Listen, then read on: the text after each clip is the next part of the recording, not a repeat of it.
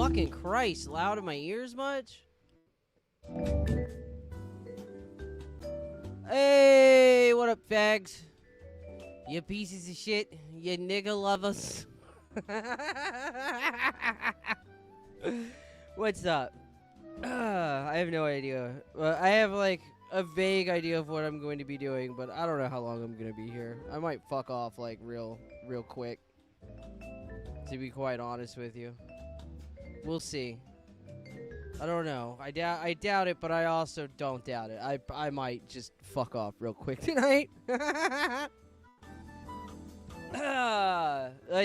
don't know. I don't really have much preamble or shit to say to start the show off. Let's just hop right into stupid shit, why don't we?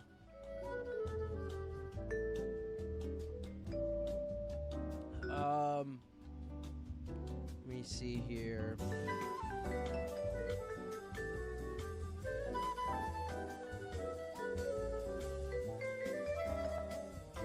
I'm gonna have to snag this link real quick.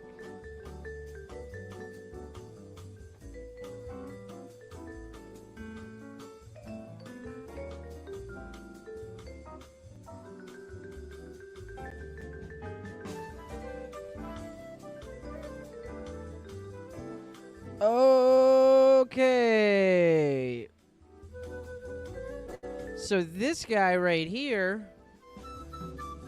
this is Howling Mutant. He is a Twitter retard who's a fucking lunatic. He is a fucking psychopath on Twitter. He says some of the most ridiculous shit that you could possibly fucking say. He is a shitpost extraordinaire. I've actually like gone back and forth with him like once or twice on some retarded shit he said, but when he was being serious and not joking. I know because he argued with me vehemently. But the guy is pretty fucking funny. This asshole was doxxed today.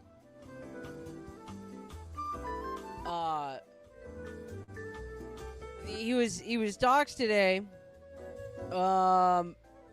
by this faggy lefty rag that literally no one's ever heard about. That was bitching and crying that JD Vance follows a couple like right-wing retards on Twitter. Never mind the fact that like JD Vance follows a shitload of fucking retards on Twitter. He follows these guys, so it's bad. While they were digging at all these accounts, one of these lefty fags, seeing that he had just posted like a book that he had read or whatever, finished.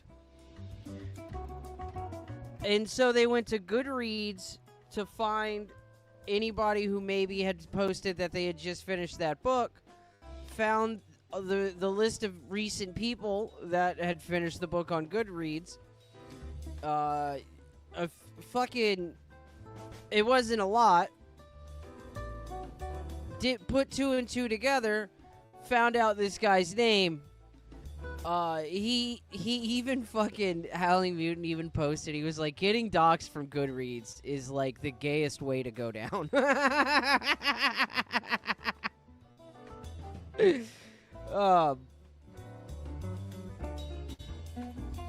But anyways, these fucking lefty faggots, these lefty faggot retards, they wrote an article about him. And I'm going to read it in a second. And, like, I thought Howling Mutant was funny and, like, you know, he was alright before. Like, now I legit am a fan of this guy. After having read the article, I am a fan.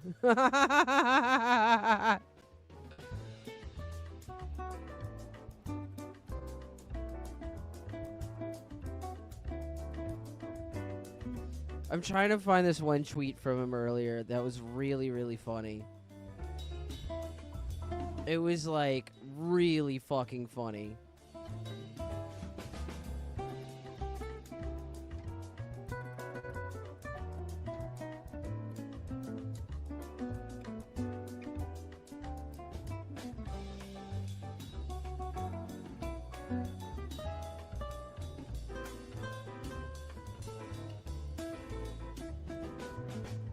Fuck, where is it?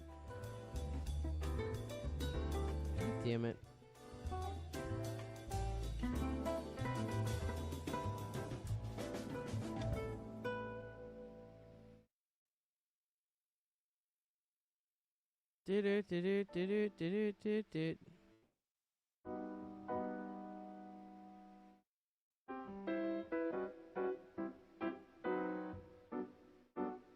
There we go. That's the tweet. I was fucking crying laughing at this, dude.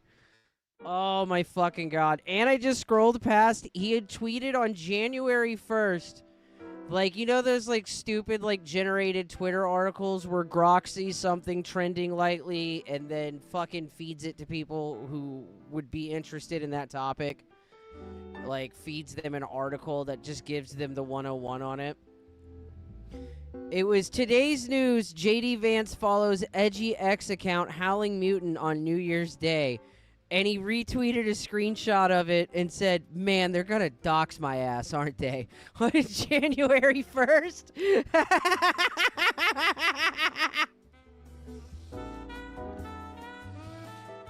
This motherfucker posted this today, and I was fucking crying laughing, dude. He said, I got doxed by HIV Lovecraft.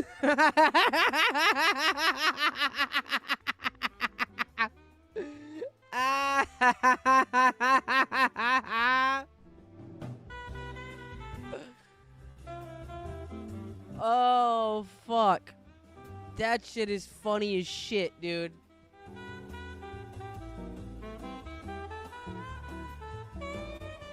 So, far-right troll account followed by JD Vance on X unmasked.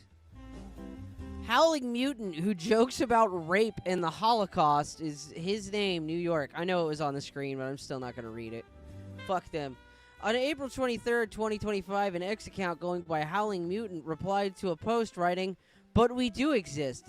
Thousands upon thousands have been descended from rapists, and we all want sex. And sooner or later, we're going to stop asking nicely." To his nearly...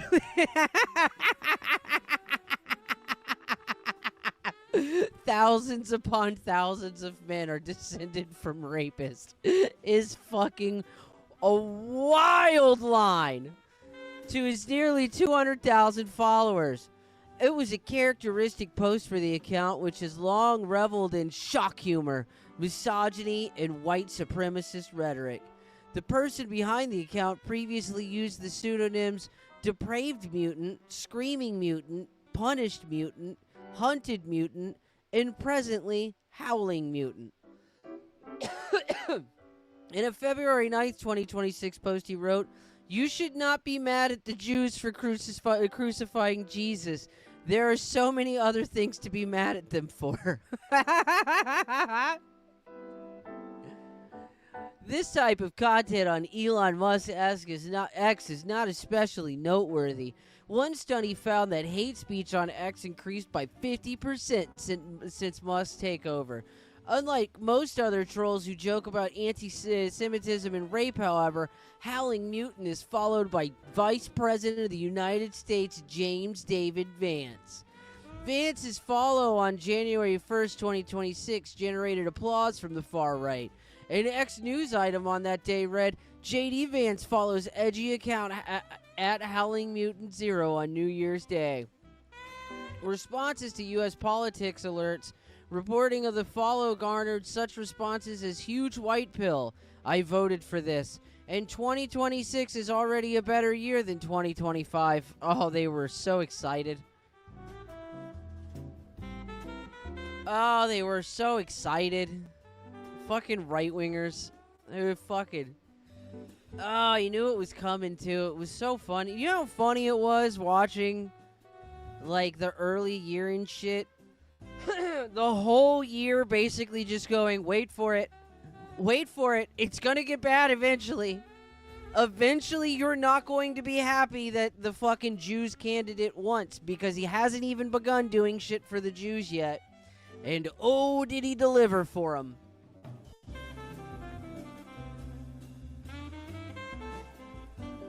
Although Vance follows multiple far-right X accounts, as Decoherence Media reported earlier this week. Yeah, well, nobody fucking read it. Howling Mutant's trolling tone stands in stark contrast to the pseudo-academic race science of other accounts like Fisher King and Cremo. Many posts from Mr. Mutant joke about rape. In several, he refers to himself as a rapist and suggests that he wants to commit rape. And it's just his fucking greatest hits. You should have just let us have the rape video game. There's a very straightforward way to make the rape thought stop, but people aren't gonna like it. Texting my friend before the party if it's okay to play my rape playlist, which he assumes is a typo for rap, so he agrees. But when I get the speaker, it's just sounds of women pleading and sobbing, and one of the guests miscarries. Oh, fuck. Oh, you're being performative. Yeah, no shit. If I did the things I actually wanted to do, you people would lock me in a cage. So now I have to pretend to have interest in opinions, even though nothing interests me. Oh, I meant rape.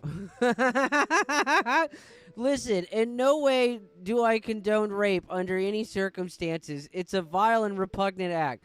But I can't think of any method better to take her down a peg. Can you? Walking around like her shit don't stink. Everyone is one bad day away from being a rapist. Women often fall in love with their rapist. Porn is how women rape men. This image flashes in your mind as the dolphin rapes you in the sensory deprivation tank. Picked up a rape whistle for my safety, but when I finally had an occasion to use it, it wasn't something that scared my rapist away at all. If anything, it seemed to draw more rapists towards me. And boy, did I ever get raped that night.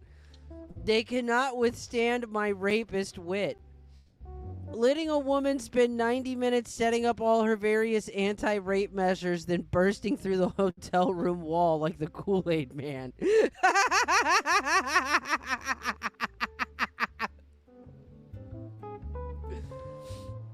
Oh, fuck. He has also posted about the Holocaust, writing that it's been used as a cudgel against any right-wing movements for years. Joked about being sexually attracted to a pile of shoes at the Holocaust Museum, and has made jokes that reference Holocaust denial tropes such as wooden doors in the roller coaster of death.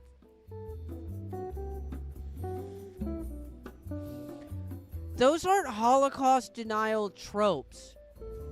Those are actual things about the Holocaust that exist that we're supposed to believe. There was a wooden door on the showers,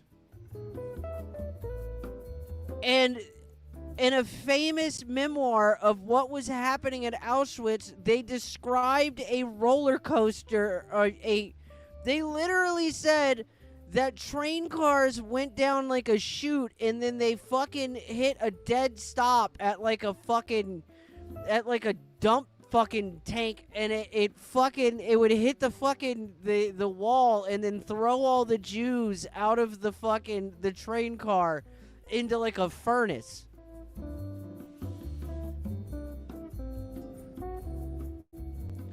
Getting dragged down in the particulars of the Holocaust is a trap. You don't have to be a Holocaust denier to realize it's been used as a cudgel against any right-wing movements for years. I hated to pull the fire alarm at the Holocaust Museum, but oh baby, I just needed 5 minutes alone with that pile of shoes. Reconstructing the roller coaster of death from the Holocaust, respectfully. Not for nothing, but I never heard of a gas chamber with wooden doors. Maybe that's just me. That's the screenshots of Expo. Anyways, in December 2024, Howling Mutant appeared on a podcast hosted by white supremacist Patrick Casey, the former leader of American neo-Nazi fascist group Identity Europa. He discussed why he first joined X, his history of getting banned several times, and why some political accounts don't follow him because of his post about, quote, being a retarded pedophile or something. An investigation by Decoherence Media found that the Howling Mutant account is run by of New York City. Decoherence Media reviewed posts from the synonymous account comparing biographical details and a picture shared by his X account to publicly available information about him. The identification came as a result of Howling Mutant's 2020 post claiming that he had recently read the J.G. Ballard novel Concrete Island. A search of Goodreads page to the Ballard novel revealed a user named blah blah blah who completed the book on June 20th, 2020, 6 days before the Howling Mutant post. According to his... yeah, I'm not going to read how they doxed him.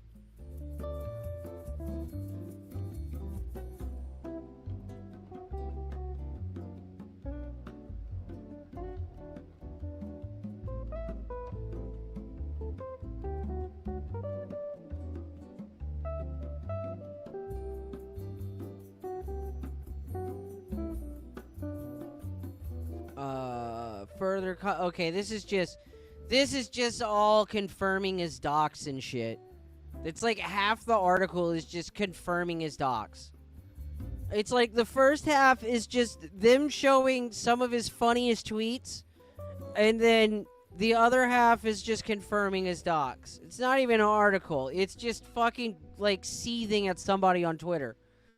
This is the best line of the entire article. This goes so incredibly hard. Norton responded to Decoherence Media's request for comment with, quote, "Do your worst, faggot."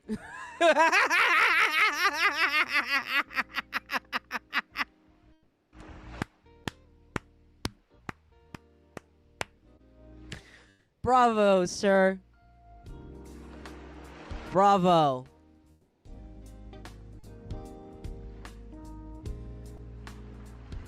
Some late guy tipped 10 and said, "I got nothing to say, but you're entertaining, so have something. Love you, you faggot." Thank you, buddy. Nightwave tipped $2 for an N. Bavarian Viking for 2 for an I. Leon Von Puzel for 2 for a G. Some late guy for a 2 for a G. Bavarian Viking for 2 for the E. And Lucas Hard R for 2. Got the R. Perfect in tower.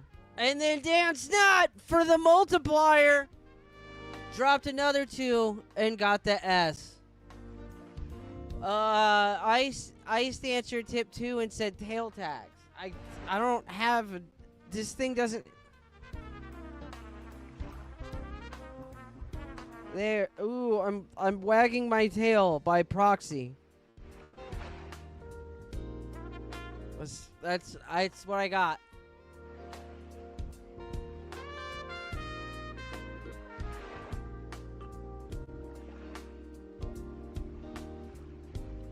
Mouse PI is out and on the high seas.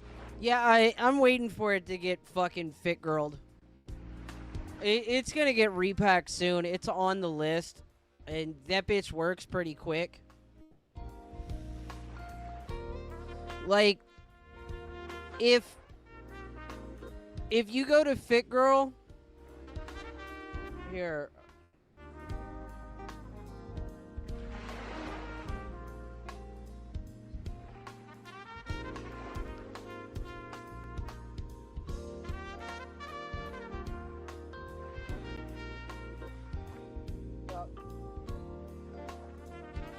I put the wrong thing down. Alright, if you go to Fit Girl, the upcoming repack section, this right here,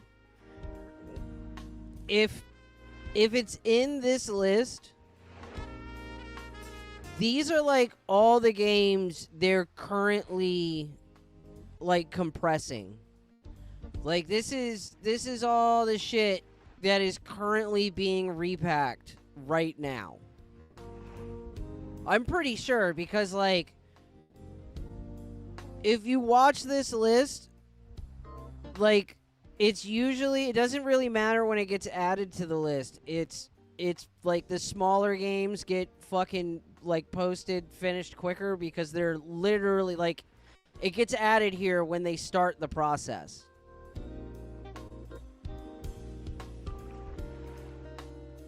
And then it comes off the list when it's uploaded. So it being up here means it's fucking, it's gonna be up here, like, it'll probably be up tomorrow, dude, to be honest with you, because it's not a huge game.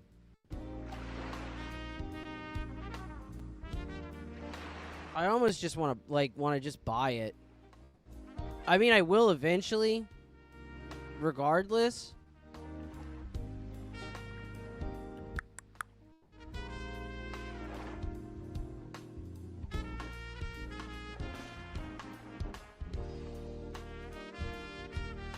Yo, Mersh, I think I bought you a game the other day.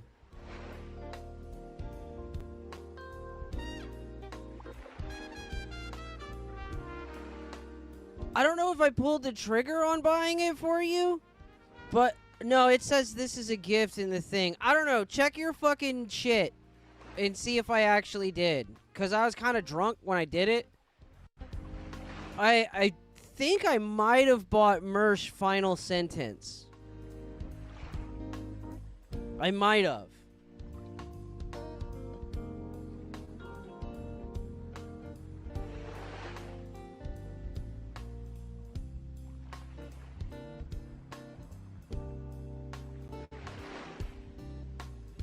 This game.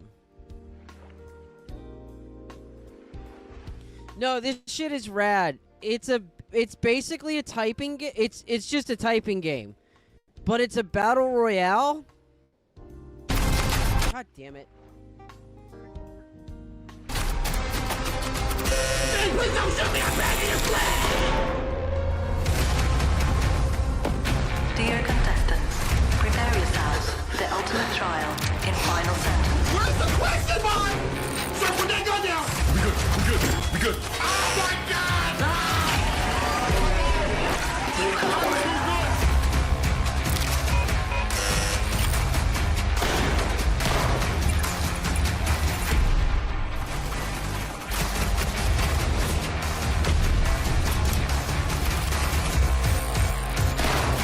Alright, here we go, 10 seconds. So, basically how it works is, it's like, I think like 30 people in a match, and everybody is given different fucking, like shit to type. And it's just, you just type as fast as you can, and like fucking, like, you get like 3 mistakes or some shit, and then they shoot you, and fucking, like, every so often they just kill the slowest person. So, like, you're sitting there typing, and you just occasionally hear a gunshot as people are dropping off and getting fucking killed, making mistakes and shit. But the funniest part of all of it is that there's voice chat.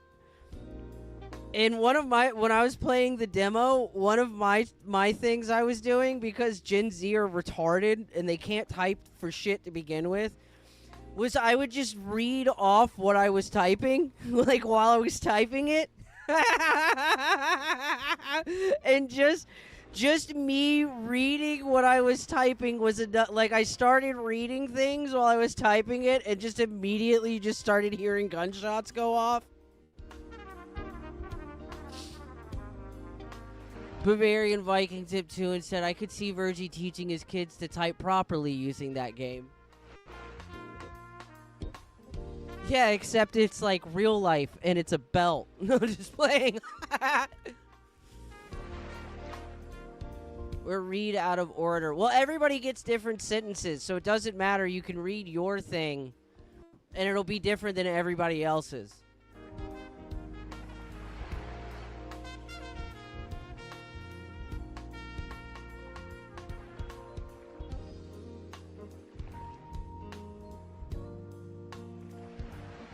Yeah, it's $30 fucking dollars.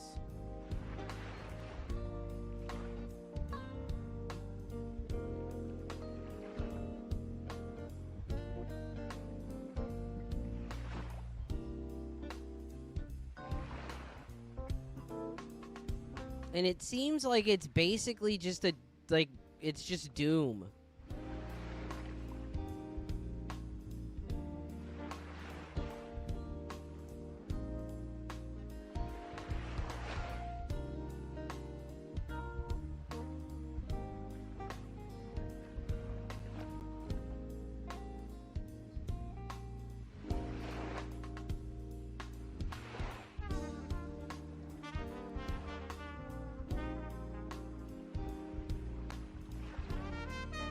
I'm looking at the review. The reviews are like overwhelmingly positive.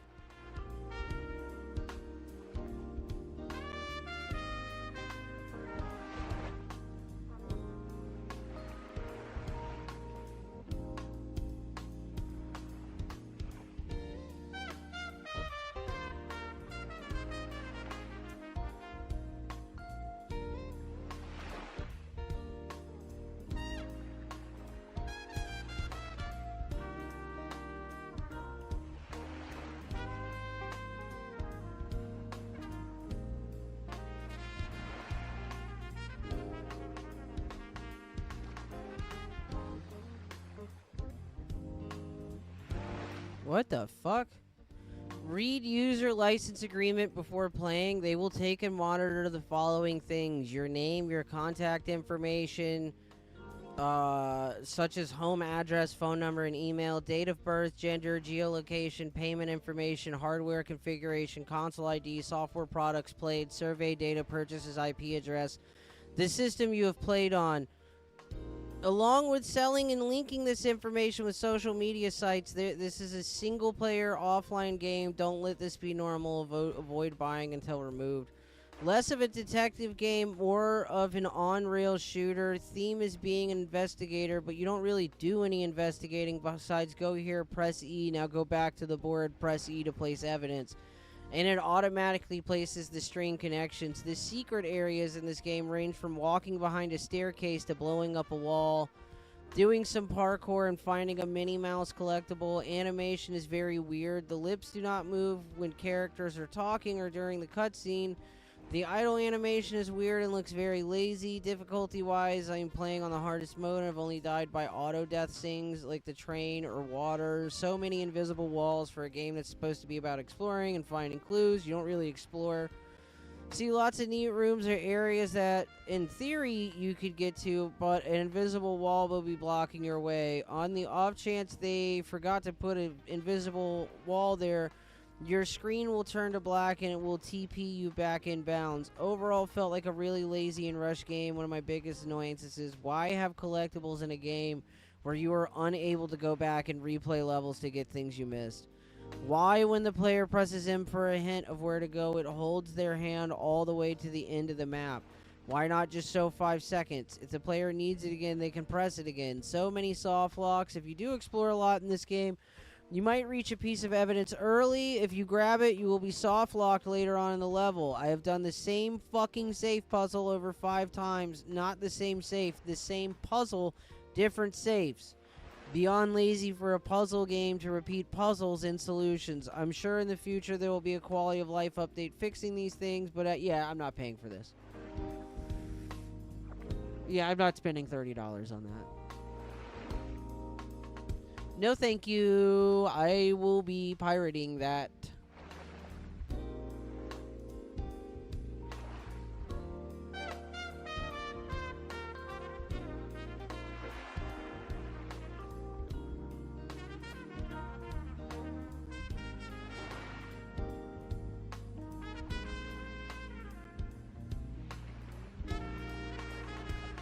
And they're already selling DLC for it that's not even out.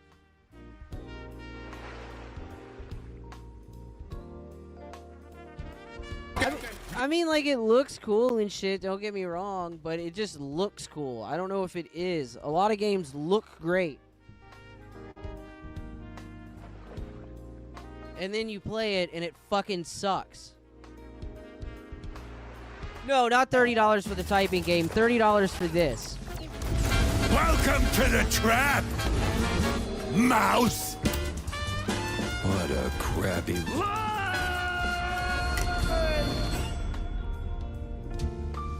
Some falls don't begin in the sky. So we plant a few bombs, watch the canisters go boom. Mine started a few weeks back. The sky was just the exit wound. Hey, watch it. Welcome to public transit, bub. It didn't seem like much at first. Wasn't even sure it was a case. What you need is a big one. And this, Mr. Pepper, is the big one.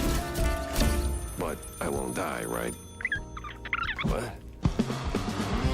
Something within me. I don't know, old instinct maybe. Said turn back.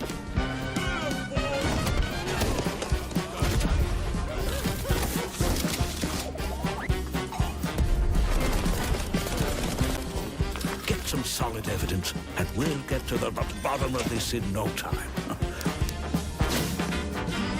Yeah, I would have bought it for $20. 30? Nah, you're pushing it, dog. Tammy, ain't you a sight for sore eyes? Don't go counting your mice just yet. They're coming. Just shut up and keep firing.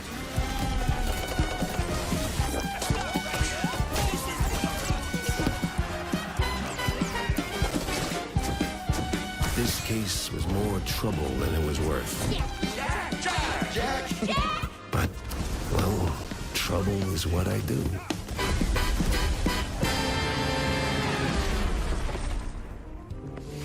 Okay, this must be some kind of foreign film. PlayStation.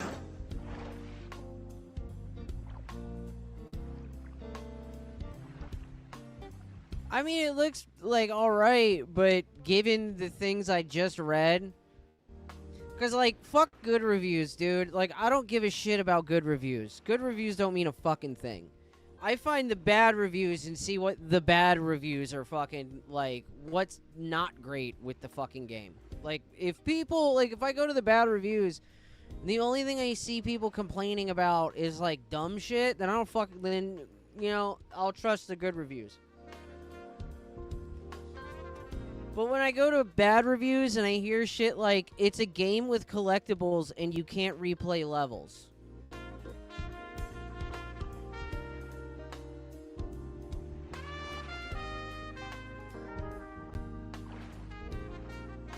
Or like, if you pick up evidence too early, like if you pick up evidence at the wrong time, you can soft lock the game. Or it's a game with puzzles, but like, you're you're doing the same puzzles over and over again with the same solutions. And so it basically just turns into a lock-picking minigame.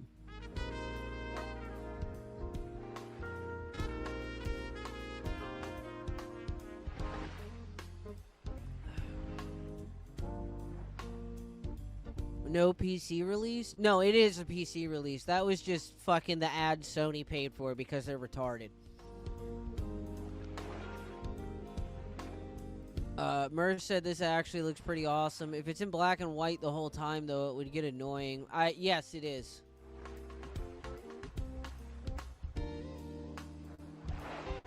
It is absolutely in black and white the entire time.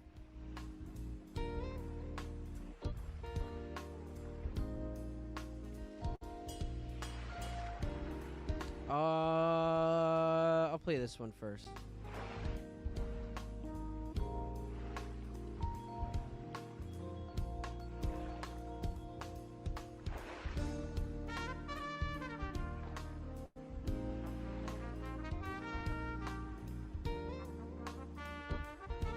Okay, this is one of the most ridiculous guitars on the face of the planet.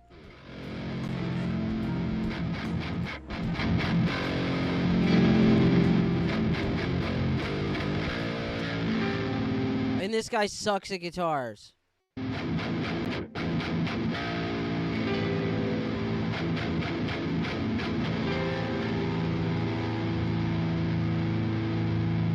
Called Polymap. In this video, You are the only white man I've ever seen with a Somalian head. Go over how it works, the design process, how I built it. Then my friend Mark, who's a much better guitar player than I am, will show you what it can sound like. And in the end, there's even gonna be like a full-on mini... Yeah, Basic just get to the idea overview. was to build a guitar that doesn't record the kind of finished mixed output signal, but instead a lot of information about each one of the strings.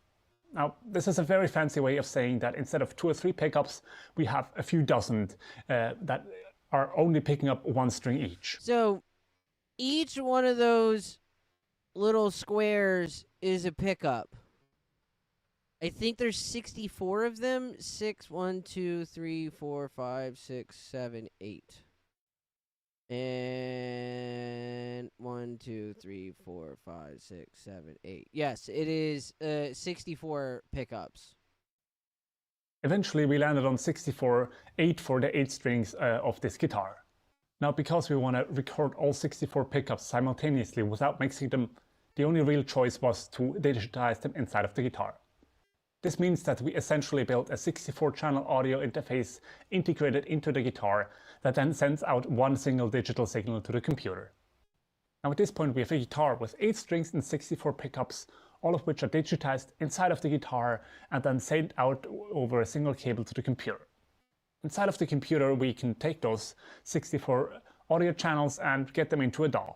But in order to do anything useful with them, we wrote a VST plugin that allows you to mix all of these signals together, apply various effects, and then get a stereo output. Okay, so this is what's wild about this fucking thing. Each one of those individual pickups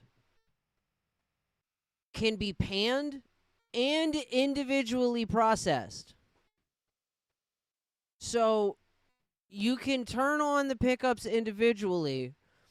So you can, like, on this 8 string, you could have the bottom 4 strings, like, with a fucking neck pickup setup running clean, or the high 4 strings, and then have the bottom fucking 4 strings as a humbucker fucking, or in the bridge position with the fucking signal distorted. You can also pan everything, so you can run every string in, like, you could have every string on the same, like, row of pickups, so it's, you know, the same fucking, like, tone. Run it into a fucking amp, but then pan it to where, like, if you sweep pick and shit, or you're playing leads, while you're playing the lead, it'll naturally jump from left to right on your fucking, in your stereo field. That you can listen to on just regular headphones. Now because they also have a built-in delay, so you can have, like, you can play with, like, a bridge pickup, but then have a delay signal fucking coming out of the neck pickup. we get the raw data into the DAW. This means we are actually recording the raw data and not the mixed output. So all of the effects and the choice of which pickups are active can be made after it is recorded. So you can record it once and then figure out later which pickups should be active, what kind of effects and mixing strategies do you want to apply. This makes it a really powerful recording tool. Nobody cares about the guitar build. Just get to the demo. Get to hear it in more detail. And since you've probably noticed on this channel that my guitar skills are rather mediocre, I've recruited help from Mark Schaffo of Artifiction, and he will be doing the demo here. I'll have all of his links, or at the very least, some good stereo speakers with proper separation.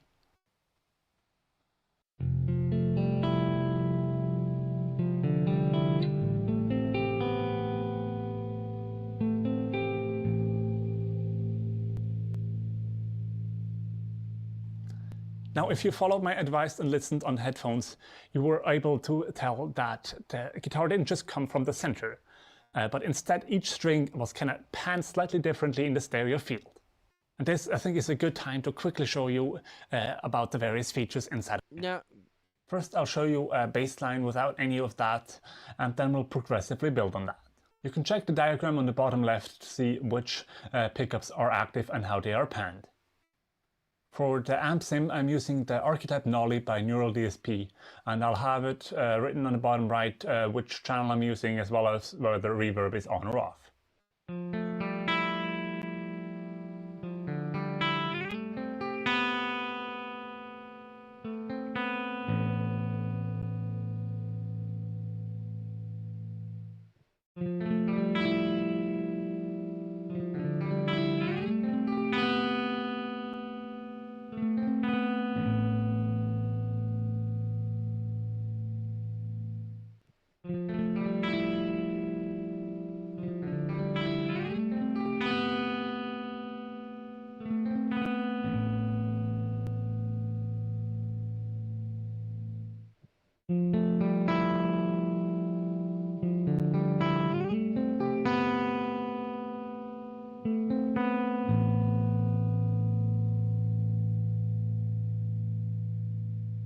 And since I know you're gonna ask, here is what it sounds like with all of the pickups on.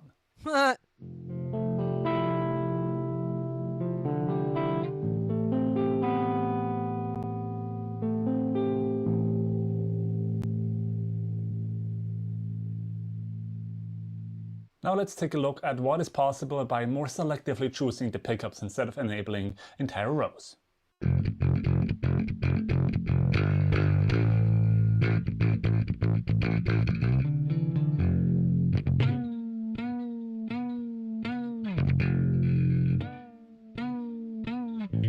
Fucking Thal. Thal shit without fucking distortion just sounds fucking horrendous. It is like the worst fucking music on the face of the planet.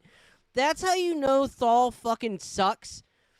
Like, when you take fucking metal, like, most, like, genres of metal and just turn the fucking amp off, like, or fucking turn the switch to the clean channel on the amp, it just turns into, like, surf rock and shit. Or, like, it, you know, it turns into classical music. Fucking, when you turn the fucking gain off on the amp and fucking with Thal, it just sounds like retards at a Guitar Center.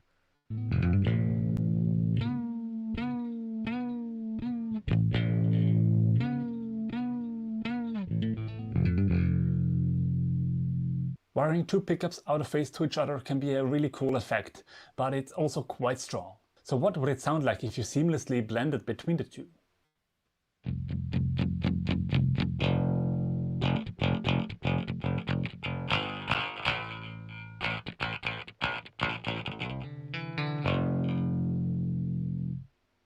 Let's move on to some high-gain demos.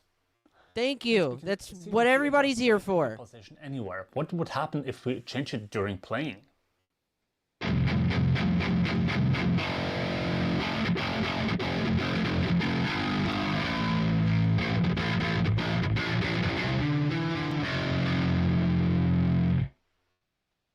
And of course, the strings don't have to all go to the same amplifier. Here, the lower strings are going to a distorted channel, and the higher string are going to a clean channel with some reverb.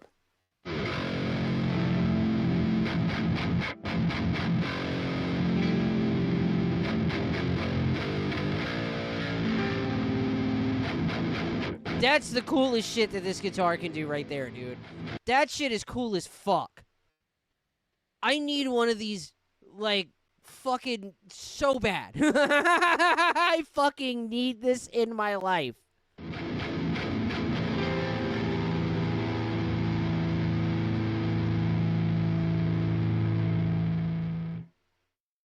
Finally, let's take a step back from all the crazy effects and have a look at the output filter.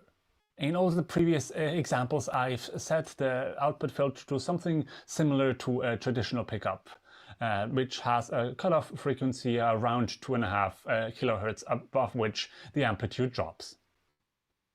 So first I'll play you that, and after that I'm gonna completely disable the output filter, and we can hear what the raw pickup sound sounds like from these new capsules.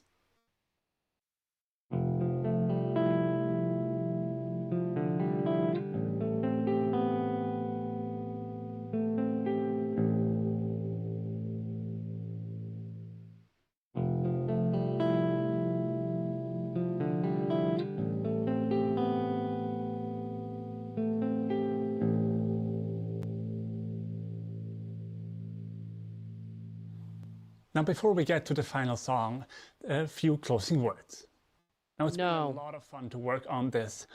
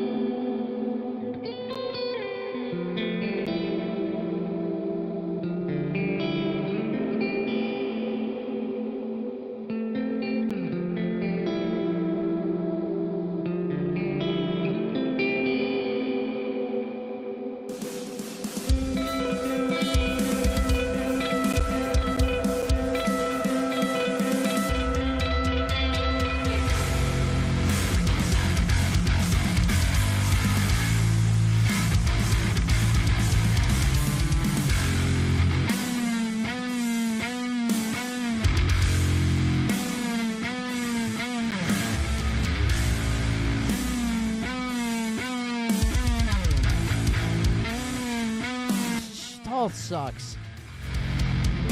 There is exactly one person on this planet that does Thal well, and everybody else needs to fucking stop. Buster Odenholm, the dude who, like, invented that fucking genre of music, is the only one who should be legally allowed to fucking do it, and everybody else who fucking engages in that behavior should be fucking drawn and quartered.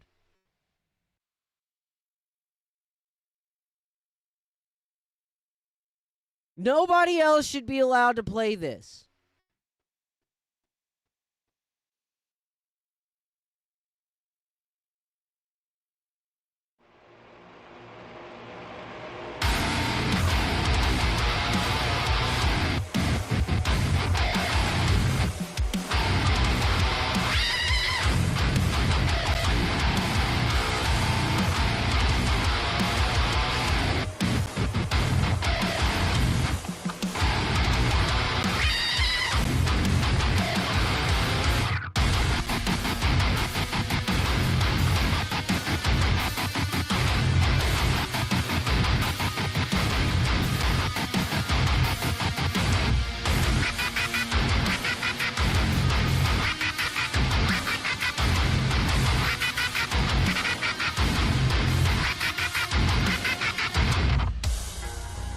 Nobody else should be allowed to play, and even he sucks. He fucking sucks too. Where's that fucking...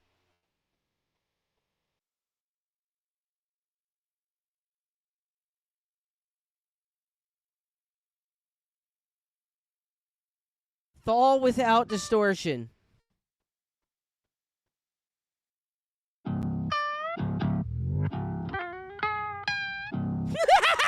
It just sounds like somebody fucking... It just sounds like somebody fucking up playing Guitar Hero, dog. I don't know why these people fucking...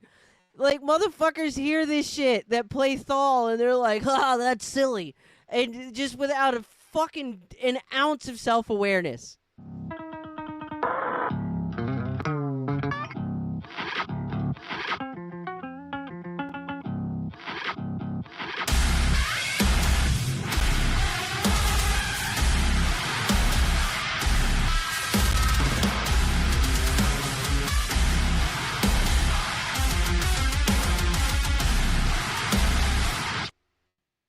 Fucking awful. It's just fucking awful.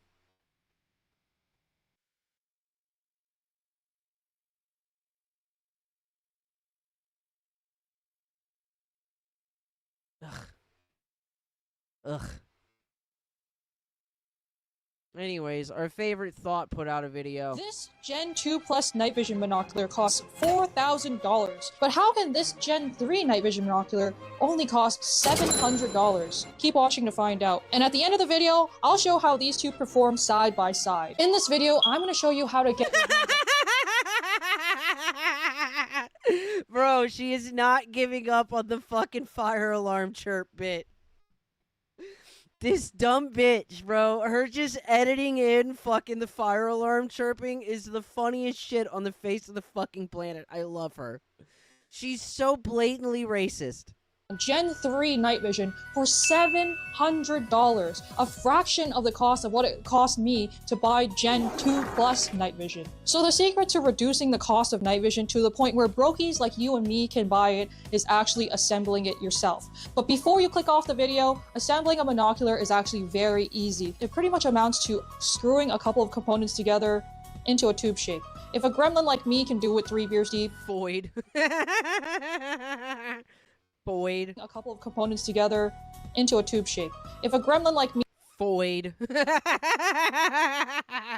he can do it 3 beers deep, you can definitely do it almost blackout drunk. And I'm going to explain exactly how to get your hands on these parts and exactly how to assemble it so just keep watching till the end of the video. So there's 3 actual things you're going to have to source to build your night vision binocular. The first thing is going to be your housing, the second thing is glass, meaning the 2 lenses, and the third thing is your intensifier tube, the thing that actually amplifies light, kind of determines the specs of what your night vision is going to be. That's the most important thing you're going to have to source. But there are also 3 things that you can do that will ruin your build, but I'll talk about those in a minute. So housing is where you're going to be able to save a lot of money if you can 3D print your housing, and if you're savvy with soldering and putting together electronics and all this. Because I'm an idiot and because you're probably new to night vision, I highly recommend just buying housing that's already put together. I went with this Yaxa Alexi 14 housing from Taobao. It retails for about $400 USD right now, but it's bundled with the glass. It is Chinese glass. It's not going to be mil-spec super nice glass, but it is glass.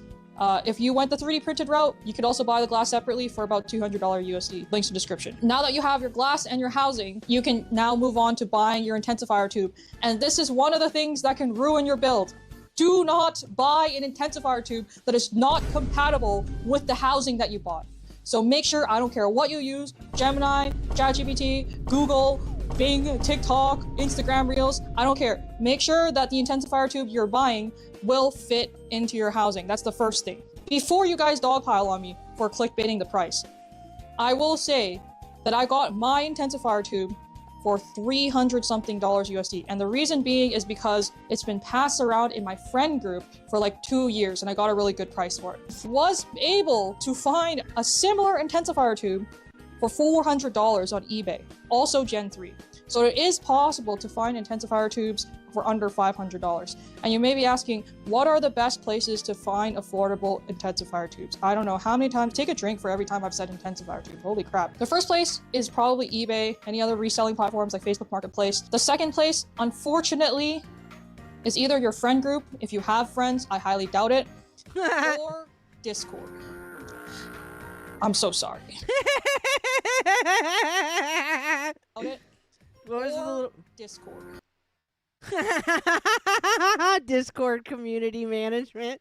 I'm so sorry. You're gonna have to touch Discord. I'm something of a Discord moderator myself. Links in description, links in pinned comment. But I'm not on very good terms with a lot of these Discord servers.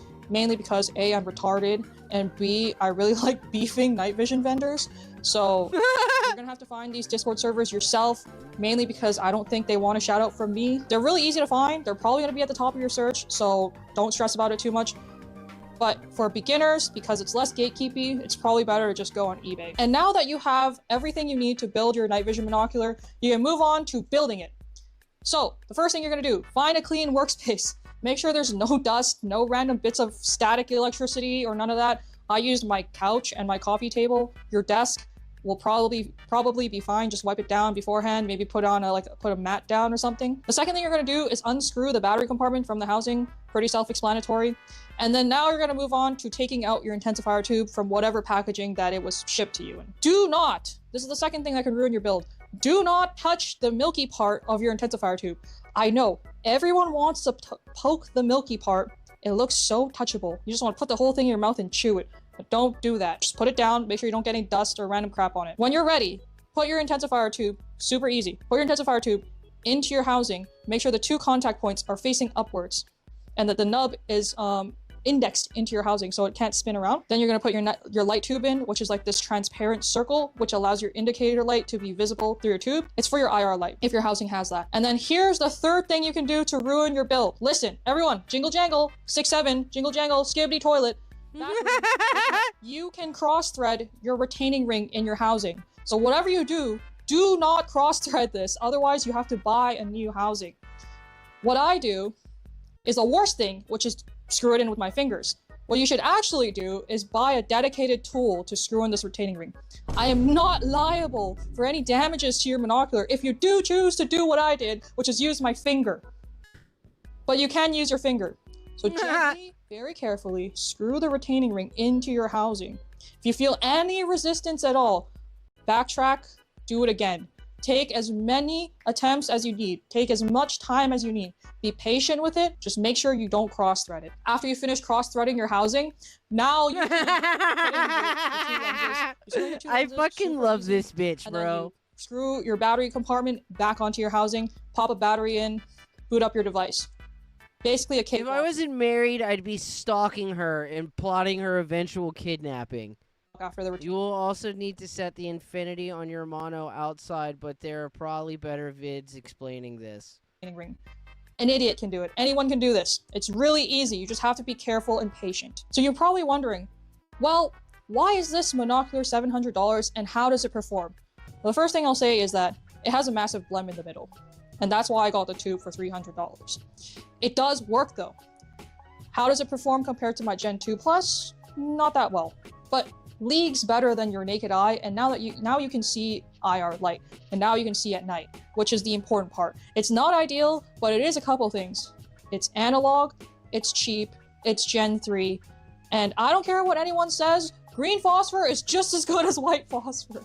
Shut up. White phosphor people, shut up. The green phosphor people are talking. But yeah, you are working with an under $500 intensifier tube. You are working with Chinese glass and Chinese housing. It's not gonna be ideal. If you were expecting a clean tube from a $700 build, I don't know what to tell you. But you can still aim with it using a laser aiming module. You can use all the space around that doesn't have a blem in it. Your intensifier tube probably won't look like mine. You will probably be fine. There will probably be blems on it. Probably won't be the nicest thing in the world. But you can still use a laser, you can still walk around with it, use the parts where it's not blem to see where your obstacles are, see where you have to step, and you'll be okay. I've hiked with this monocular, it's fine, it doesn't hinder me that much. You can tell where she touched the milky part.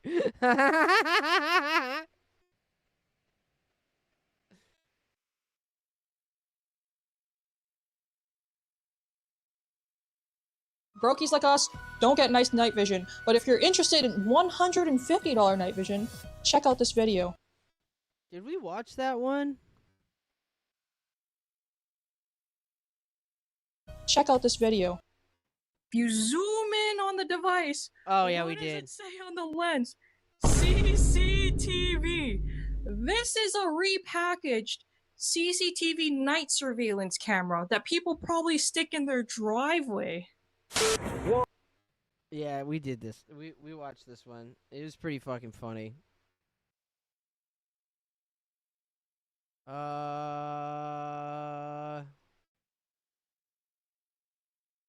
boop boop boop boop boop boo.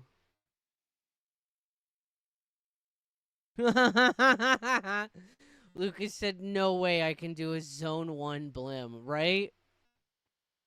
Yeah, right in the middle of your fucking eye, bro. It's literally gonna fucking destroy your... Like, that blemish is so bad, it's legit gonna fuck up your actual vision.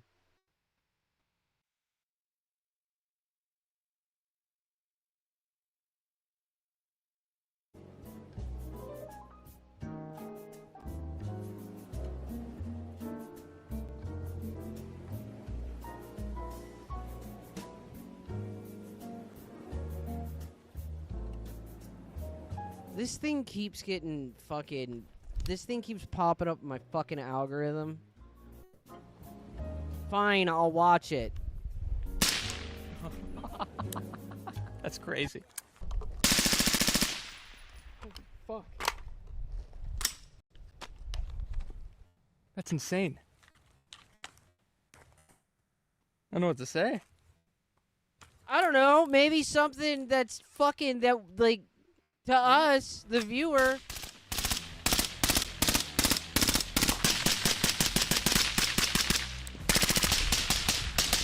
Oh my god, look how cool I am. Look how cool I am shooting at targets at a range. The MFMD. You can tell by the way it looks, this is not your regular can. This is a 3D printed Inconel suppressor, flash hider, and muzzle brake, all in one. The way it sits right now, this thing will drop 5.56 down out of a 14.5 barrel to about 139 decibels, which is hearing safe, I think. It will reduce any flash coming out the front of the gun in low light conditions by 98%, and it reduces recoil about 60%. And I can attest to that claim. It really does.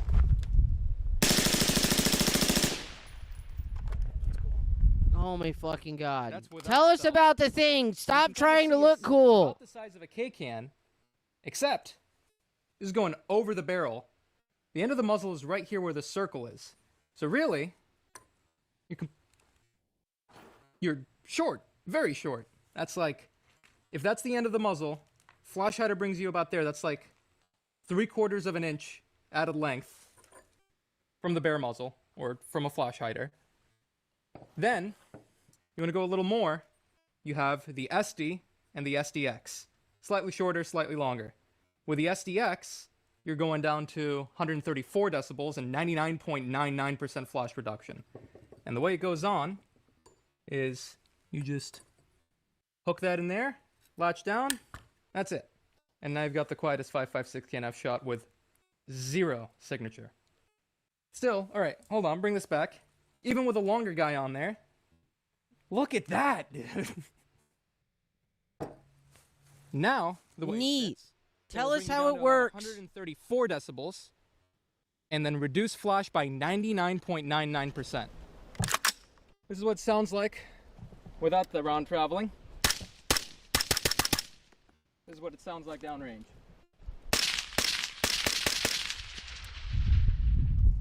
I think that's genuinely the quietest 5.56 I've ever shot. I haven't gotten to test this part yet, but they've got videos on it. Shooting this at low light conditions, nothing comes out the front of the gun. Shooting it on a machine gun, nothing. Vertically.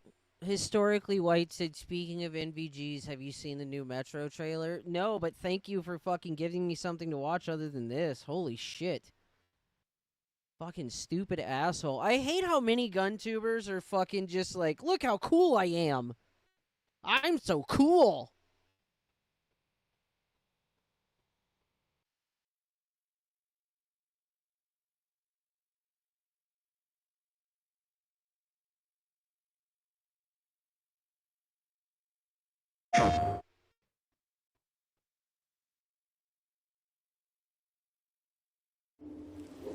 I ask you, do you want to come out of the darkness and become a pure nation?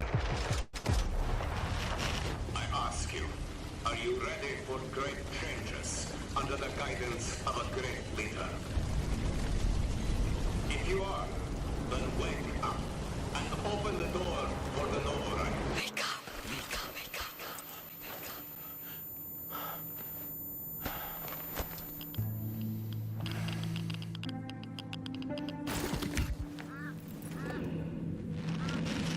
Wake up. Wake up to a pure nation. Clean air. Bright future.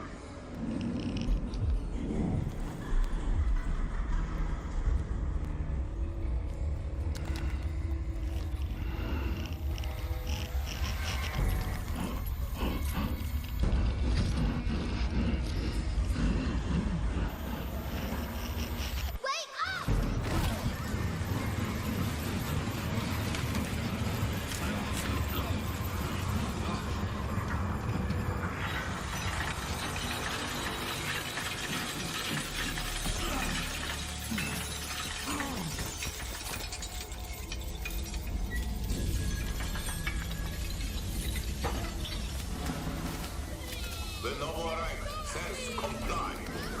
The people say aye. No!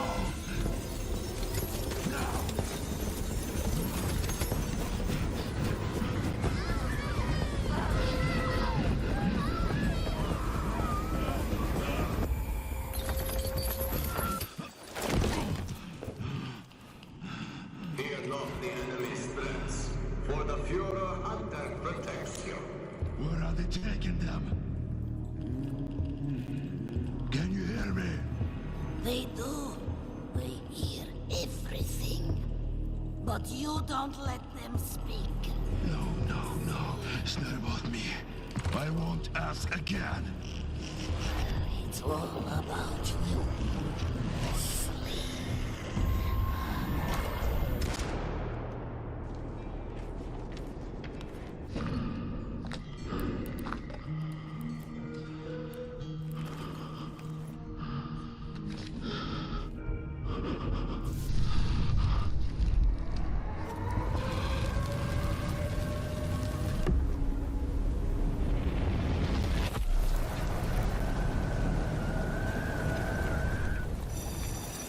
All together now, children. The Novorite is our home. Either we destroy or we are destroyed. No one will mourn us if we die. Mercy is weakness. Our enemies have no pity for us. The enemy must be destroyed. The enemy must be destroyed. The enemy must be destroyed. The enemy must be destroyed. The enemy must be destroyed. The enemy must be destroyed.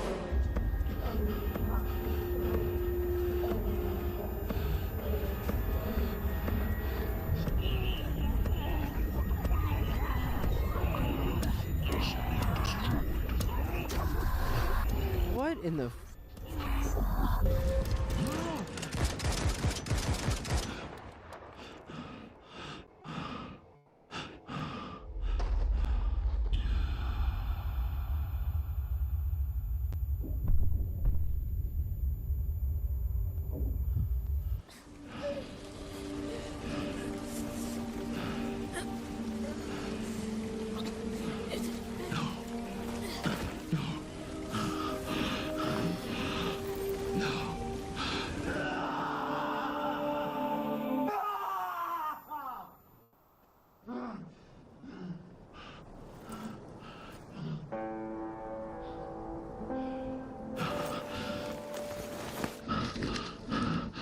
Dog, you need to get your shit together.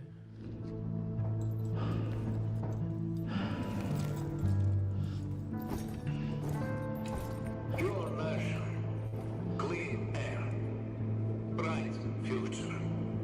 The Noble Reich is our home.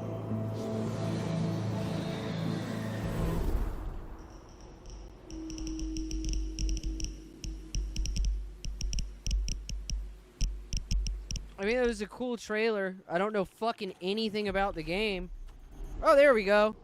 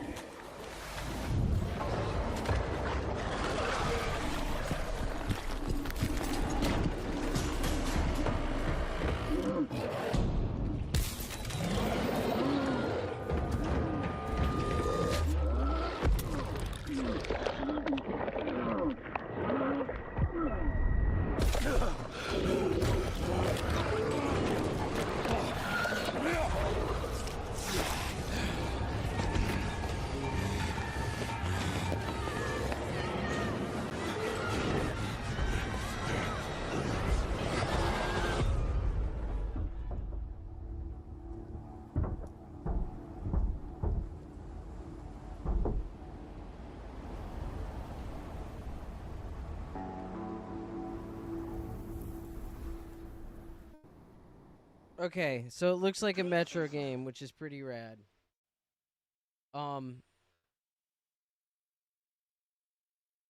have played the first Metro game, not all the way through, a decent amount of it, but I didn't play it when it came out. I played it a long fucking time after, so it didn't hit the same with me, dog. It was one of those, like, games, like, older games that you play where you immediately understand like why people love the game, but also it's too late for you to love the game, you know what I mean?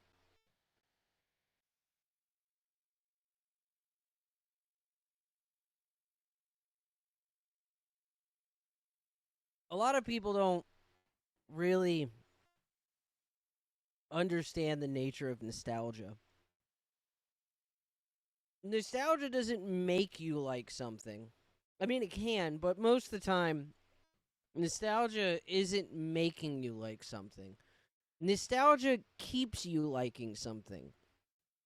Nostalgia allows you to look past the outdated nature of a game and still appreciate and enjoy it, even though, like, modern games have far surpassed it in some ways. And a lot of, like, on-rail FPS shooters and shit, like, you go back and play them if it's one that you've never played. And, like, they just don't hit the same. They're not great, dog. They're not great in a modern context. But if you played it at the time, you're always going to fucking love that game. And, like, I don't think, like, the first Metro is in any way, shape, or form bad. It's not a bad game. It just, by the time I had got to playing it, that straightforward FPS shit was dead. It was kind of hard to learn to love and, like, love a new one. You know what I mean?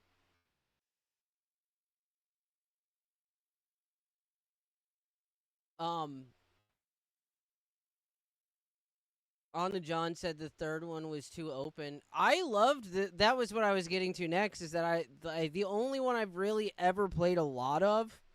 Like, I played a good chunk of Metro 1, and I liked it, and, like, I liked it for what it was, but it just wasn't anything that I was ever going to finish.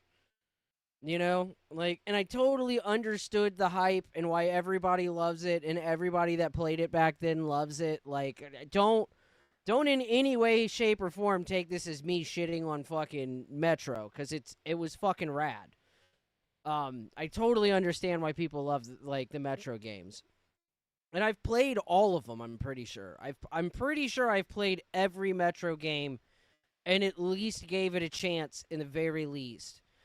And I can totally see why people love the first Metro. I can totally see why people love the second Metro. The second Metro was a very good sequel. The third Metro, Exodus, is the only one that I've played a shitload of. Like, and I don't even remember why I stopped playing it, because I was enjoying it. I don't know, I think it was just one of those games that I wasn't, like, I was enjoying it, but I wasn't super invested, and then something else came out, and I had to make room. And I was like, well, fuck it. If, like, I'm gonna have this, I'm not gonna be playing Metro anyways, and Metro 3 was kind of big, so I fucking got rid of that. I might have to fucking reinstall that and finish it. Because, like, now that I'm thinking about it, I did enjoy the shit out of that game. Now, John saying it was, John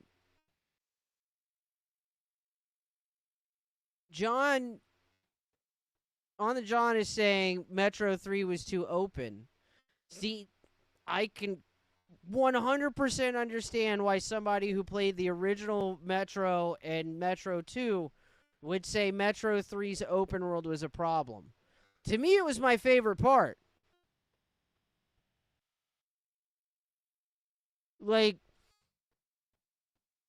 the way they handled the open world and the world building and the story was just fucking rad, dude. It was really good. It was really well done. It was really fucking well done, and I wasn't invested in finishing the game, but, like, I was enjoying it, and I didn't have much complaints, to be honest with you. Like, I don't know, I feel like the weapons, the only thing I could even, like, come up with on it being,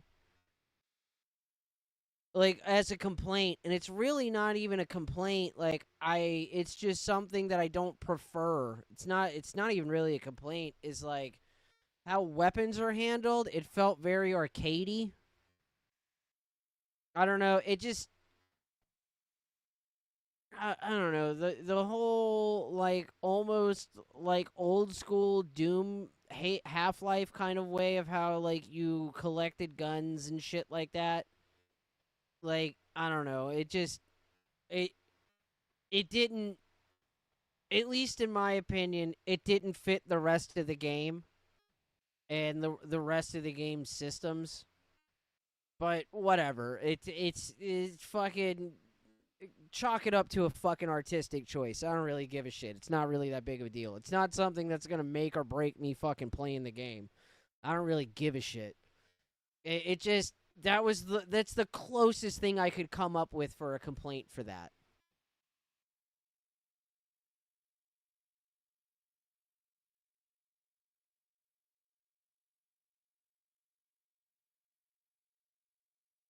John said he didn't hate it. Didn't finish it either.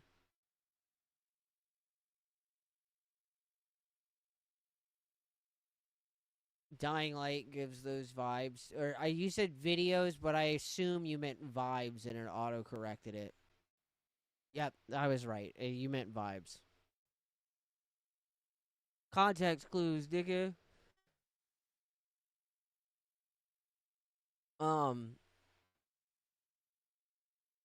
That's a very funny fucking...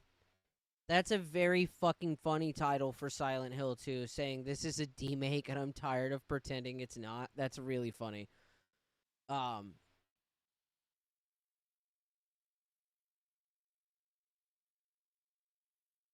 Yeah, yeah, the first Dying Light.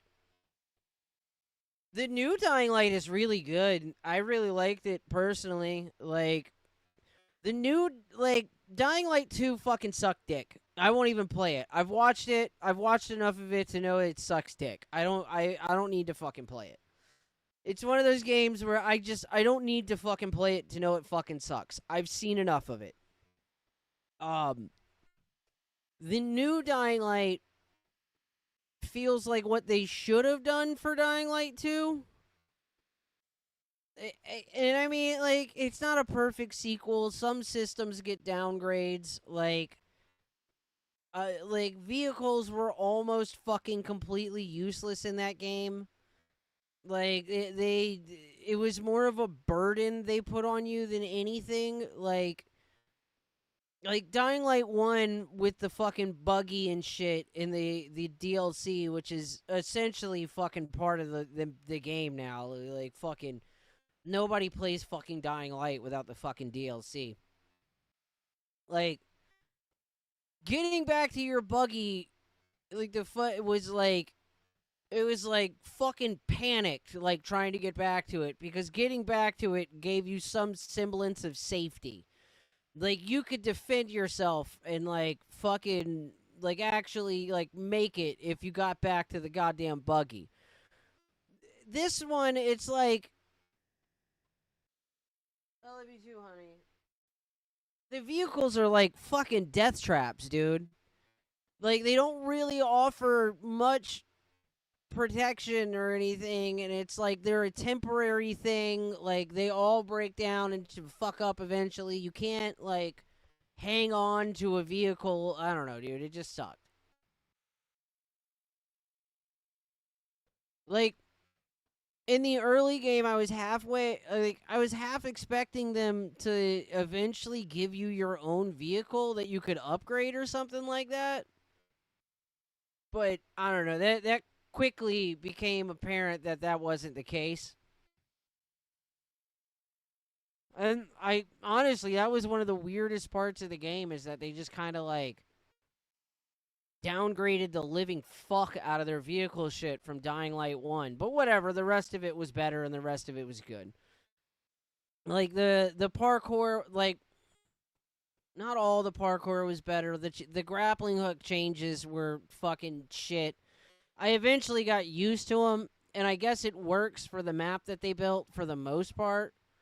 But, like, I don't know. It was definitely a fucking downgrade in the grand scheme of things. But outside of that, the rest of the parkour was better. It was smoother. It was fucking cleaner. Guns were better. Fucking, like, handling and shit. Like, the gunplay was better. The fucking melee combat. Everything else was better and an upgrade. And fucking nighttime in Dying Light 2, or Dying Light the Beast, is fucking terrifying. Like, eventually, towards the end of Dying Light 1, you got to a point where it was like, fuck you, nigga, I only fucking go out at night. And, like, even towards, like, the end game of Dying Light the Beast, I was like, nah, fuck that. Fuck that, I'll wait till morning, dog. Fuck all that noise. Fuck that shit.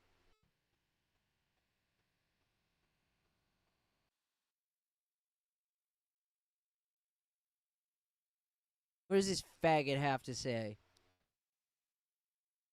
It's been almost a year and a half since the Silent Hill 2 remake came out, but despite it being so long since it happened, since I've taken jabs at this game in pretty much every video I've made so far, I think it's time to go over why I dislike this game so much. Now, it's not like I hate remakes on principle. Once upon a time, we actually got to see an example of a remake that is excellent. Of course, I'm talking about the Resident Evil 1 remake, and there are other instances. The Resident Evil 1 remake was so good. It is literally the definitive way to play Resident Evil 1 now. Of decent remakes, like the System Shock remake, and it has been since it dropped. Half-Life 1 remake. However, these are only the exceptions to the rule. The rule is that remakes are bad and unnecessary. This is true for video games, for movies, for TV shows. Actually, with movies, it's even worse. And they are admissions that what we had before was better. The video game industry is stagnated. The economy is shit. Everything is expensive as hell. Nobody wants to take risks and prefer making quick and easy money so as to not fall behind the massive inflation that we're getting everywhere in the world. And so Konami followed suit. They skipped ahead to remake the golden goose of the Silent Hill franchise, the second game, the most recognized and beloved entry. They skipped Silent Hill 1, the most dated of all of them, and Silent Hill 4, which has a lot of issues from being rushed. These games were much better candidates for getting a remake, and although they are remaking the first game now, it's the fact that they skipped straight to 2 that tells what their intentions are. Now, I can understand Konami, being the scumbags that they are, doing this because they're greedy as fuck, but I don't understand why they gave the project to the most incompetent horror game developers in the history of mankind, Bloober Team. Did they just look at them and see they said, "Oh, Konami, we love Silent Hill so much, look, we even made this shitty ass walking simulator inspired by Silent Hill that everybody hated because they don't understand this series." No, we do. We love Silent Hill. Please let us remake your game for you, please. Did Konami not know that Bloober Team, after they were done making shitty shovelware garbage, proceeded to then blatantly rip off ideas from other games like PT, making god-awful walking simulators out of them? Yeah.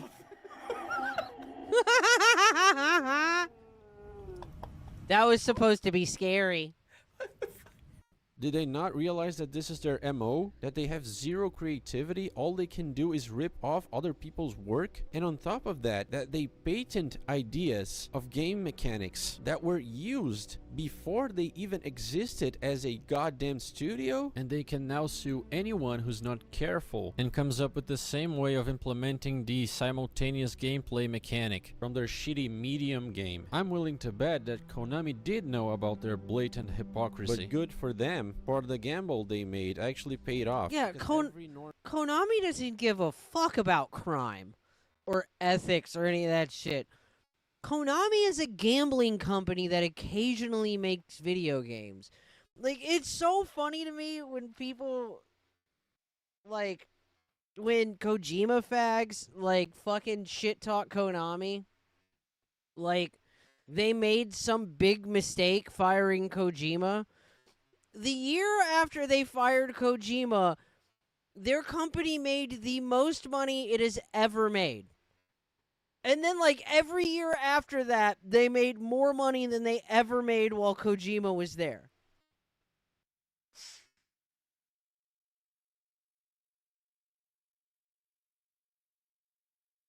Kojima was a fucking money pit for the most part, dude. Like, yeah, he did make the money, but it took fucking 10 years for them to get a fucking, like, 10% return on their investment. That's dog shit. They just make pachinko machines, like, this is really funny. This is how, the, like, gambling and, like, pachinko machines and slot machines work in Japan. So basically what they do is in Japan, you're not allowed to, like, actually have gambling for, like, money. You're not allowed to have a slot machine that gives people money. You're not allowed to let somebody put $1 into a slot machine and then it shit out $100 if they fucking hit 3 sevens. So what they do is they have these pachinko machine, like, fucking halls or shops or whatever where it's just like a little like a strip mall or whatever, fucking Japanese version of a strip mall.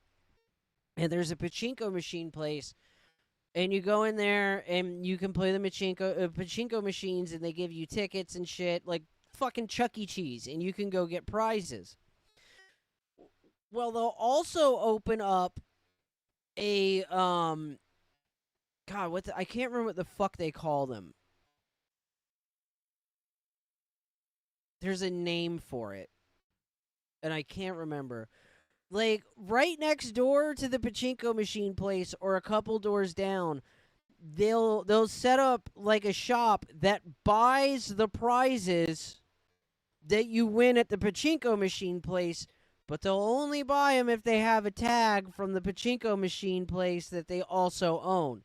So, like, you go up there and you get like a fucking, you like turn it in, you like win big, and you go and you get a fucking stuffed animal that's worth that amount of points, that's got fucking, or whatever that particular shop uses, that fucking has, like, for that amount of points, and it has a tag on it that's from that spot, and they know how much it's worth points-wise, and then you walk down the road with your fucking stuffed animal, and you throw it on the counter, and then they pay you for the stuffed animal. It's fucking genius. It's fucking genius.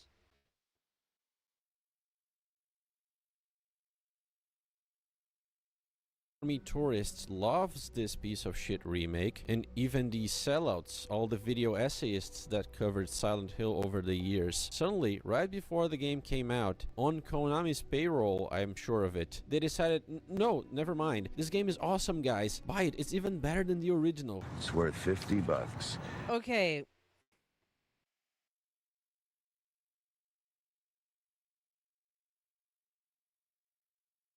I'm gonna go out on a limb here and call this guy kind of a fag. I've been watching Max Durat for years now.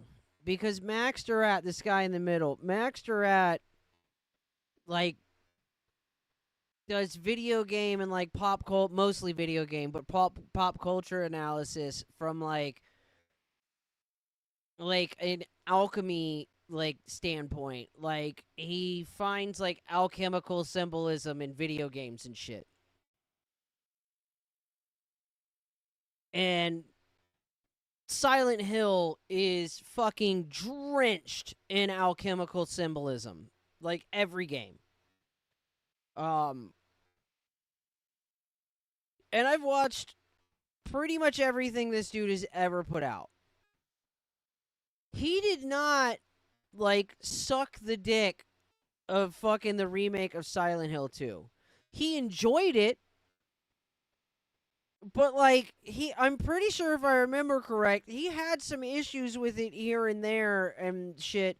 But like his review isn't a review necessarily, like when you're talking about Max Durat, like his review of Silent Hill 2 and the remake is not going to be like based off of gameplay or how faithful they were specifically to this. It's going to be, did they leave intact the symbolism and the core of the fucking story and the philosophy and all that fucking hidden symbolism shit? And for the most part, they did in the remake. Because, like, outside of the gameplay, like, presentation changes that they did with the third-person modernization and some changes to story shit here and there, for the most part, everything from Silent Hill 2, the original, is still there and intact. So, of course, he's not upset with it. So, like, including him in this is retarded. Like, I get his point, and I agree with him, like, to a certain extent, but including Max Durat in that kind of takes away from his point.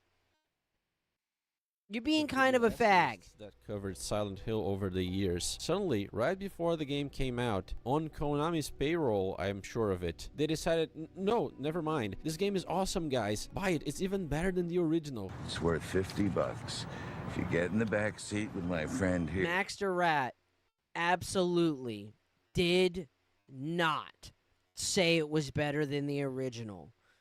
Claiming Maxter Rat said it was better than the original is fucking egregious and erroneous.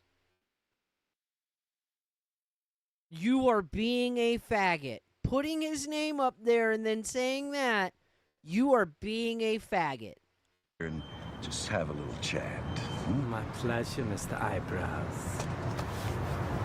Ah, boy, here we go. And so the game was a commercial success, unfortunately, and we see the rotten fruit that it bore Unfortunately. so far with Silent Hill F, the Dark Souls of Silent Hills, dude, and the worst horror movie ever made, Return to Silent Hill, both products taking heavy inspiration from this remake instead of the original source material. Now in this video, I'm gonna go over why I think this remake is a much Silent Hill F was good, and fuck everybody who says it's not. Silent Hill F not only was a great game, it was a great Silent Hill. And fuck everyone who doesn't agree. Silent Hill F was good. Fuck all y'all niggas. inferior product than the original at best and an abomination at worst in autistic detail, so be warned, tourists. This is definitely going to sound nitpicky because the original Silent Hill 2 is a work of art. It's the only game out there that I consider as such, and so just like how That's a base take. Because this is one of my favorite things to say to people when they're talking about art in video games.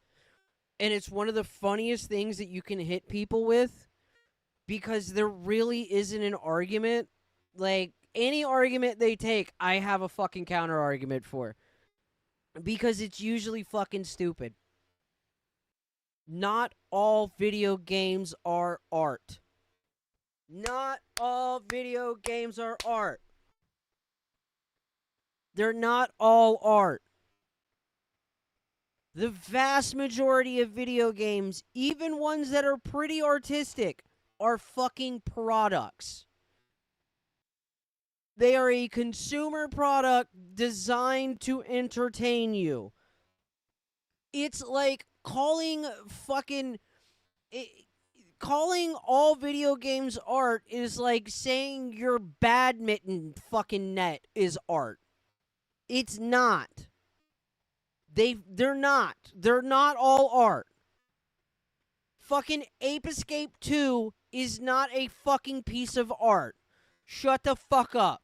Madden 2007 is not fucking art. Shut up. All art is a product if you think about it. Yes, absolutely it is.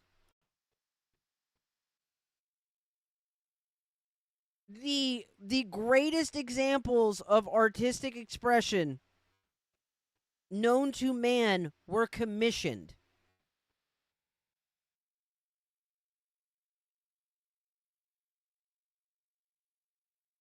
It's square rectangle though. All art is a product, not all products are art.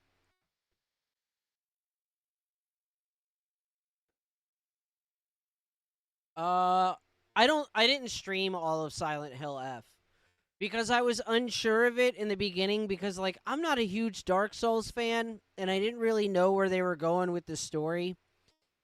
And it wasn't till like halfway through that I started like getting it, like getting what they were going for and what the story was about. Like the whole thing is really an allegory for an arranged marriage in the fucking oh god, what the fuck is it? What is it called? Hold on.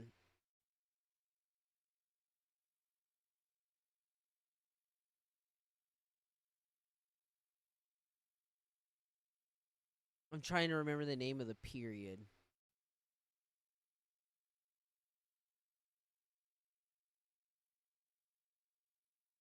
It's the 1960s, but I'm trying to remember the name of the period.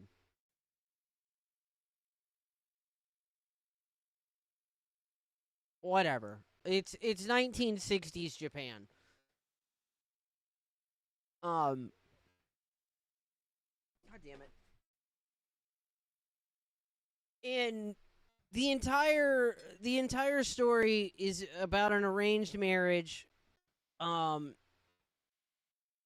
And fucking, like, the main character's apprehension towards it and fucking, like, it changes, like, on your playthrough. You cannot get all the endings on the first playthrough.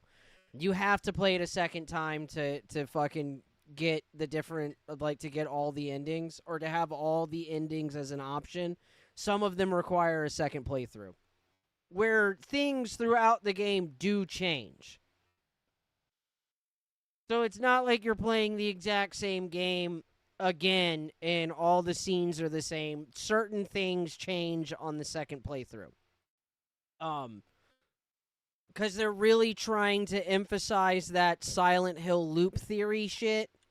Like, Silent Hill 2's remake, or Silent Hill 2 remakes, fucking, it reinforces the fan theory of looping, where this isn't the first time that James Sunderland has been in Silent Hill, and it like, and the other bodies you're finding around of James are other times he's died, and this is like his fucking third trip. And that's kind of like if you find all these pictures and put them together, there's a puzzle that, like, it solves, and basically it says, like, I've been here for 20 years, the medications don't work. Fucking nothing here works, I've been here for 20 years, or some shit. But, Silent Hill F was good. And it was a very Silent Hill story. And it was a very Silent Hill presentation. And fuck everybody who doesn't agree. Because you're fucking wrong.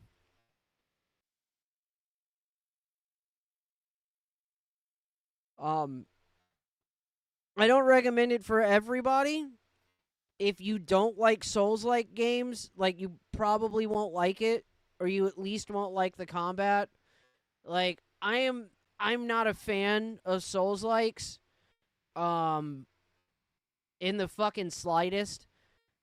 But I can live with it if the game's good enough. Like, Vampire has fucking Souls-like combat, and Vampire is, like, legit the Vampire spelt with a Y. Vampire is, like, one of the best fucking, like, vampire games that's ever been made. Hands down. It's so goddamn good. It's so fucking good. It has one of the coolest fucking systems in it, where if you're not playing on story difficulty, you have to use it. And basically how it works is there's, like, certain safe areas on the map that are, like, where there's regular people and you get your quests from them and shit, and, like, things like that, and progress the story through them. There's, like, item vendors and whatnot. You can kill any person in the game pretty much. I think everybody in the game, any NPC is on the table. But you have to, like, do it like a vampire. Like, you gotta, like, talk them into going to a secluded area, or, like, mind control them to go to a secluded area, and then you can drain their blood. The biggest boost to your experience points and, like, your skill points and shit is gained through killing, by killing the fucking, like, the NPCs. And some of them are shit, some of them are terrible people, some of them are just regular people, some of them are, like, gang members and criminals, and some of them are fucking doctors. And depending on their importance to the story, it gives you more points for fucking feeding on them. And also, the more of their little side quests and things that you learn about them, and the more evidence you have to connect the dots of how they fit socially in the game, the more points you get for them. So, like, if you're going to feed off of somebody, you want to fucking, like, complete all their side quests and learn as much about them to maximize that fucking stat gain. If, when you feed on someone, it affects, like, the social order, like, everybody that they have a connection to, like, it affects them in some way, shape, or form. And if you kill too many people in an area, it lowers... Oh, the other thing with it, sorry, I have to explain, is that the character you're playing as is a doctor who has been turned into a vampire. So the other side of this is you also have to treat sick people. And the healthier a person is, the more points you get out of it. So, like, the way the game works is you gotta, like, learn all of everybody's dirty little secrets and cure their cholera and then fucking feed on them to maximize the points. So every day in the game, like, it's basically like levels. Not levels, actually, because you can... Okay, so you can sleep in your bed, and you don't level up or anything like that. You gain skill points to spend on different skills and things to upgrade your character and different perks. You can only spend them when you end the night that you're currently on. When you start a new night, every area that you've unlocked, every, like, hub, like, randomly, it just RNGs. Certain people get sick. If somebody's sick, an illness can spread to the people that they're connected to. And if people get sick enough, they can die without you feeding on them. And the general health of an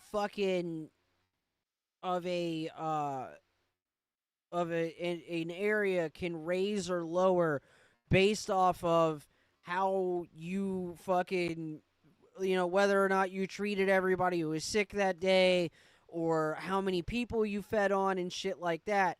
If the health of a hub area goes low enough, everybody in that area dies immediately, and then it becomes a hostile zone, making your fucking life 1,000,000 times goddamn harder. So you have to, like, balance the social order of everything, where you're selectively, like, taking people out and healing everybody and shit like that, and generally, it's a neat little social balancing act with the fucking game. And it's one of the best fucking ways I've ever seen a game utilize you being a vampire as the main character. But if you don't like Souls-like combat, I don't know, you're probably not gonna... Like, you could play it on story mode, and you'll be fine. Like, if you're just not good at Souls-like combat, or you just don't like it, don't write the game off. You're absolutely going to like it less, of course. But don't write the game off. Just play it on, like, its story mode difficulty, where the combat doesn't really matter. Just, like, because the social shit is rad, too. It is a fucking fantastic RPG. It's fucking phenomenally good. The writing is fucking top-notch. There is some gay woke shit in it. Like, I'm not gonna lie to you. There is some woke shit in it, like, towards, like, later on in the game. And some feministy fag shit. But for the most part, it's solid. And fucking, like, all the voice acting's phenomenal. All the animations are great. If you like Souls-like combat, you'll fucking love the combat. It's really good and really well... I mean, it's Souls-like. It's not entirely Soulsy. but it's well fleshed out enough to where you're not going to be bored with it, you know? Like, boss fights are interesting, like, the different enemies are interesting, their AI is good, like, they work together and fucking well. Like, I don't really think there's much going on in the terms of, like, AI actively making decisions based off of what other AI are doing. I think it's more that their set routines fit together well, rather than them making like dynamic decisions in the moment. But it's a great game, dude. It's really good. It's really fucking good. The entire vibe is great. It's like all Victorian London shit. The first person they make you kill is the very first person they give you like, you should kill this guy, is a fag. It's pretty rad. Everybody would go on a rampage if some random, arrogant, and talentless painter came out of nowhere saying they Doge said, I'll look into it. Doge, you would... I know you and, like, this shit, like, just from talking about video games and shit with you, dog, you would love Vampire if you haven't played it. You would really like Vampire. I know for a fact that you would really like that game. Made the Mona Lisa or some other famous painting, implying that it's the new, better version and that the old one is obsolete, and would pick apart every brushstroke that does not live up to the original, and rightfully so at that, because you don't mess with timeless works of art. I'm gonna go over every single thing that I can think of in this remake that fails to measure up to the original. This remake has no reason to exist. You can get the original game for free because it's abandonware, and use the enhanced edition to play it perfectly, and you can even run it in a toaster. Even the computer that you use to make Excel spreadsheets is able to run it. Yeah, it is. Having a gaming PC to play it is not an excuse. So finally, over a year late to the party, I present to you my Silent Hill 2 remake critique to serve as a reminder of why this game, that's year after year burying the original deeper and deeper away from the public's notice, sucks and should never be played over its Dude, I don't think the remake is burying the original. Like, I think that's a bit dramatic, dude. If anything, the remake is helping more people like discover the original game, because Zoomers are different, dog, and Gen Alpha is fucking psychotic. Like, these young kids that are playing video games and shit, like, retro games are more popular with them than fucking they were with any other generation. They're far more likely to go back and play PS2 games and PS1 games than we ever were to, like, go back and play, like, fucking, depending on how old you are, like, to go back and play fucking Activision shit. Or, like, you know, like, kids who grew up with a PS1 to go back and play Super Nintendo shit. Like, they're far more likely to go back and play originals. And, like, they're all fucking autistic, agoraphobic retards. So, like, they catch on to Silent Hill 2, and they start playing it, and they're engaged in that game and engaged in fucking, like, looking up information on it and learning about it and shit. They're absolutely going to come upon a bunch of people saying fucking the original is better, and they're going to wonder why, and once they realize they can play it for free, they're going to go back and play the fucking original. I guarantee you there is a sizable amount of fucking people that would have never played the original Silent Hill 2, that only played the original Silent Hill 2 because either A, they played the remake and wanted to hear what the hype is about for the original, or B, seen the remake, looked into it, seen a bunch of people say the original is better and free, and then went and just played the original instead. Guarantee it. original and superior counterpart. Without further ado, let's get into it. Let me see your war face. Sir, you got a war face? Ah! That's a war face. Now let me see your war face. Running the Train said, play both. Remake is better. It is not better. The remake is not better. It is not worse, though. The remake is its own fucking thing, using the same story and characters, but it is not better. It is not worse. What it is more accessible to modern video game players. It is far and away more accessible. Like, people who have never played the original, regardless of their age, are going to sit down for 5 minutes with this and 5 minutes of the original, and if they come to any other conclusion but the remake is easier to play, they're fucking lying to you. Because tank controls are not accessible for a modern audience. They just fucking aren't. If you didn't grow up with tank controls, if you didn't grow up playing the original Resident Evils and the original Silent Hills, or the Resident Evil clones from back then, you didn't grow up with that shit, and you just jump in on a fucking tank control game, it is going to be a learning process of a certain degree. Like, for all of us old head niggas that played fucking Resident Evil when we were, like, fucking 8 and shit, fucking tank controls just come natural. It just makes sense. That's not the case for modern audiences, dude. It just isn't. You don't scare me. Work on it. So, beginning with the most important thing in a horror game, how scary is it? The short answer is not at all, which is funny because in theory, since this game is considerably different from the original, in other Why is my OBS is that my OBS or is it fucking just my Rumble playback? freshness should have contributed to the scare factor, but it didn't. I replayed Silent Hill. Okay, if there's frame skipping on y'all's end, I'm sorry, there's nothing I can do about it. It's just Rumble.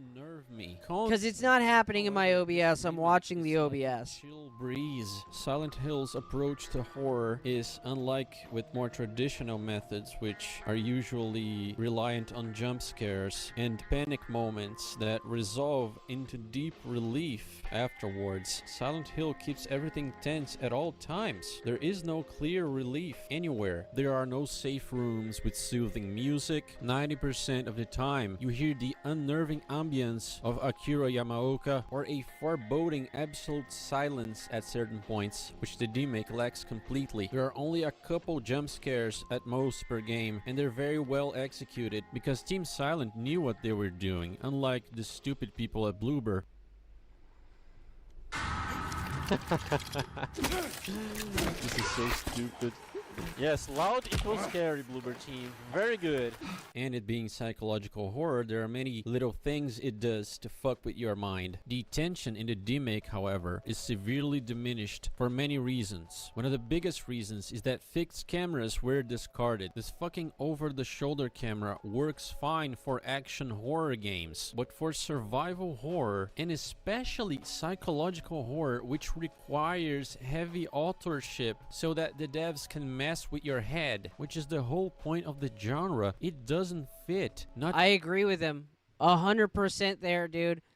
Over-the-shoulder cameras do take away from fucking psychological horror. They absolutely do. I agree.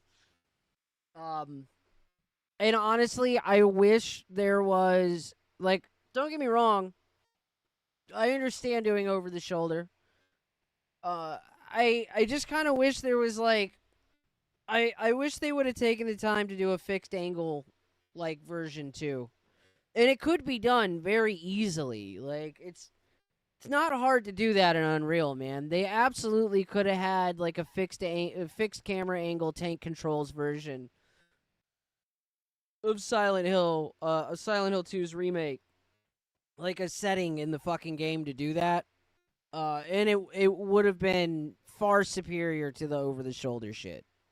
To mention that every horror game using this type of camera looks the exact same. I got over-the-shoulder camera fatigue. In Silent Hill 2 Demake and every other modern horror game remake out there, you can control the camera as much as you want. On keyboard and mouse, you can spin the camera as fast as you want. This much control over what you can see diminishes the fear factor by like 80%. In the originals, you can control the camera a bit if you hold the left trigger, but it's more clunky and you have to forfeit some control over your character to do it, which in combat situations can be panic-inducing. This is entirely missing from the Demake, thanks to how much control I have over the camera. Furthermore, the fixed cameras allow Team Silent to craft set pieces and apply visual storytelling. Take the trail, for instance. When you're running down the forest trail in the beginning of the game, the camera pans around behind trees all around James as if he was being observed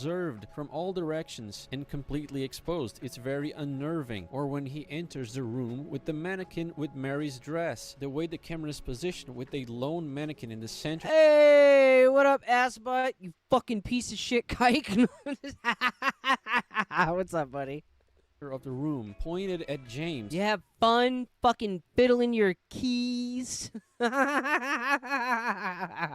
Makes it seem like Assbutt is actually a very good musician.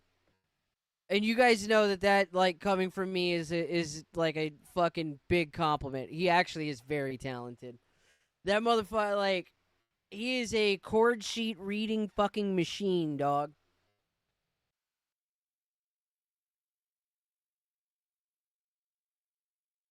You've been ass rated. Ayo! Running the train said, I have too much control over the camera. What a fact. No, he's right, though, dude. He's 100% right, dude. Fucking in horror games, like in like Resident Evil and shit, taking away the fixed camera angles fucking made so many moments in Resident Evil in Silent Hill 1 through 3. Or 1 through... Yeah, I won't even say 4 because 4 fucking sucked. I'm sorry. Silent Hill 4 fucking sucked. Like, it was one of the coolest ideas and concepts. The execution is dog shit. Silent Hill 4 fucking sucks. And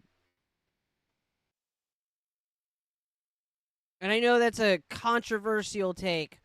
A lot of people love Silent Hill 4. A lot of people, the general consensus is, we love Silent Hill 4 despite all the things that are shit about it. No, I think Silent Hill 4 is shit because of all the shit things about it.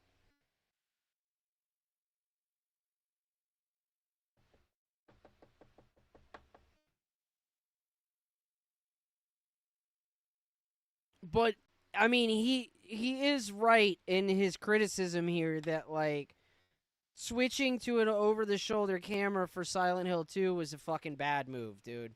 Or just not having the option at all was just a fucking... It was a bad move. It was a good move for making sure that modern audiences would enjoy it and fucking buy it and want to play it. Because I guarantee you if they would have released with tank controls and fucking fixed camera angles only, it would have sold a fucking lot less. It would have sold a fuckload less. But not having that option at all, definitely diminishes from the horror, dude. 100%. It was there expecting him. It's very uncanny, and it also doesn't let you see that this mannequin is headless until you get closer. Or take this overhead shot in the prison, with James having to crouch down to pick up this key eye. D&D Doge said 4 did suck. Silent Hill with levels? Not only did it have levels, the levels were literally straight through A to B shit. There was no exploration. There was no, like... It wasn't survival horror. It was literally, like, just a straight path to the end of it. Like, every one of the fucking areas was just a straight path to the end, and then you walked back. Like, it was retarded, dude. It was just so bad. Like, if you look at Silent Hill 4's map, it's like all of the maps are just a bunch of fucking rectangles connected in a straight line.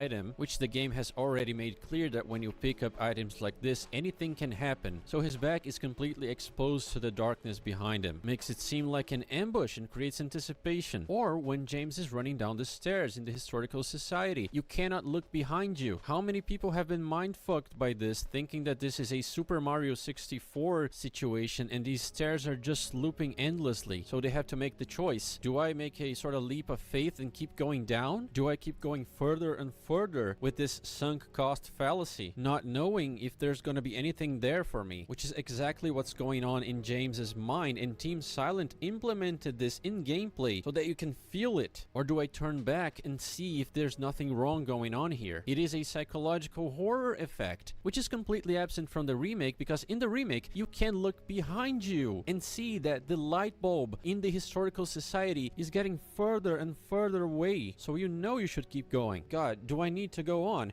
Remember in the prison where the invisible monster is, the one that says ritual and stuff, and you can't see it because the camera does not allow you to see inside the cell.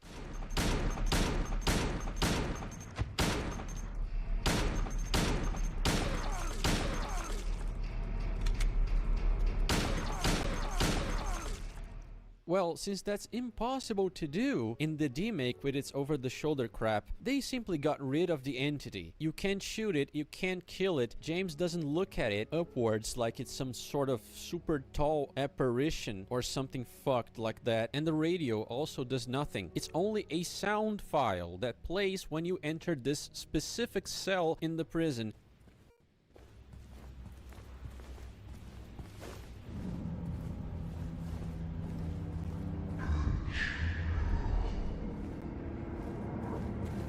You're boring! You're fucking dull! And if you don't stay there for long enough, then you might not even hear it. It is a complete fucking downgrade, this game. That dude just fell off the planet, huh? Creepiest room in the entire game originally. Remember that black void that you are met with as you walk in? Well, now there's this gigantic platform in the center to make sure you can see everything from a vantage point. The room is not that empty void anymore. All of the scare factor is gone. They raped this prison, the worst of all locations in this game, and I'll keep coming back to this throughout the video because this place is my favorite in the OG. Pronouns! Like this is how about something else that they stripped off because of the camera? The hotel, after James learns that Of all the things you could bitch at with Starfield, of all the monumental fucking terrible issues with Starfield, that motherfucker picked pronouns. Pronouns. They ask you your pronouns at the beginning of the game, and then for the rest of the game, it literally does not matter. No one ever addresses you with any gendered language. Nobody ever fucking mentions your pronouns. It literally is just an option at the beginning of the game so that people will shut the fuck up. If I make a game, I'm going to have a pronouns option in it. Because it's just going to make... and it's not going to do anything. Because it shuts up a fuckload of people. B, the people who are going to whine about it, it's very funny to piss them off. It's hilarious.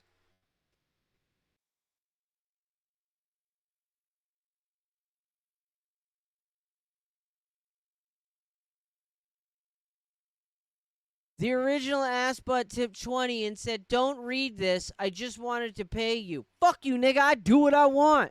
Also, thank you, buddy. You fucking prick. The only man who's ever pulled the "I'm gonna start a fight with you because you'll like me" bit, and it actually worked. Fucking faggot asshole.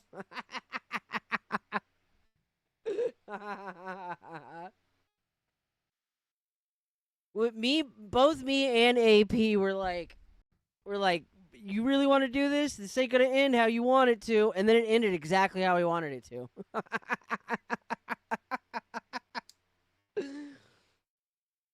like fucking he knew he was too damn sweet. He's like, nah, fuck you faggots. You're gonna like me. I say nigger. There's nothing you can do about it to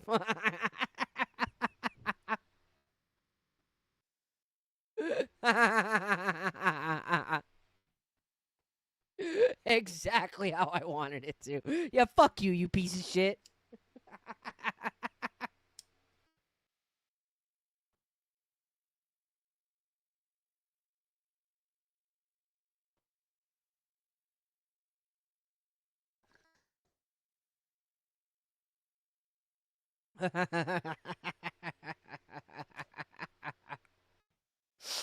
No, for real, Asmod's cool. I like that guy. He's pretty funny. He can play the shit out of a piano. He's a fucking goober.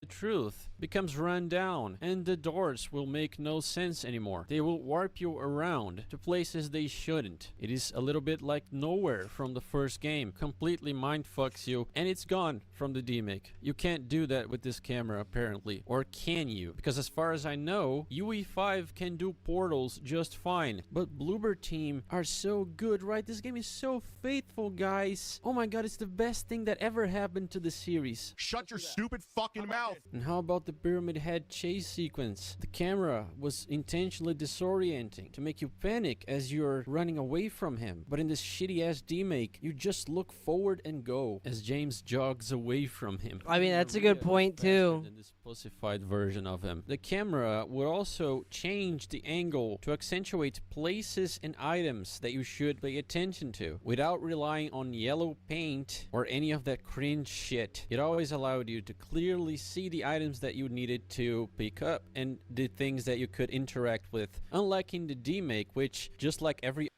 I wouldn't mind fucking playing guitar with you on piano for a stream, but I just don't know, like, I know that, like, musicians did it through during COVID, but, like, I don't know how they pulled that off, to be honest with you.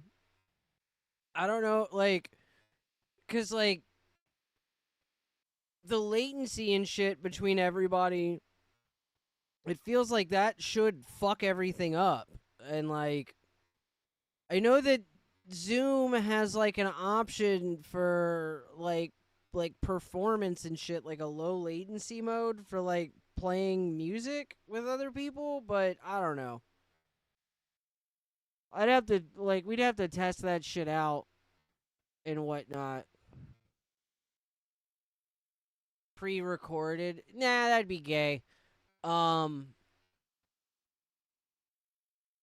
mean, like, I think what people are doing is they're playing to, like, a click, and then they, like, fucking have, like, a preset, like a delay on their feeds and shit, so that it lines up right. Like, they calculate the fucking the latency and delay from fucking, you know, processing everything on the internet, and then they add a fucking delay on the fucking outputs for everybody, so shit lines up when they're playing to a click.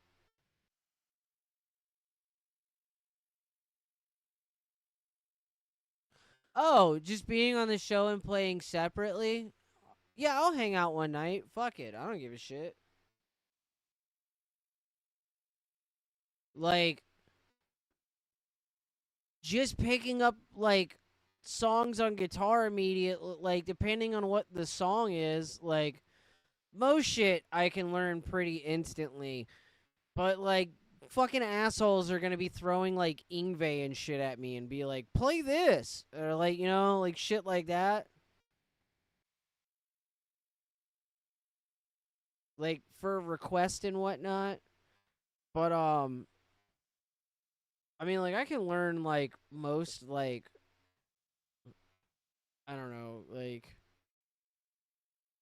I'm trying to think of, like, bands, like, somebody that would set a threshold for what I can pretty much just hear and play.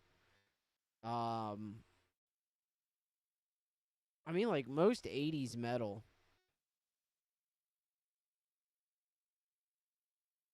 Like, probably up to, like, just under Randy Rhoads, I can just hear shit and play it.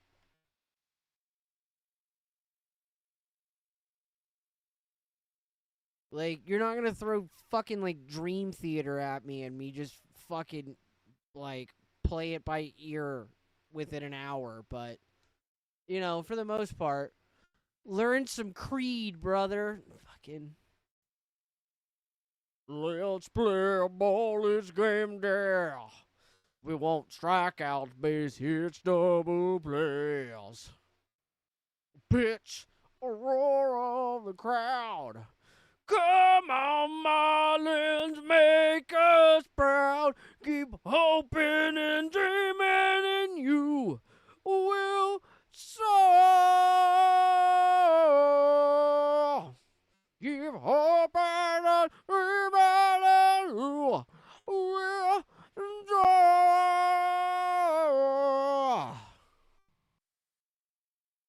I fucking love that guy. He's such a fucking douche.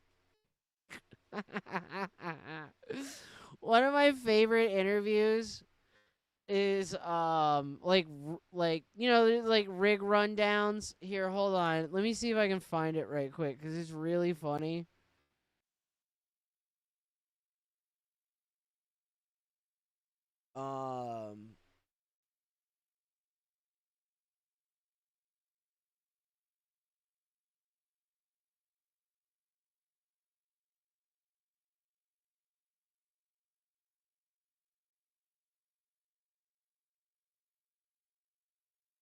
That's 11 months ago. That is not the one I'm looking for. It's probably this one. Because this is the oldest one.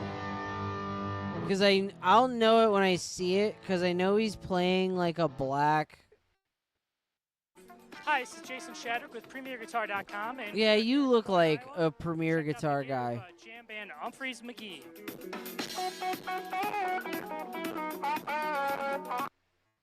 Flat as well. Classic Ampeg, can't go wrong. Hey Ryan, thanks a lot for taking us through your rig, man. Thanks for a lot. having me. So we're here with Brendan from Humphreys McGee, and he's going to walk us through the rig he's using on this tour. So let's start with your guitar here, Brendan. Okay, I'm using the PRS single cut. Her name is Felicia. I name all my guitars female names, except there's one. Her name is Mine. Still mine. So going from the guitar into the black box, which I think Jake explained to you earlier. From there, we're going to, I believe, the AB, and then the tuner. I don't know if this is the one. I don't think it is. Tuner to wah to compression to Hell yeah, a Morley Bad Horsey. The Morley Bad Horsey wah is the best wah on the entire planet. Fuck a crybaby. If you've never played a Morley Bad Horsey, you are fucking missing out, dog. It is literally the best wah. There is no other wah as good as the Morley Bad Horsey. For one fucking reason. It doesn't have a switch. You don't use a switch for the Bad Horsey. To use the wah, you just push the pedal down. When it's in zero, the wah cuts off. The wah is off.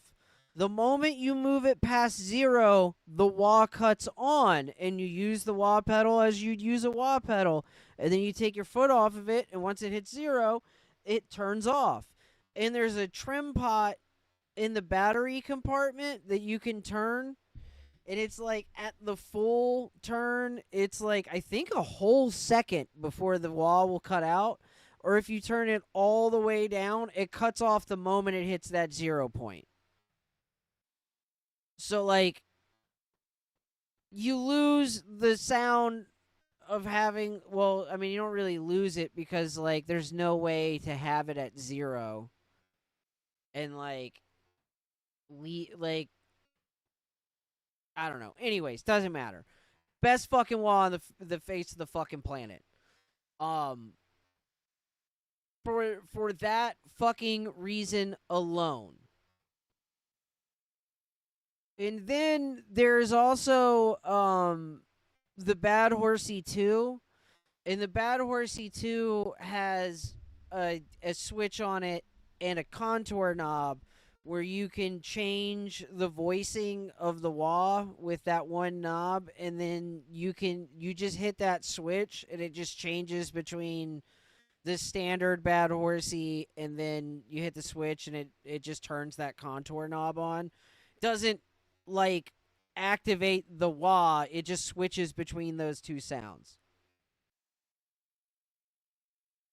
If you play wah pedals and you've never played a fucking Bad Horsey, you are doing yourself a disservice. Get rid of all your other shit. Buy a fucking Bad Horsey. It is the best wah on the fucking planet. Distortions to the line boost, which I'm leaving on all the time. And I think there's like a ton of mods for it, if I remember correct, too. So, like, even if you, like, you absolutely, for some fucking reason, need a wah that sounds exactly like a fucking Crybaby, you can make the Bad Horsey sound like a Crybaby, and then you still have, like, an optical wah that's fucking way more accurate.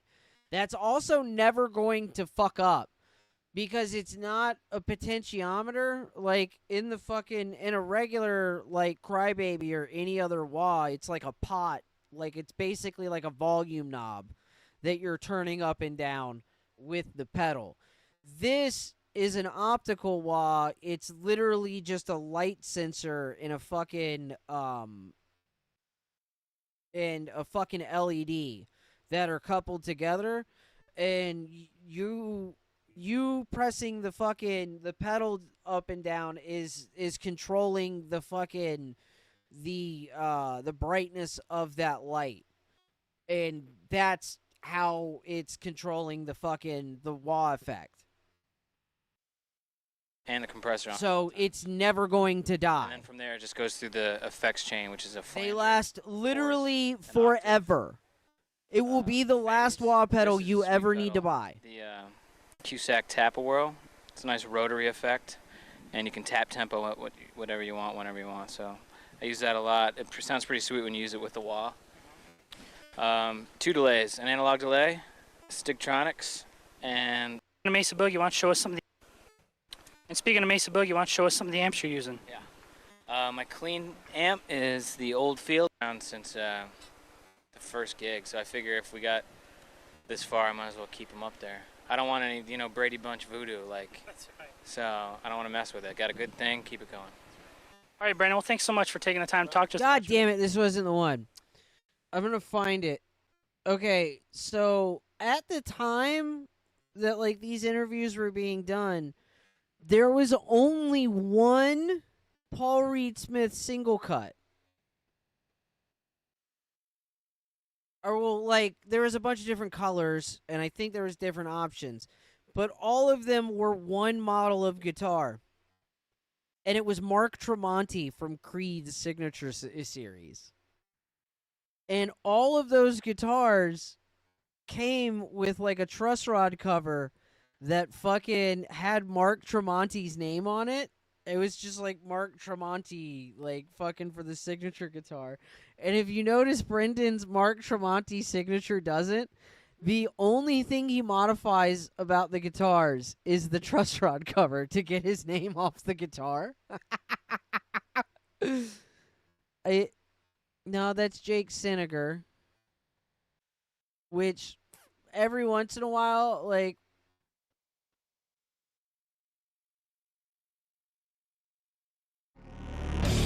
Really appreciate it. We're in church right now. I know. I think this is the one.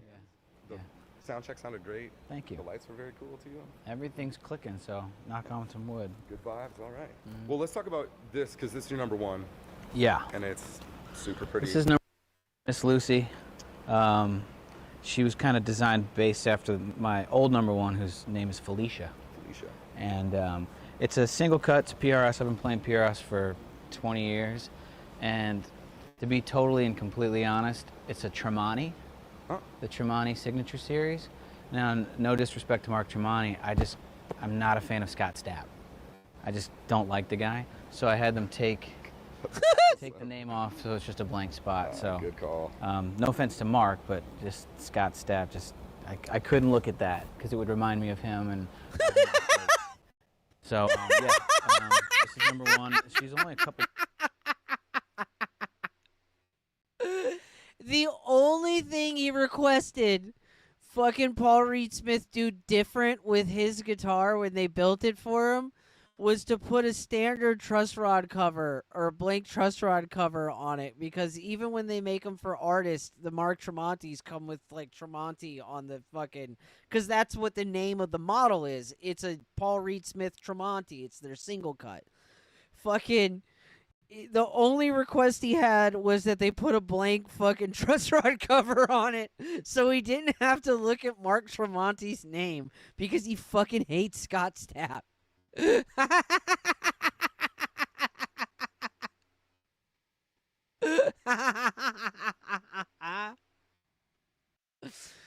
Oh fuck. Rob Stuff said, Verge, who wants Theory of Nickelcrete on their guitar, right?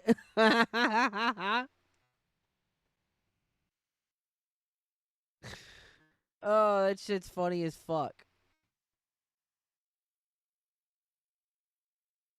Jake Sinegar, the other guitarist, is like a fucking giant cokehead. 7 years ago, Hi, I'm Eric Lucero with Music Store Live. Here he might have been doing Sininger coke. Of Humphreys McGee. He's like one of those cokeheads that's such a fucking cokehead. You can tell he's a cokehead when he's not doing coke. Observatory North Park in San Diego. The majesty of this beautiful theater. Thank you very much for joining us, Jake. How are you? Great. Thanks for having me, guys. Awesome. Awesome. Absolutely. So we're here to check out your amazing rig, and I mean, you're known for a very expressive tone. So let's start with what's in your hands. You've been playing for GNL for how long now? Well, I mean, my first GNL I'd gotten when I was 13. GNL, for those of you who don't know, is I can't remember what the G stands for, but the L stands for Leo Fender. After Leo Fender sold the company, he started making guitars with this other dude, and eventually, after a while, built it into like a respectable size brand. GNL, and GNL is like, for the longest time they were fucking great. It was what Fender used to be. Like, they were fucking great guitars. I really want an old GNL, actually. The split pickup thing that they did, like the one that he has on his guitar right there, if you look, you can see like the pickups are split kind of like a P bass. Pretty cool shit. I want a standard bridge pickup, but I would actually like the mid and fucking neck pickup to be split like that. That would be pretty rad. What I really want is a GNL Telly, but whatever. Fender recently bought GNL, right? And mind you, like, Leo Fender hasn't been a part of fucking Fender guitars since like the late 60s.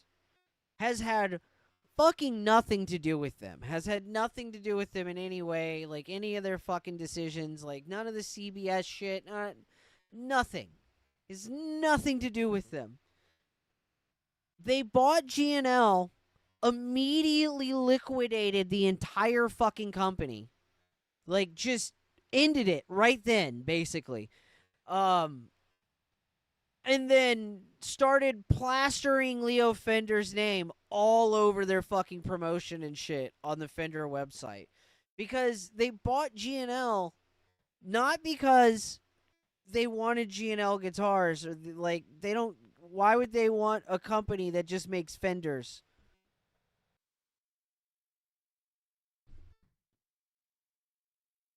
They already make Fenders. Like, what was the point of that? Like, the only reason that Fender got Charvel guitars is because it was attached to Jackson. They bought Jackson guitars and got Charvel as a bonus. They didn't fucking give a shit about Charvel guitars. Like, Charvels are just super Strats. They already make Strats. Like, fucking, they wanted to make fucking Charvel style super Strats. They would have already been doing it. What they wanted was the rights to Leo Fender's name. And now they've been fucking attaching his name to the entire history of the company. And Leo Fender, like, famously fucking loathed, absolutely despised pretty much everything Fender after he left the company. It is one of the most wildly disrespectful things I have ever seen in my entire fucking life. It is fantastic. And it's like, it's just a private equity firm having not a single drop of humanity in the entire organization. So it was like about 1991, I believe. So I even went back to when they were only making like the 3-bolt backs, where it was just like a triangle, and now they're doing the 4, but it was only a 3-bolt neck bolt-on back in the day. So it was a Legacy, just black and white, super simple. Kind of reminded me of like, see what I mean? Blackie Strat a little bit. Oh, wow, okay. And it's a little dinky, or a little, just the way he talks and his vibe. Dude, you can just tell he's a fucking cokehead. Smaller, so it felt a little bit more like a late 50s styled body, really small. And then as GNL sort of progressed, the guitars got a little bit more boat anchor like, which meant they were better for the road. They just felt a little bit like And the funniest part with Jake is that he plays guitar.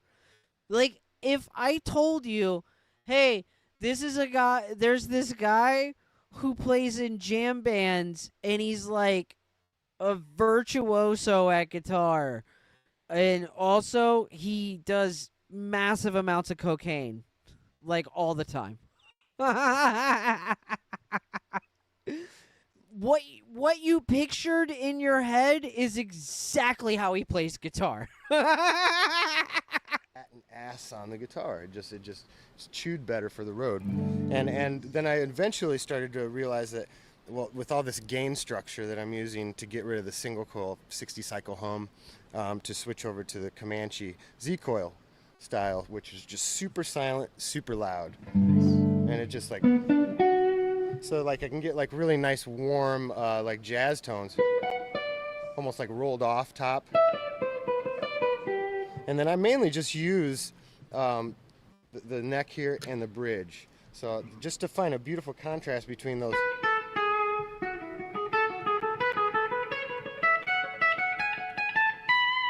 And then like back to the. So they don't compete with each other, but only in a frequency perspective, you know. So that's the secret for me, is to find two pickups that can really match output and not get in the way of each other. They sort of blend well together, even though they're so drastic. Nice. So yeah, that's where the Comanche really pulls that stuff off. And the company made this one for me probably about, I'd say like 3 or 4 years ago, and from their first like custom shop areas. So this is like just a really special guitar, but been played a lot over the last 3 years. So nice. She's broken nicely. So let me move over to the other. Sure. This is all a David Brown custom shop, and this was the first one of the year, which is really cool. It's serial number 1801. I wish I could remember which one it was, but there's this fucking old, like, instructional video with Jake Sininger, I think is how you pronounce it, where he starts the video and he goes, it's the funniest shit. He goes, "Hi, I'm Jake Sininger." And he just pauses for a second. And he's like, "Hi, I'm Jake Sininger." And this is a guitar lesson.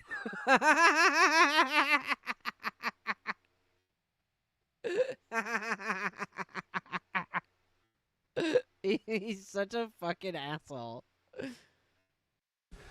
Hi guys, I'm Jake Siniger, guitar player from Humphreys McGee, and I'm going to do a little demonstration on the prototype Moog guitar here. It's a beauty of an instrument, and I'll do my best to...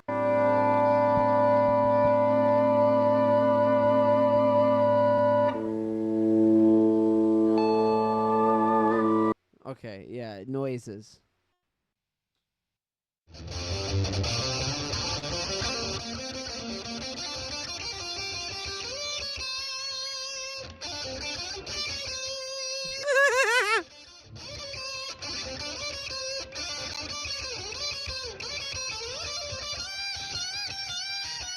I'm Jake Siniger from Humphreys McGee, and we're at the headquarters of Reverb.com.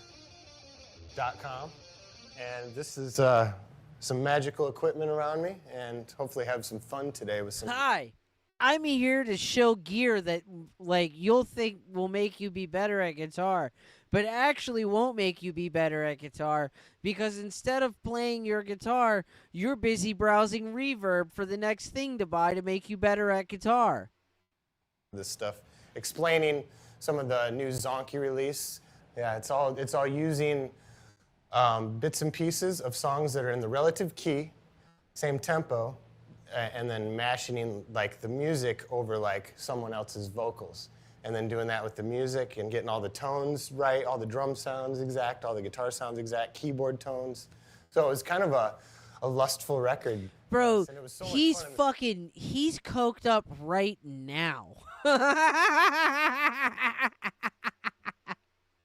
He rules. I fucking love Jake Siniger, dude. He's such a massive fucking cokehead, but he's an entirely functional cokehead. Like, I've never heard a story of Jake Siniger missing a show, or like an Humphrey show getting canceled, or them fucking up, or like being late, or fucking... There's never been a story of Jake Siniger like freaking out and like fucking like raging and like smashing shit, or like you know, there's no negative stories about Jake Siniger. Everybody who fucking ever said anything about this man is like, yeah, he's a fucking joy to be around. He's awesome, fucking great guy. He's super duper nice. Like I have multiple friends that have met him. My favorite story is my old fucking roommate said that, like, they were doing, like, a signing booth or some shit at this one festival, like, All Good or some shit that he went to. And they just had, like this fucking little tent set up where, like, different bands were doing signings and things, and Humphreys did one. Or, like, as much as Humphrey, because they had a shitload of people at that festival, apparently, like, playing with Humphreys. They had like a fucking half a horn section and like half a fucking like string section. So as many people as could fit in the fucking tent. You had the main people of the band. The guys that fucking actually get credited on the album. And he said he was like in line. And he was like, yo, I swear to God, we're like standing in line. And this dude comes up behind Jake and he taps him on the shoulder. And he fucking like, he like puts his hand over and he like says something into his ear. And then Jake like audibly goes, ooh. And then he stood up and went like back and like, cause you know those tents that they have for those things where they have like an overhang that goes out and then there's like a little flap door. And he said fucking homie like hopped up and like skipped through the fucking flap doors. And he said he came back out like 45 seconds later and fucking he had his hands up and his palms like level with his chest, right?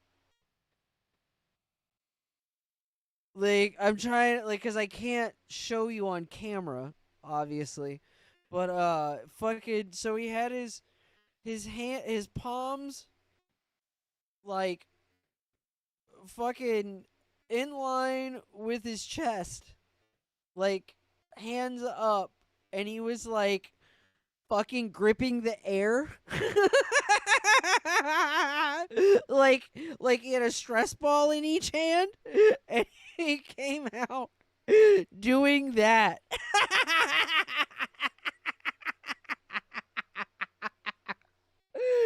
And then he sat back down at the table and started talking fast as fuck to everybody who was fucking coming up. He was like, bro, that motherfucker walked back there and did a heroic line of coke.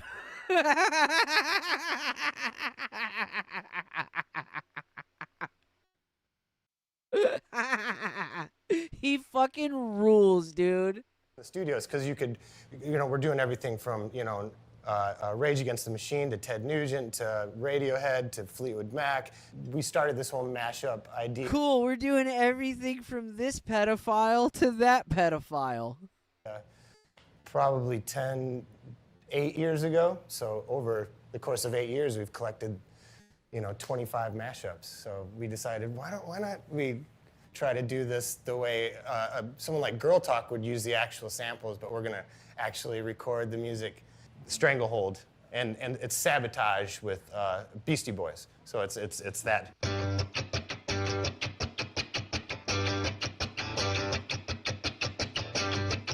I don't want to. And then we go into the riff. This is gay. I want to see him like shredding.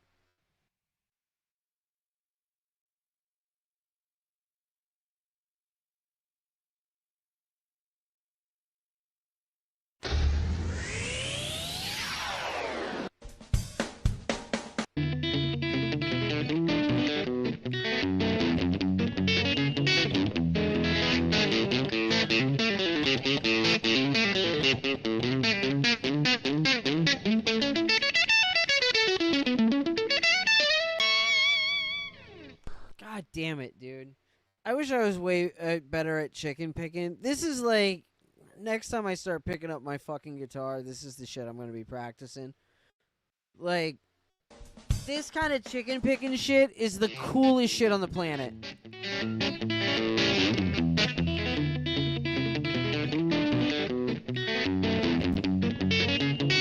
I'm going to find like a chicken picking course or some shit. Like, I really want to get better at like fucking real country guitar playing. The old roommate I talk about fucking that plays guitar that I used to play guitar with, who's like I'm good at guitar. I know like guitar is like not a thing that you're fucking like I have any kind of self-doubt or fucking, like, I know I'm good at guitar. I am very well of exactly where my abilities are, and it is a cut above the vast majority of fucking people who play guitar. I am better at guitar than a lot of fucking people who are famous. I know given the existence of, like, Kurt Cobain and shit, like, that gets, like, watered down. But I know for a fact I am better at guitar than people that a lot of people think are good at guitar. Like, I am 150% better at improvisation than fucking anybody in Polyphia. I am fucking absolutely better at guitar than fucking Slash. I don't even fucking come at me with no shit. Slash is a fucking faggot who plays, like, fucking shitty, like, fucking blues licks rearranged a million fucking different ways. Like, there's nothing special about fucking Slash. As a matter of fact, I would bet a lot of people in this chat that also play guitar are better than fucking, are better than Slash.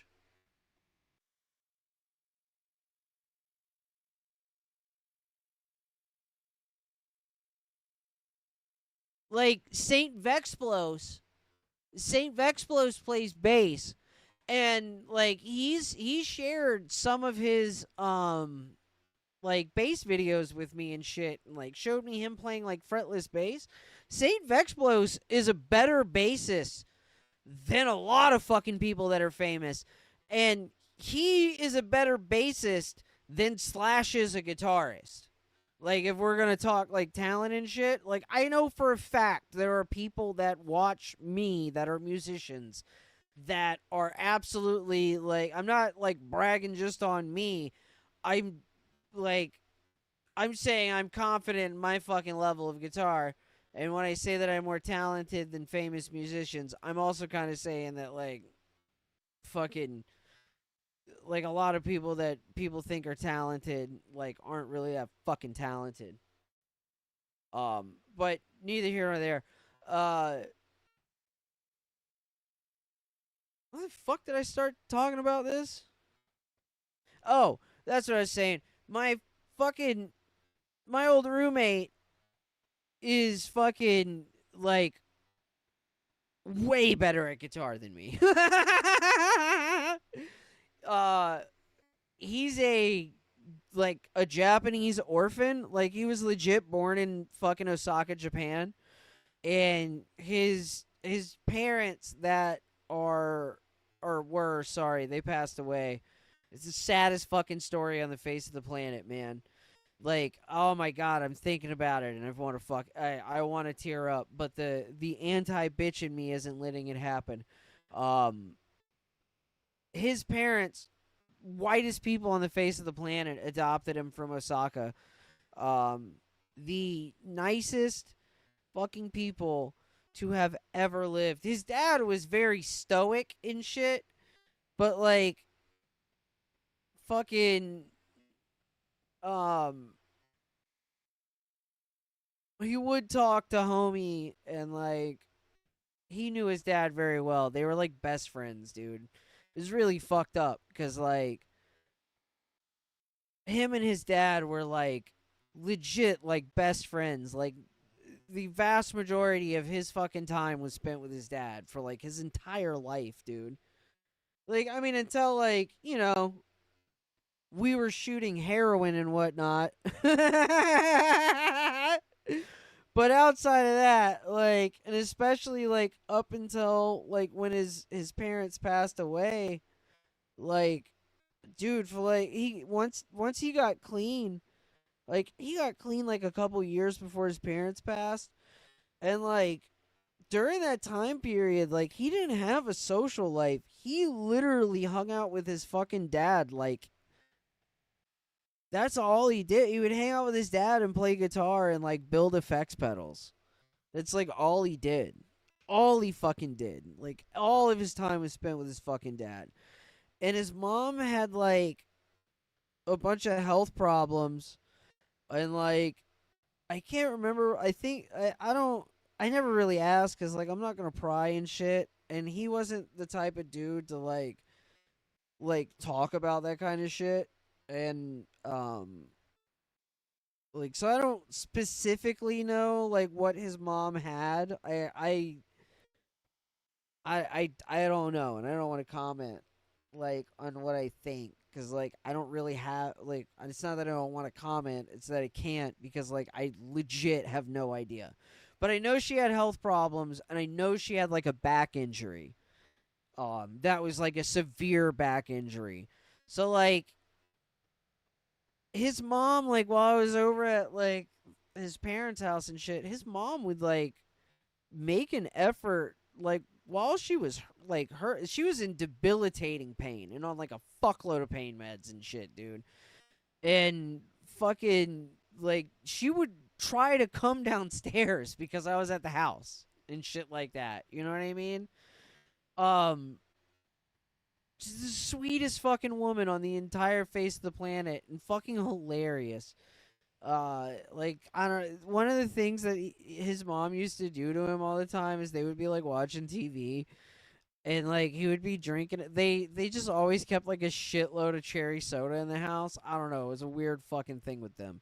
They always had like a shitload of cherry sodas.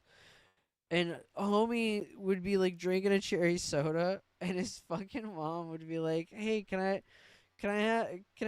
have a sip of your soda, and she would take a sip of his soda and then ash in it and hand it back to him. He said, "What the fuck?" And she would like just be like, "It's flat. It was flat anyways. Go get a new one." Some shit like that. But she was fucking rad. She was funny, and she was so goddamn sweet, dude. And if I remember correct, and please forgive me, bro, if you ever hear this, mainly for like all the anti-Semitism and racism and shit, because he's kind of lefty. Fucking, they changed her medications or something, and she had an adverse reaction, and she died in her sleep.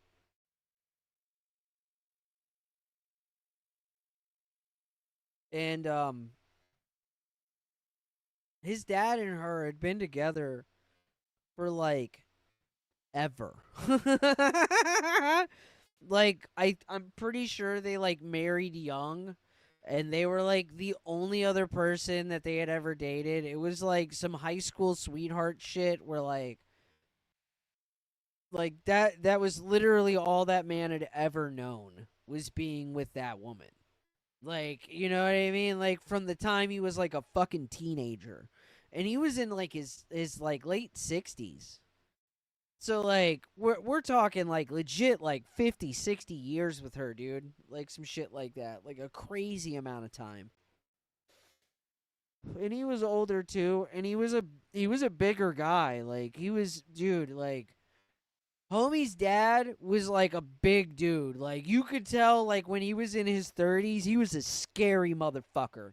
You know those old men that are just tall as shit and they have hands that look like fucking, like, rusted sledgehammers? Like, they just look like fucking a well-used fucking sledgehammer. Like, big fucking giant fucking hands and shit, dude. Like, just a fucking big fucking scary dude. The problem with big scary dudes is that, like, human beings kind of have an optimal size for our internal organs. And you can be really tall, but, like, humans have a very wide variety of heights. They don't have a very wide variety on the size of internal organs. And there's kind of a point where, like, your heart doesn't get as big as you are. And so, like, bigger, taller dudes, they just have fucking, their heart just works way harder. And anything that fucking, dude, if you're 6 foot, take care of your fucking heart, man. Like, you need to be, like, you really need to be aware of that. Like, if you're a tall dude, like, if you're, like, 6'1", like, fucking, like, my homie Ant was smoking fucking meth and doing all kinds of fucking meth and shit. And fucking, there are, like, little dudes who will do what fucking Ant was doing for their entire life and never have a problem with their fucking heart. He was, like, fucking 6'6". Ant was, like, the tallest motherfucker I've ever met. Like, human hearts have, like, a limit, dude. Like, if you're a bigger guy, and I know that's an extreme example, but just in general, man, you need to take care of your fucking heart, man. That's what's going to fucking kill you. That is absolutely what's gonna fucking kill you, man. You gotta take care of that shit. Your heart is working way fucking harder than everybody else's to make sure that your fucking blood is flowing. And, like, he was a big, like, fucking homie's dad was a big dude in his late 60s. And he had just lost the woman that fucking he had been with for, like, fucking, like, 60 years or some shit, dude. And I swear to fucking God, homie Homie woke up on like Friday and to his dad knocking on his door and telling him that he woke up and his mom is cold. And then after and his dad was like a fucking old, like, based fucking working class boomer. Like, he was up at like 6 a.m. And after an entire day of having like ambulances come out and like police and all kinds of shit, because when a dead body's found in a fucking house in any way, there's gonna be cops that are asking fucking questions. And fucking, I mean, it's not like that goes very far when it's this kind of thing. It was just fucking basic, okay, everything's, whatever. Dealing with the hospital, dealing with everything, fucking,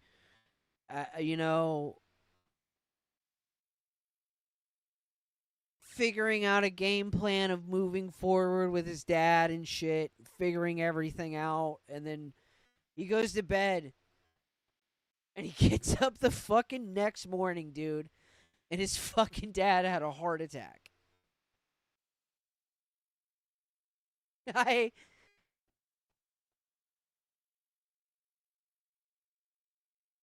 His fucking mom died. He gets up the next morning, and his dad literally died of a broken heart. Just brutal, dude. Fucking brutal.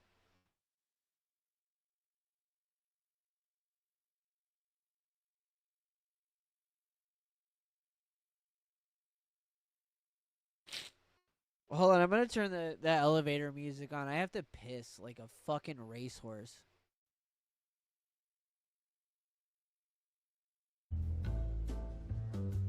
Dude, it was fucking, and it like happened like early December too. So like, it was legit like Christmas time, and both of his parents died right before Christmas. And it was like, oh, Christmas is coming up, and like his dad had like a decent like nest egg and like money and shit. Like they always like spent good money on him like during Christmas and shit. So like obviously he looked forward to Christmas. And like fucking, like it was his mom and dad's like favorite time and shit, and like they really like they got into that shit, you know what I mean? Like when I was living with him, it was always fucking a good time.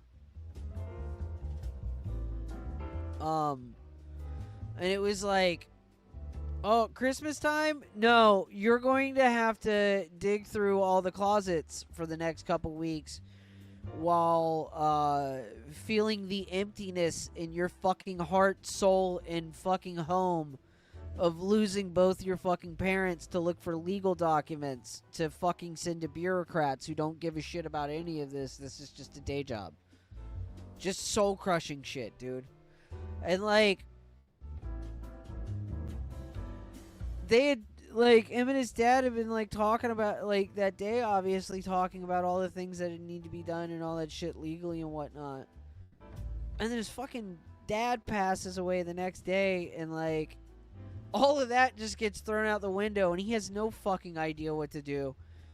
And, like, dude, he had to, like, go through all his closets and shit to find, like, all the legal, like, the deed for the house and, like, the insurance shit and all this shit.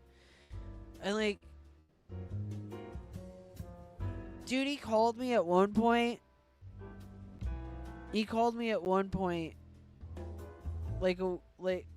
Actually, how I figured out his dad had passed is I had texted him the next day.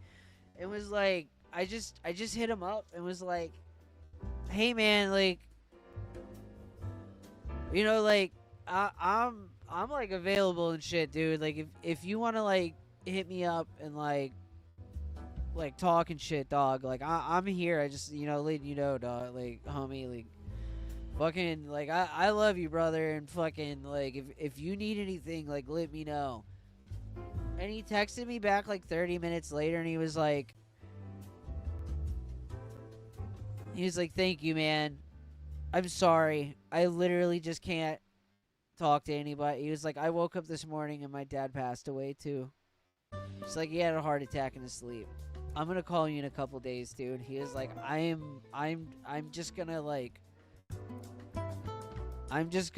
try not to exist for a couple days. And he was on methadone. He was on methadone. I have to give him his fucking... I have to acknowledge the fact that, and even though he was, like, going to a methadone clinic at the time, my dude did not... Both of his parents died basically the same fucking day, and he did not fucking, like, he did not go get fucking dope. He didn't relapse. He didn't fucking... He didn't even think of it as a fucking option. He just went to the fucking clinic and got his fucking fix and went home and fucking lived in a hole for a couple days.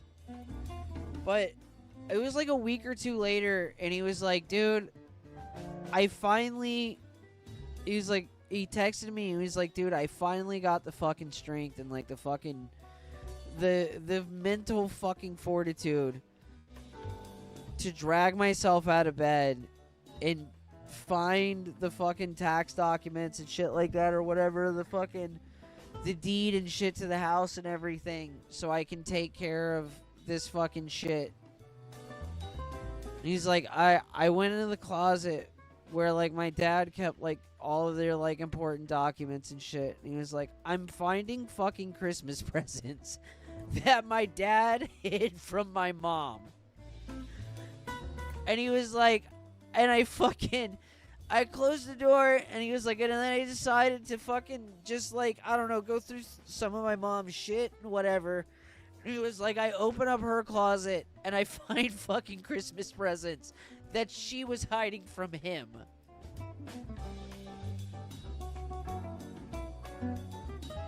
Like, holy fuck, bro.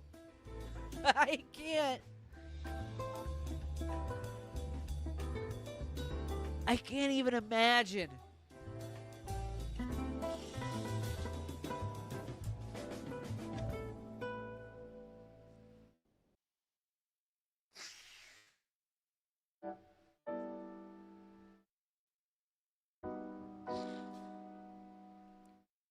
But, yeah.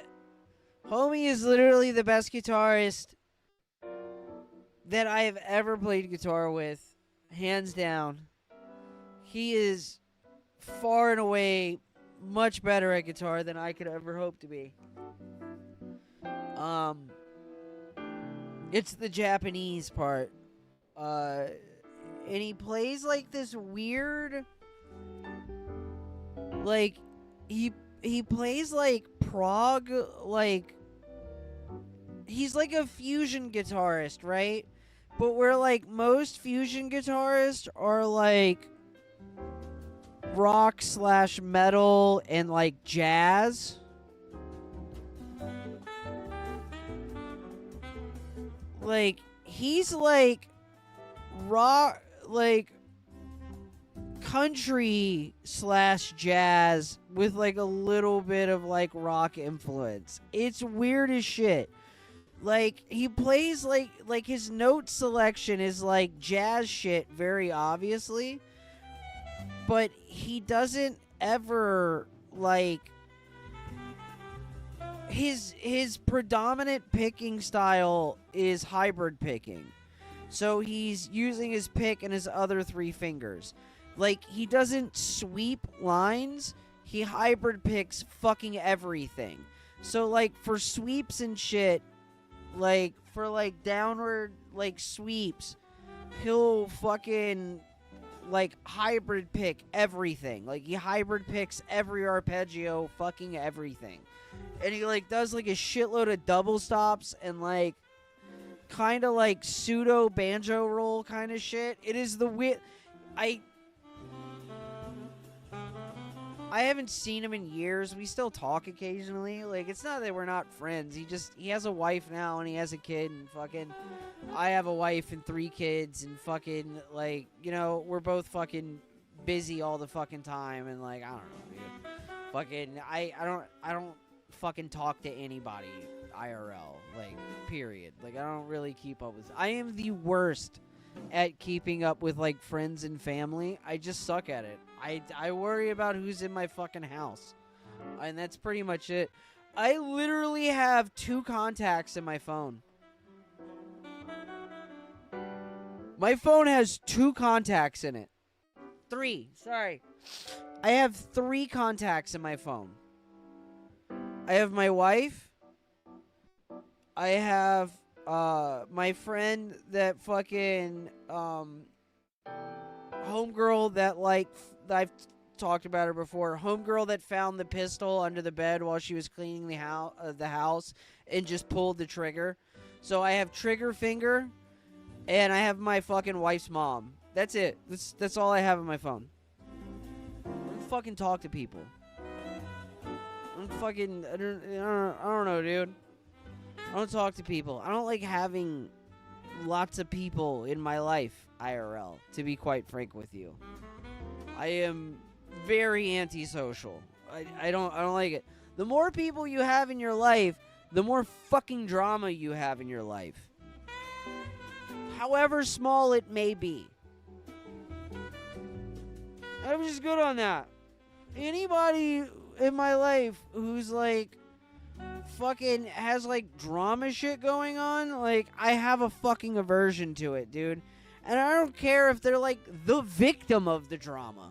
I just have an aversion to dealing with people who have fucking problems. I got my own fucking problems. I don't also want to like I don't want to tell you about my problems. I don't want to fucking hear about yours.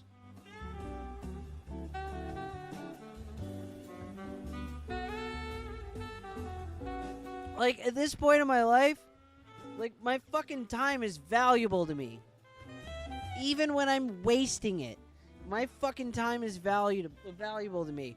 I would rather not speak to someone ever again than have a minor argument. I'm good.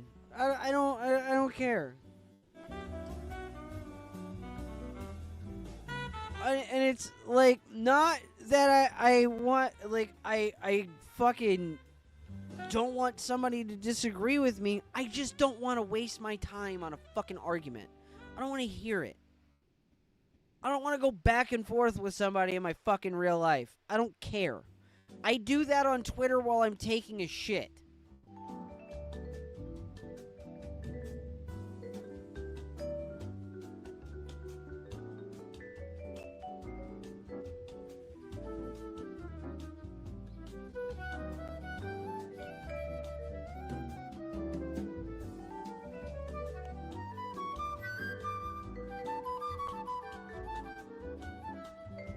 Bavarian Viking said at least he knows they loved each other in him. Yeah.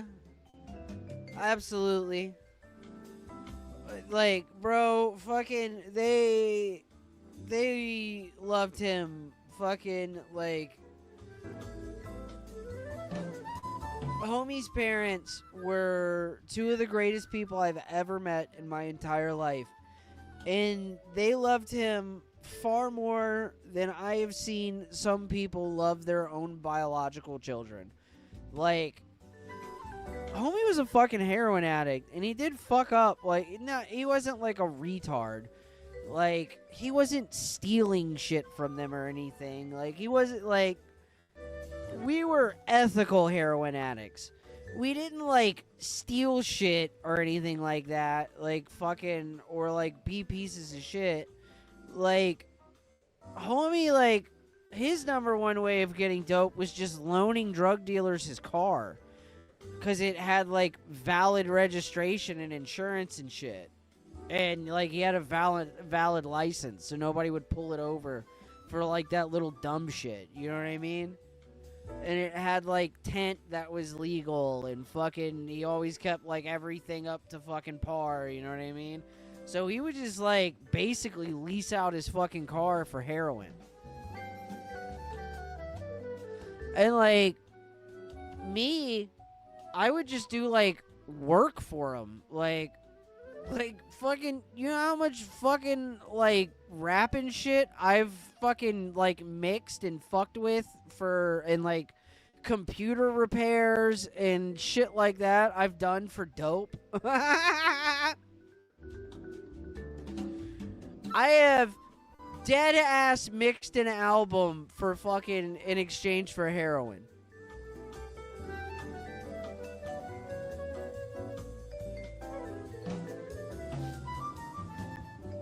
Some late guys tipped to and said, "Can I have your number?" LOL JK. I wouldn't text you even if I had it. Yeah, right? On one of my old phones, I had Mersh's number. And like, I never used it once. Never once.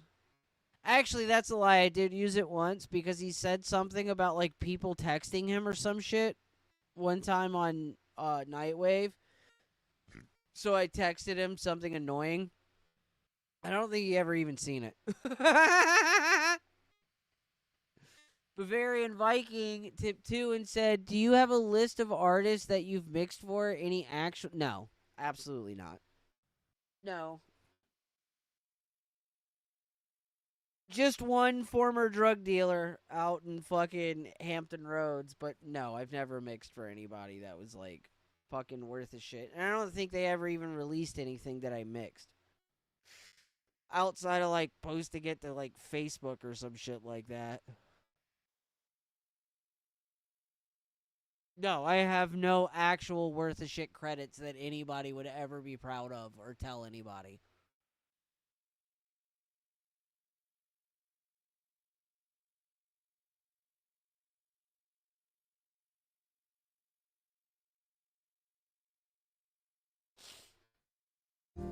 Hampton Roads, aka the 7 cities. Yeah, the 7 cities, or as I like to call it, 3 safe cities.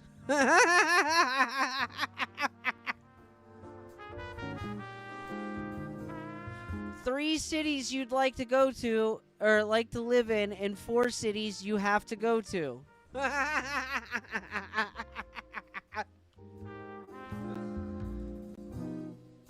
The 3 cities worth living in and the 4 cities that fucking military transplants didn't realize are literally war zones.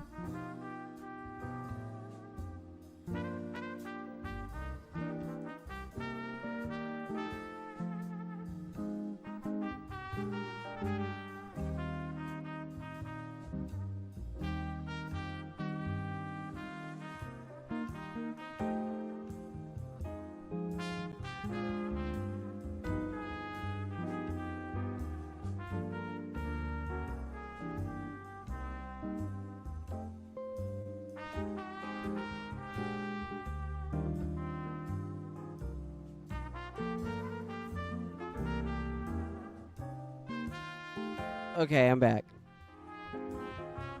Let me go back. Snarl Barkley said, LOL true. Newport News is shit. Newport News, Hampton, Portsmouth, and most of Norfolk are fucking terrible. The only cities worth existing in are Virginia Beach, Suffolk, and Chesapeake. In Suffolk, mainly because most of it is like rural and back roads and shit. And like, bro, if you like exist in the back roads, you can do whatever you want. Like, you can do literally whatever you want. Like, fucking, like, everybody, like, fucking, you know how many times fucking I was, like, fucking, when I was, like, a kid, like, literally everyone who was driving in the on the back roads after, like, fucking 7 p.m. were drunk. There used to be old, like, farm, like, niggas that, like, grew up in agriculture, like, literally grew up and, like, their parents had farms in, like, the 40s and 50s and shit. That would, like, dude, one of the farm I worked for when I was a kid, fucking when I was, like, fucking 14 to 16, fucking the farm I worked on, the owner's brother used to drive around with a fucking bottle of fucking wild turkey in his fucking truck. At all times. There never wasn't wild turkey in his fucking truck when he was driving. I had a friend that had a DUI and no license, and it, like, he drove every day, every single day, for, like, fucking, like, 10 years, and fucking never had an issue, because he just didn't go into fucking town. Like, the only time you seen a cop out there was when one was called. And, like, the fucking one cop that would stay out towards where my fucking, like, my dad's house is fucking, there was, like, this convenience store that had a couple tables in it. And they, like, sold food and shit and whatnot. And he would just hang out and, like, fucking in that convenience store and talk shit, fuck with people, and, like, you know, like, be a silly asshole. He wasn't actually being a dick. He wasn't a dickhead. He was a fucking great guy. Like, he was awesome. He let people slide on a lot of shit. Like, he was basically like a black Andy Griffith. Like, so many, like, if you got pulled over by him and you were DUI...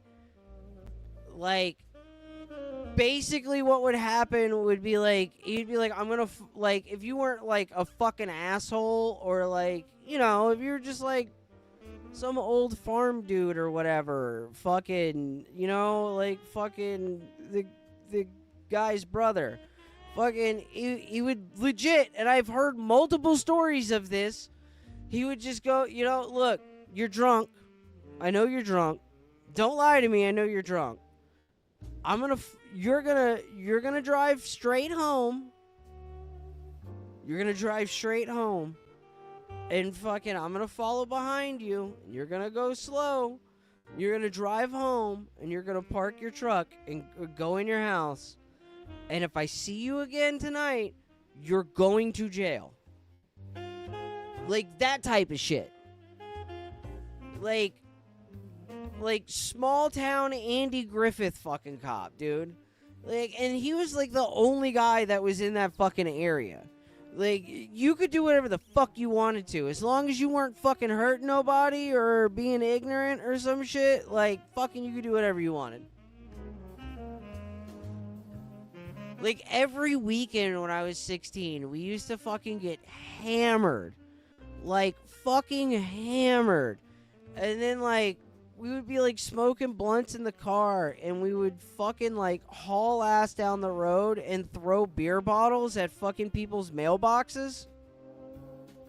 Like, we would hang out and, like, drink a couple, like, fucking, like, 12-packs and save all the bottles, and then do, like, a fucking lap around the block and throw all the bottles out at people's mailboxes. And a block out there was, like, 5 miles. Fucking 5, 10, 15 miles, shit like that.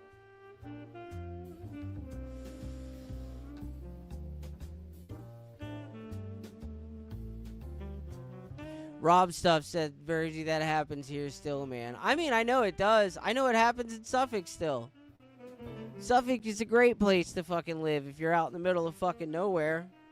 Nobody fucking bothers you. There's like, you know, like fucking, like everybody knows each other. Fucking, you know, funny as shit, dude. The fucking place is hilarious. Here, let me show you one of my favorite things about Suffolk. This is one of my favorite fucking things ever. Okay, so Suffolk, a little bit of a history lesson on this city in Virginia. Suffolk is actually like the third largest city in the United States by landmass. It is a gigantic city for its city limits. Like, it takes like an hour or two to get from the bottom of Suffolk at the North Carolina line to the northern point of Suffolk. Like, it is a big ass fucking city. And the reason for that is Suffolk is an amalgamation of a bunch of other smaller cities that all were completely reliant on each other and legitimately couldn't function without each other. So they eventually just realized how fucking retarded it was to be separate and just said, fuck it, we're all one city now.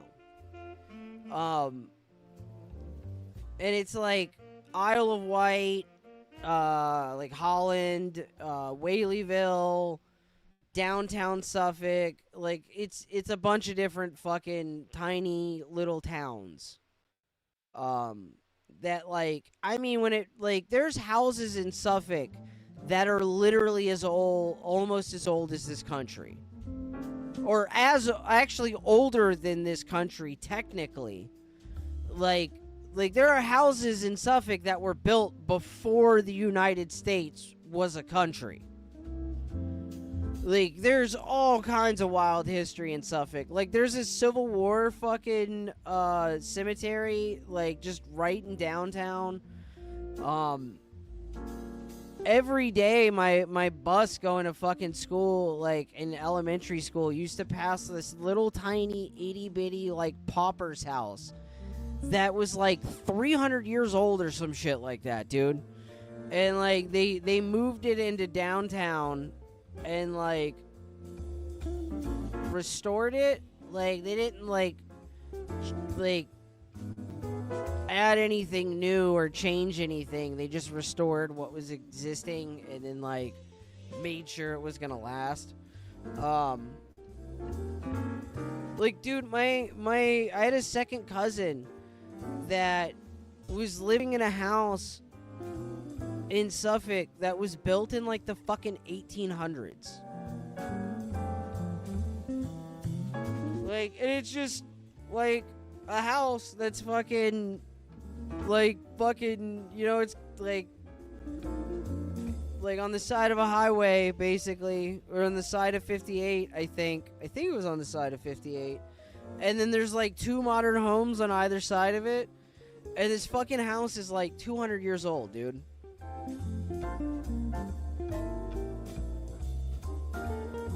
My kitty cat came over to me. Meow, meow, meow. And it's rad, dude. And it had, like, it actually was, like, retrofitted for, like, all modern wiring in, like, the 60s.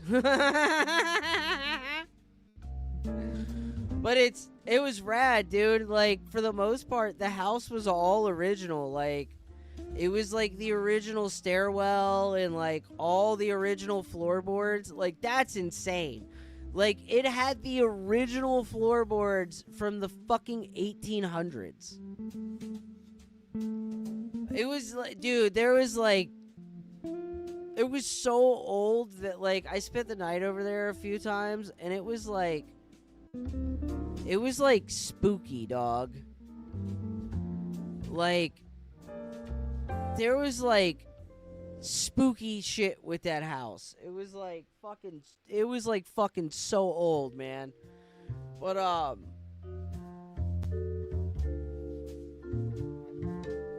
here, I have that pulled down, all right. Hold on.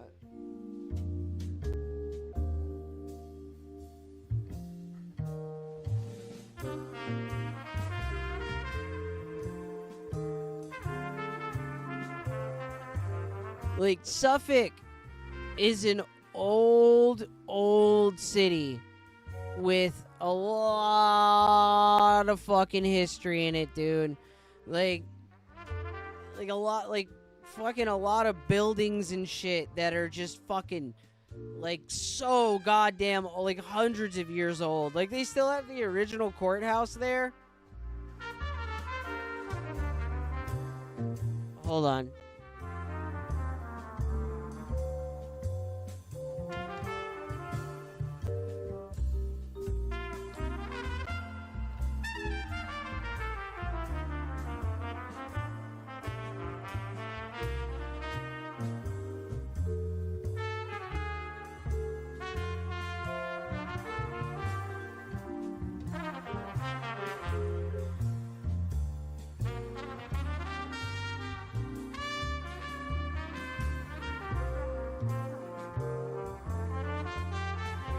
The original courthouse was built in 1755.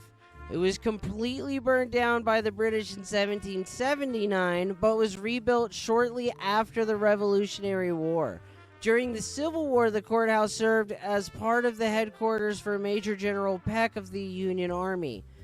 In 1837, the courthouse burned again during the Great Fire and was rebuilt and used until 1998.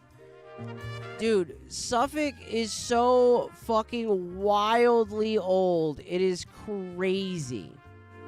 Let me see. I think this is where the original courthouse is.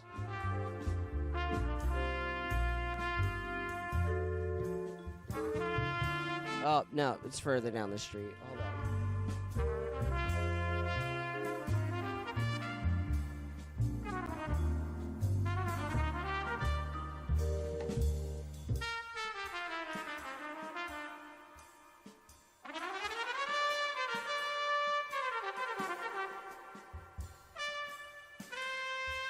Back in the 90s in Suffolk's D block, you could remove blocks in the wall and escape, but people did escape. They broke out and bought beer at the gas station and returned.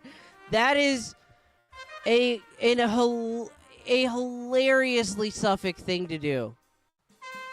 Like, Suffolk for real feels like if Mayberry like was a real town and you went to it now.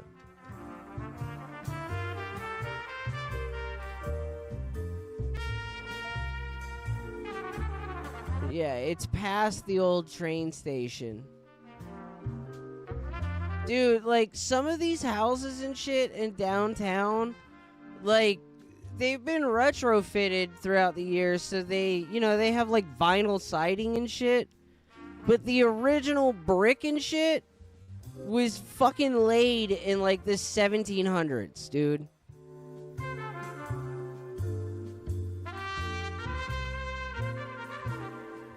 There's the old rail station. This rail station is pretty rad. It's just like a little tiny itty bitty museum thing now. It obviously doesn't run. That line does. That fucking station isn't in operation. Like, trains do run on that track, I'm pretty sure. I'm pretty sure that is the track that the trains run on. Because there is another track that trains run on in downtown, for sure. I don't know if I've ever... Hold on. We can tell really quickly. Yes, trains run on that track. But yeah, if you go in there, it's pretty cool. They have, like, a bunch of history shit on, like, the importance of the railway and fucking Suffolk's early history. And then they have this, like, big-ass diorama that shows Suffolk like all the way out to like downtown Suffolk, all the way out to like Whaleyville and shit. Like, as it would have been at the time that the rail station was built, and it's fucking cool as shit, dude. It's like a really, really good fucking diorama. Hey, there's a crackhead there. That's pretty endemic of Suffolk. Yeah, it's like if Mayberry existed today and also crack hit it pretty hard.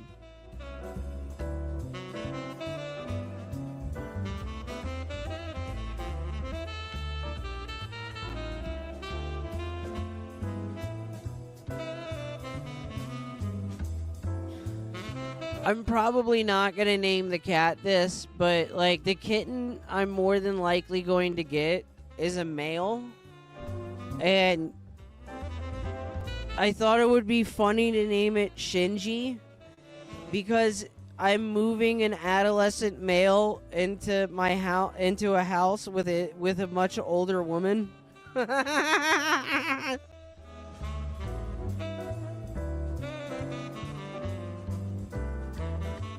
There's the old courthouse. Bro, that fucker has been there since like 1838. And the original foundation was laid in 1755.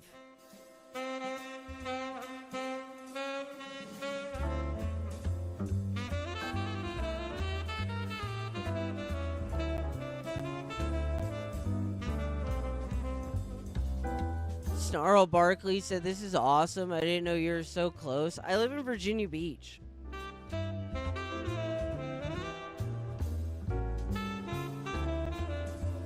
And I've lived in the 7 cities pretty much my entire life. Other than like most of a year I lived in Tennessee for a little while.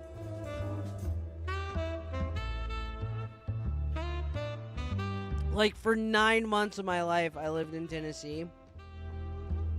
But outside of that, I've lived entirely in the 7 cities. I've lived in Suffolk, Norfolk, and Virginia Beach.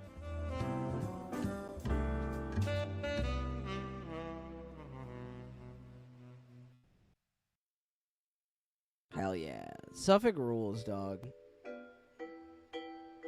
Like, the people suck, and I'll never live there again because I don't ever want to deal with any of the people in Suffolk. I'm pretty sure this road leads you to the art center.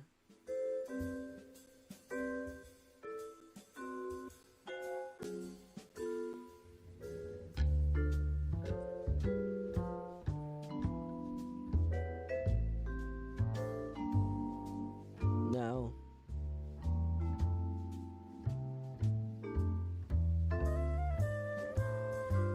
Kinda, sorta.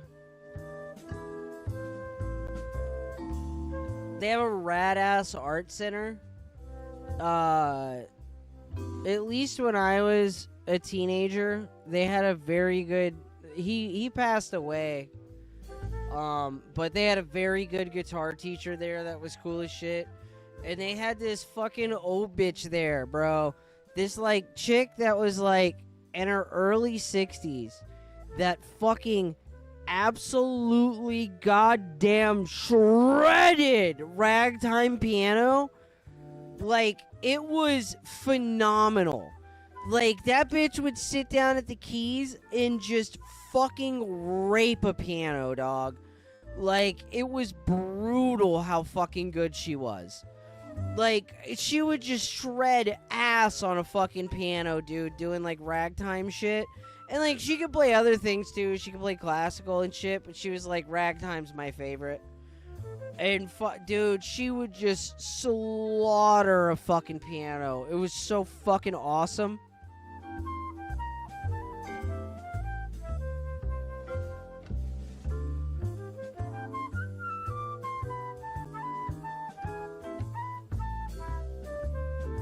I'm in Franklin. Franklin rules. One of my favorite fucking... One of the funniest things I've ever heard anybody out there say was fucking one time we were buying weed in Franklin, and fucking there was like 2 shootings over the weekend in Franklin that week. And fucking home dude we were buying weed from was like tangentially related to someone involved. And so he brought it up and he was like, damn, 2 shootings out. My homie that I was in the car with was like, damn, 2 shootings out here. Y'all niggas trying to be a regular Suffolk, ain't you? Cause like Franklin has like no violent crime. I'm pretty sure. I don't remember ever hearing of any like crazy shit happening in Franklin. Franklin is literally like a Walmart and like 3 motels for truckers and then like a strip of fast food places, and that's like the entire city. Everything else is just like homes on like 2-acre plots.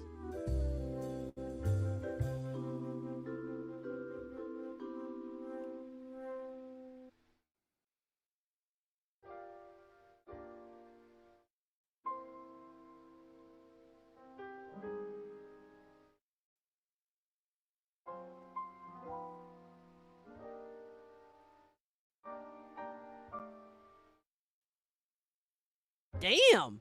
Franklin, Virginia reports a violent crime rate of approximately 461 per 100,000 residents, which is significantly higher than both the Virginia state average of 218 and the national average of 359. Recent data from 2024 indicates 39 reported violent incidents, comprising 1 murder, 6 rapes, 4 robberies, and 29 aggravated assaults.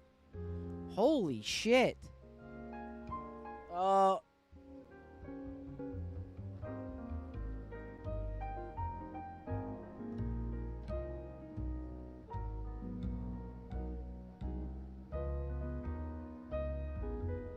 I guess maybe they just don't report on Franklin because nobody gives a shit.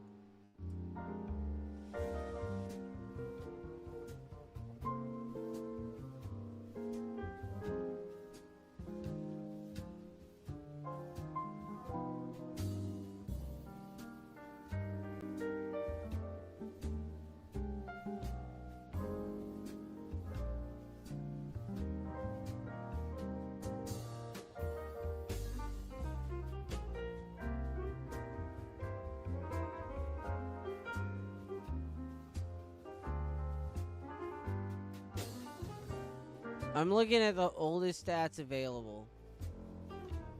It's rare, but we have had murders. It's just mainly a bunch of loudmouth nogs.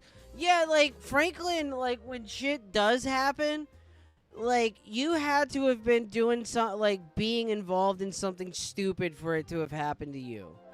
Like murder-wise, violent shit-wise, you know what I mean? Like, robberies and shit happen all the time, and, like, out there, like, people steal 4-wheelers and shit like that, and fucking, you know, like shit like that all the fucking time. And, you know, there's, like, robberies and shit like that, of course, because there's elderly people that are, like, isolated and whatnot. But, fucking...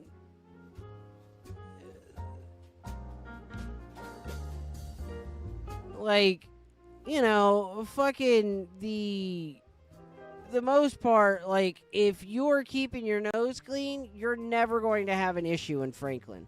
So here's something interesting, and this is probably why my view is skewed this way. 2011, it was 16 assaults, 12 robberies, 10 rapes, 0 murders. 2012, 18 assaults, 11 robberies, 4 rapes, 1 murder. 2013, it was 12, 12, 11, 0. 2014, it was 14, 10, 3, 2. That was like the last time that I was paying attention to fucking Franklin, around that time period. And the rates of violent crime were 347 per 100,000. 391, 304, 335. Now it's 461. So the fucking violent crime rate in Franklin has increased significantly.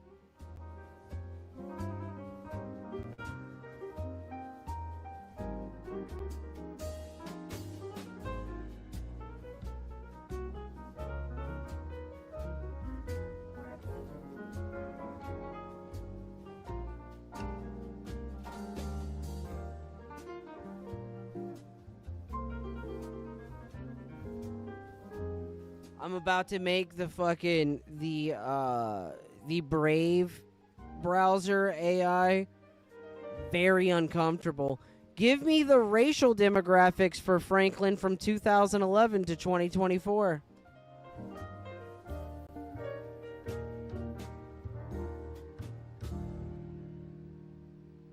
Crime rate rose because of Suffolk Nogs coming to town. Absolutely. 100% I believe that.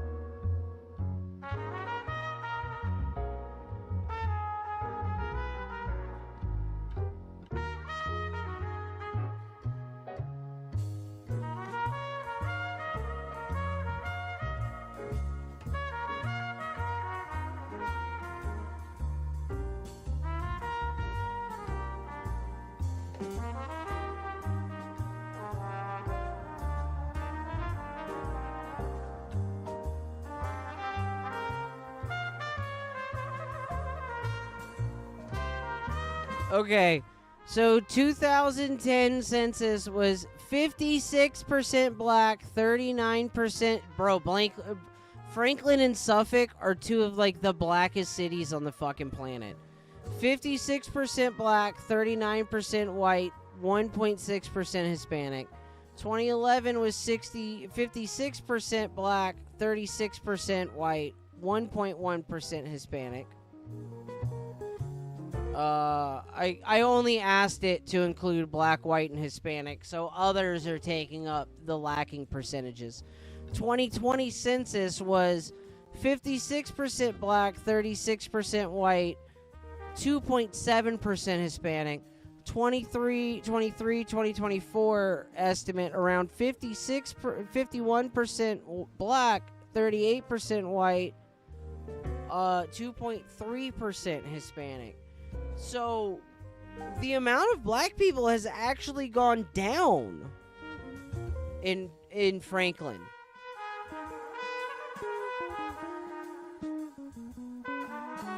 That's actually kind of concerning. It means that there's definitely another factor .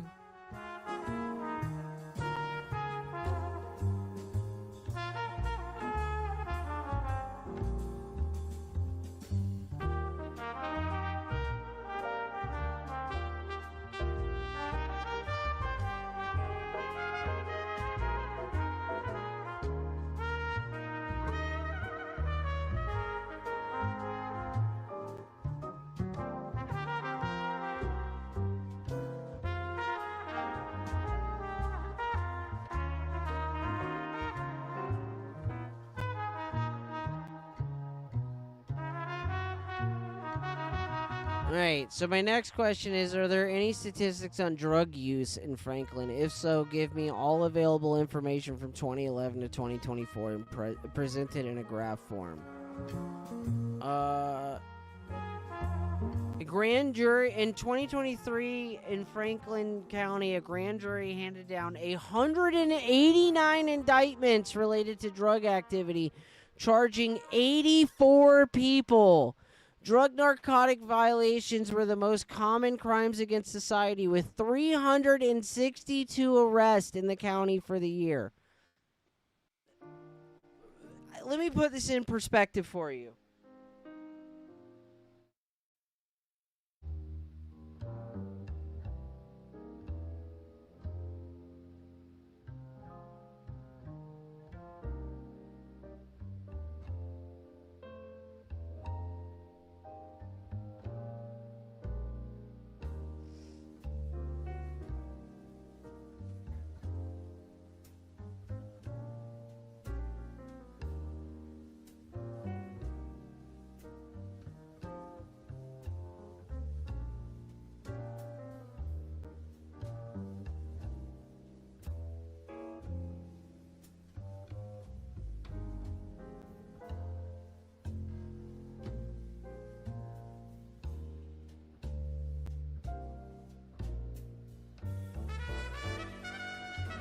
All right. I said I asked what is the population of Franklin and give me the closest city by landmass to Franklin's size that the most people would be able to compare it to understand its size. Franklin, Virginia has a 2024 population of 8,373 with a land area of 8.3 square miles. A city of similar size for comparison is this city in Virginia that nobody's ever heard of.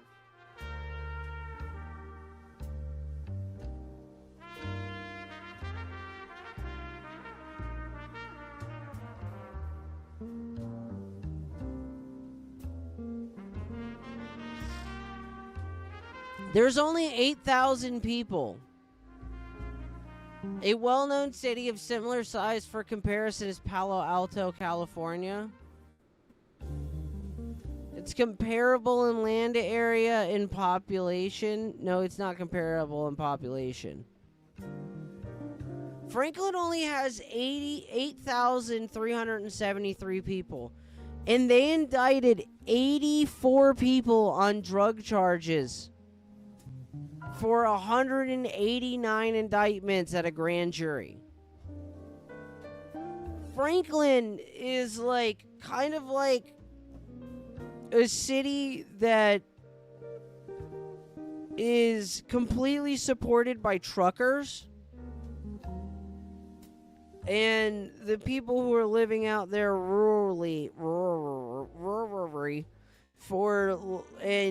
rely on like the Walmart and a couple other things that are there in town. But for the most part, the existence of Franklin is completely and utterly fucking supported by truckers coming through the city. Oh, and the paper mill. There used to be a paper mill there, but didn't the Franklin paper mill close down?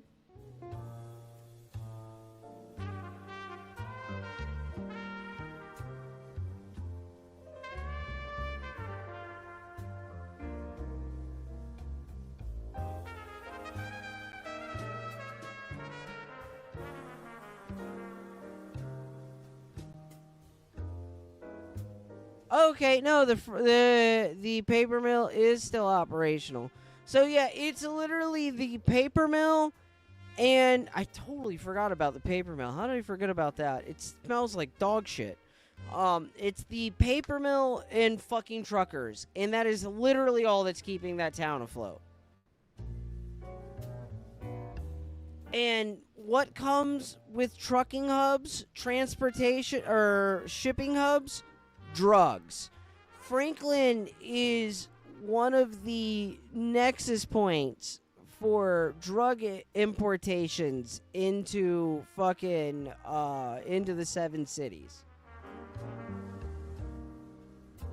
The 2 best places to get heroin in Virginia, or at least on the east coast of Virginia, or Virginia Beach, and Virginia Beach, Portsmouth, and Franklin.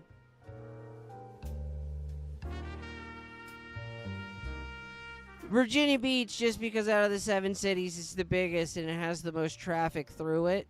And it's the easiest to traffic drugs into because shitloads of traffic is expected. Like, people coming and going in Virginia Beach is expected. It's a tourist town.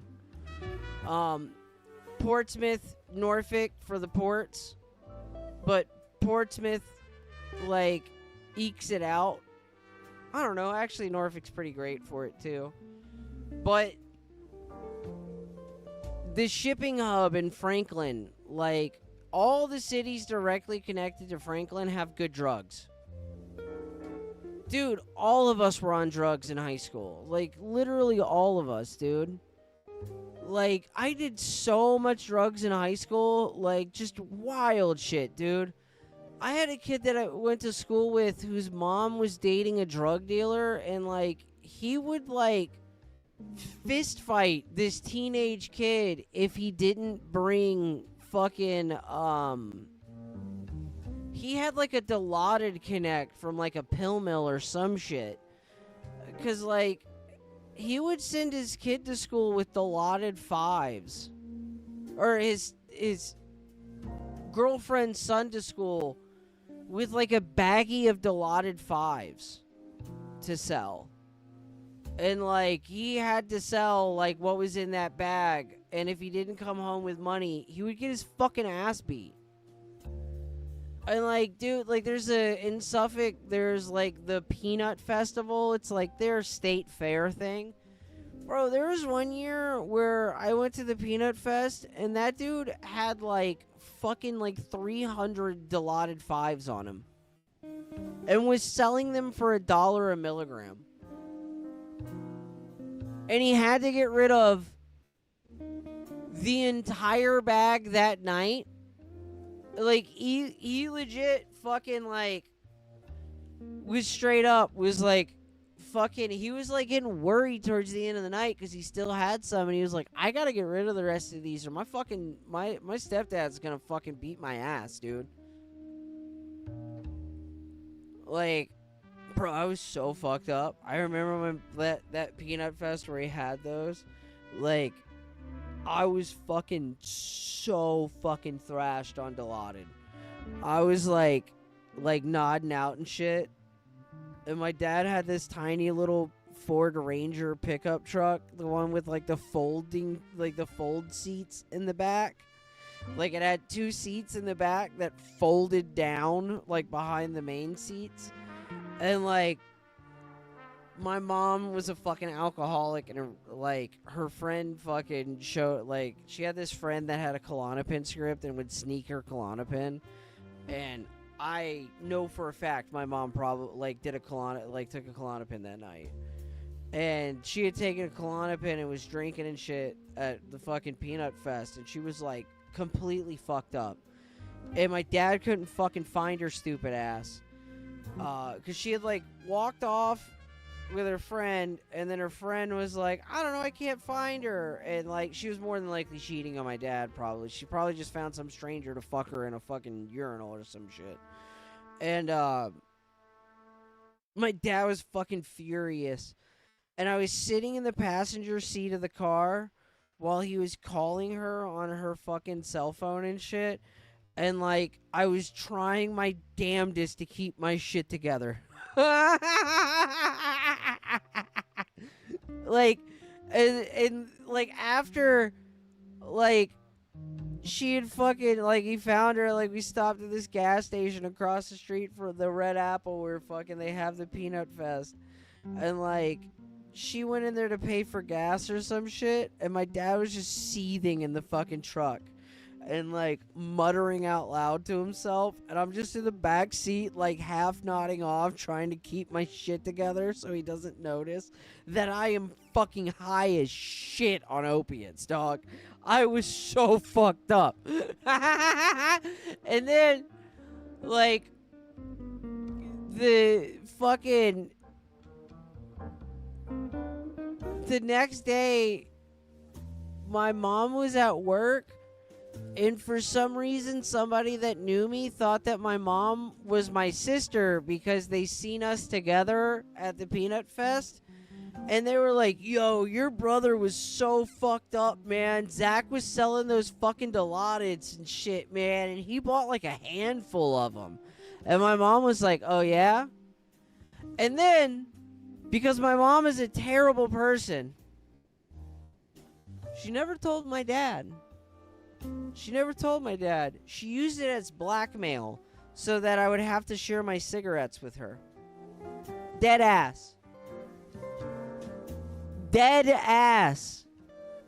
Dead ass. My mom used me getting fucked up on Dilaudid at the Peanut Fest as blackmail so I would have to give her cigarettes. What a childhood, huh?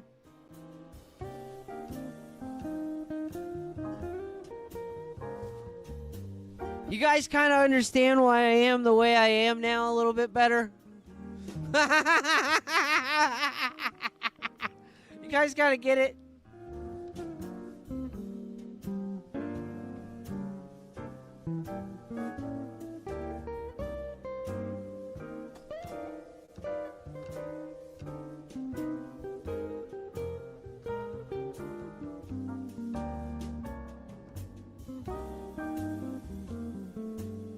Rob Stuff said, Verge, your mom sounds like how my mom treated me, man. Yeah, my mom was a fucking garbage person.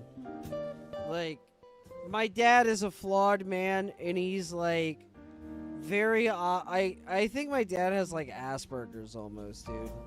Like, not really, because my dad understands numbers, and like that's a clear sign of like Asper. If you can understand the value of money and shit like that, then like you don't have Asperger's, because that's actually like a one of the defining traits of Asperger's. Actually, a lot of people don't know that, is that like if you ask an Asperger's person how much a car costs, they'll be like, I don't know, like $10 million. If you ask them how much a gallon of milk costs, they'll be like, I don't know, 10 cents. Like they just don't understand like the part of the human brain that processes value, like in like understanding the value of different things, just doesn't work with them.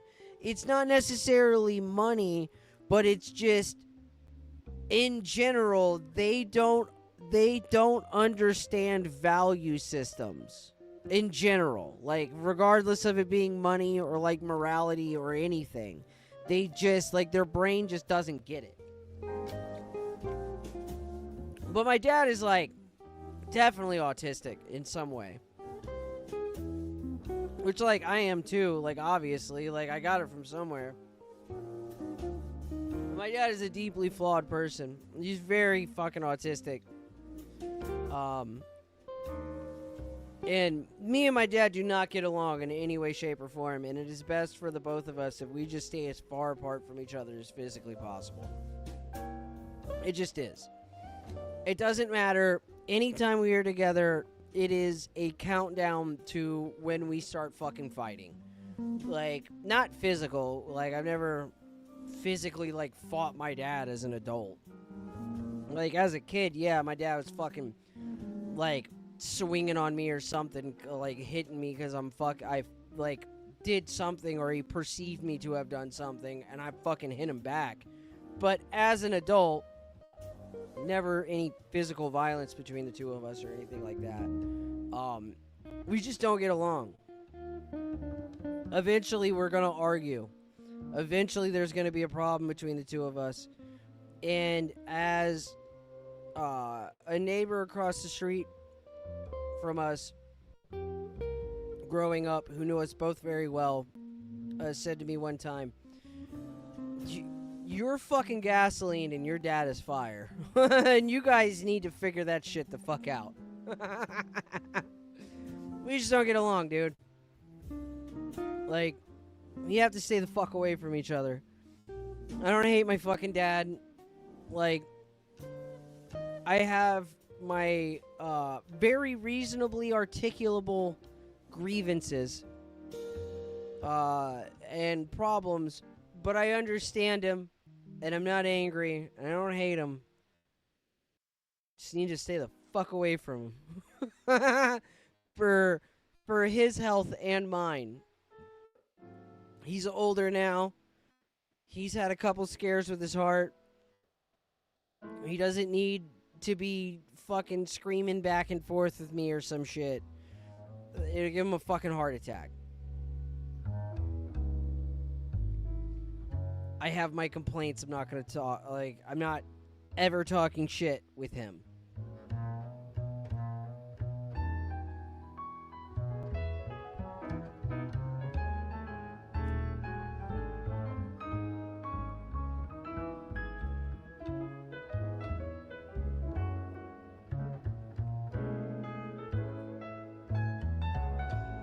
M. Stone said my dad was a DEA, and I hate him. I tried and tried. Yeah, I tried. I tried. Look, dude, don't think that, like, I came to this conclusion like some white girl that heard one bad thing her dad said and then about, like, gays and then decided to never talk to him again.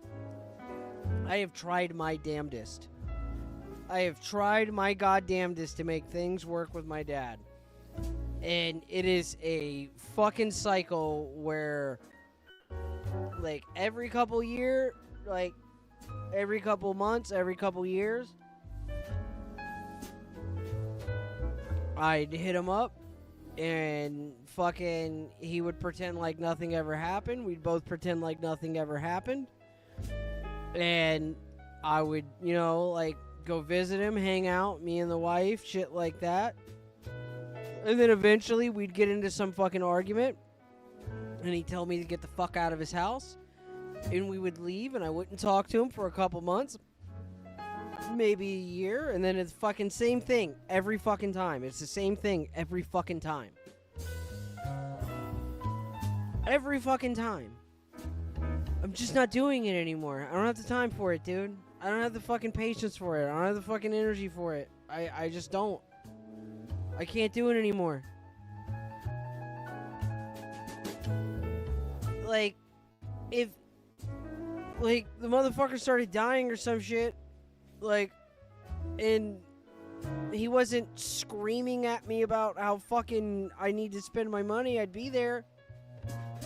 But, like, as of now, eventually it's always going to end up with him screaming about how I need to buy land in a place I don't want to live so that I have land in a place I don't want land. Like, every time, dude.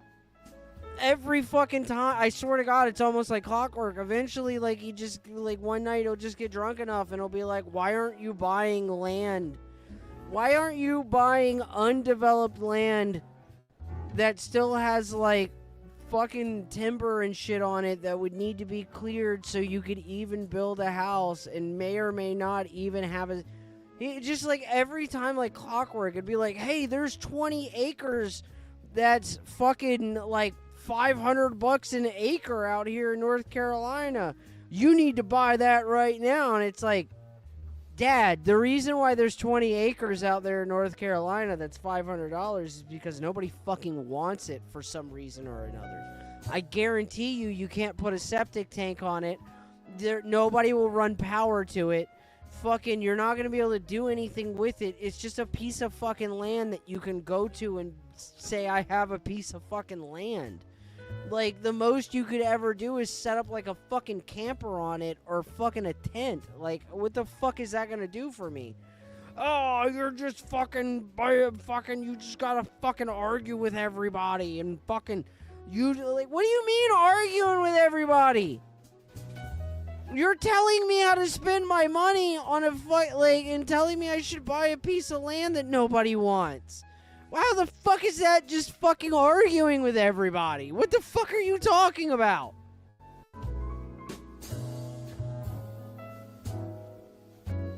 I swear to God, it's every time and it's the same thing. I seen this piece of land that nobody wants for a price that's so low, but nobody wants to pay for it for some reason. You should go buy this land. No, dude, I'm not buying another, like, a piece of land for you to never hunt on because you think you might hunt on it once a year. Fuck off.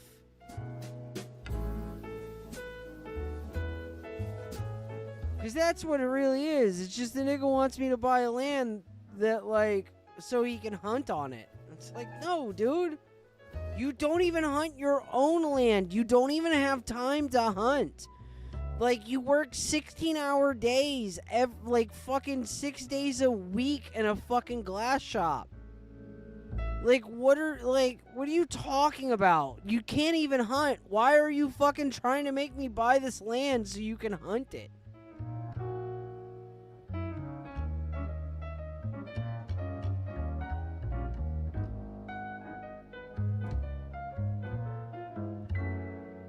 Harry Juicer said, I feel like I'm on your dad's side. Fuck you, shut up. That's really funny.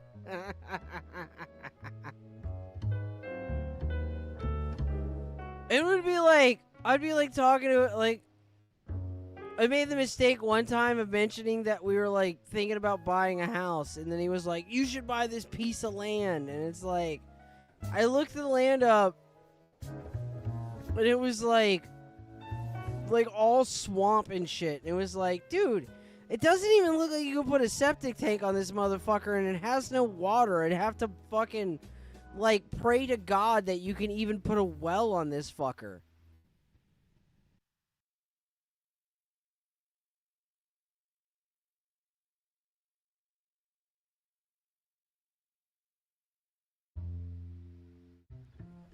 Buy the land and the land around it and turn this shit land into a lake. And then the other property is waterfront and increases the value. The reason why the majority of like remote land and shit like that you see, like the reason why you see these plots of land that are like fucking 80 acres and it's like fucking $100 an acre is because there's a reason nobody wants it. Like, go look this shit up on any fucking, like, realty thing or anywhere where you can buy land. Find yourself a piece of land that's super cheap and, like, remote.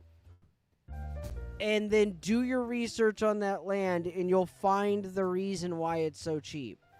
9 times out of 10, it's because, like, there's no well.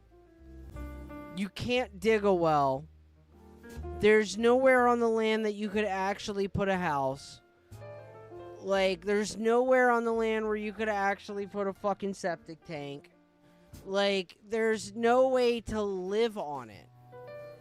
And a lot of times, like, those fucking, like, a lot of pieces of land that are super cheap and shit, like, there's no access to it. Like, they're surrounded by other people's property. And then, like, once you buy it, you have to go to court and, like, fight for the ability to have access to your land. And then, like, if you don't go to the other person, like, if you can't find the other person that owns that land and the land that surrounds yours and get in contact with them, like, you're fucked. And if you can, you have to pray to God that that person is willing to give up part of their land so that you can have a road that accesses your land. And fucking a lot of times, dudes who own some remote piece of fucking land out in the middle of nowhere don't give a shit about you, and they don't give a fuck if you can access your plot of land. It's only negatives for them. Yeah, let me fucking give up part of my land to give a roadway to another person who's probably going to be hunting the land that I'm hunting. Yeah, no, fuck that. That's retarded. Let this guy build a fucking residence so that, like, a big chunk of my fucking land near their residence I can't hunt on because now they have a house. Like, no, fuck that.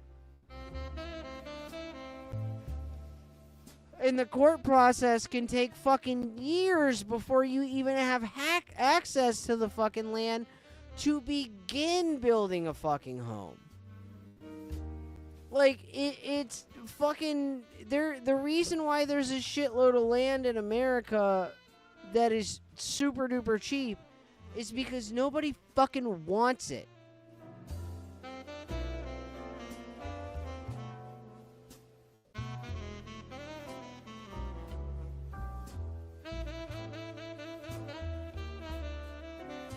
Yeah, rob stuff. Poisoned by a mine, no well, no road, 2 miles of road cost, $1 million. Yeah, that's another thing. It's like, even if you do get permission for, like, fucking from the other landowner to fucking build a road, you've got to pay them for all the timber and shit that gets ripped up.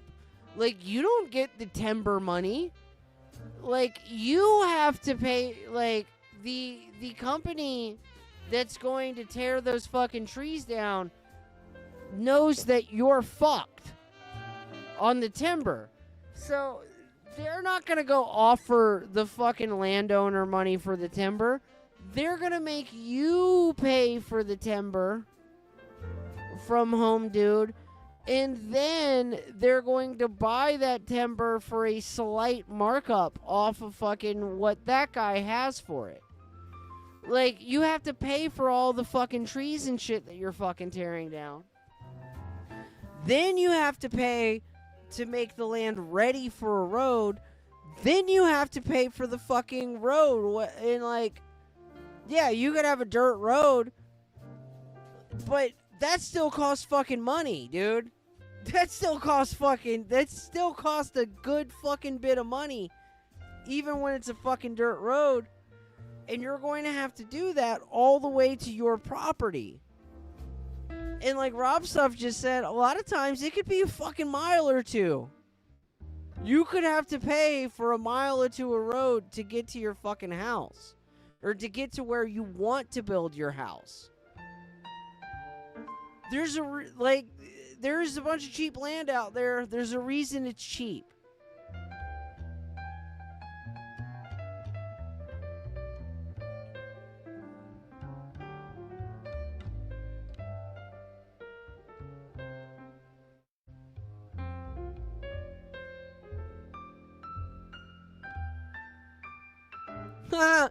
Fucking Zach in the chat. It can't be that hard to get an easement granted. Marvin Heememeyer fucking probably. Exactly, dude. That's another thing. Like, you have to deal with local fucking ordinances, like local fucking government for that. And, like, dude, that shit where fucking, like people fucking... Like, yeah, you gotta worry about local elections. That's how we affect change. Local government is literally the most corrupt government of any government. The fucking federal government blushes at the shit that local governments do, blatantly and in the face of their constituents, dude.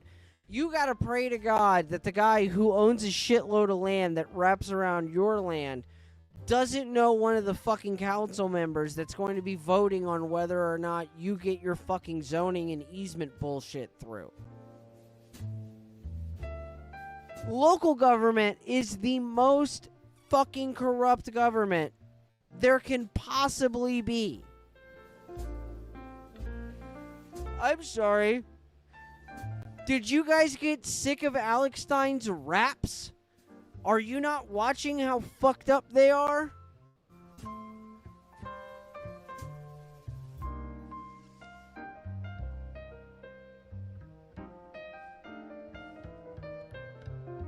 If I get my Always Sunny's laws right, you have to beat Boss Hogg in a drinking contest to get approved or something like that. Shut up, Zach.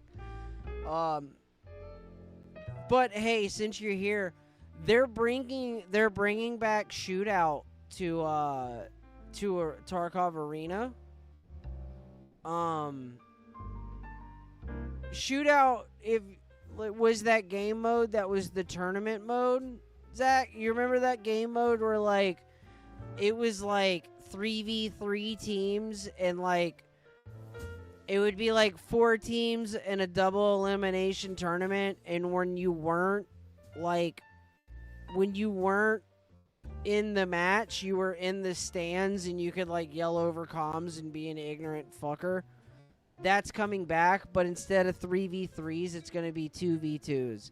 So, yeah, we got to get in on that shit so I can disappoint you severely and hold you back.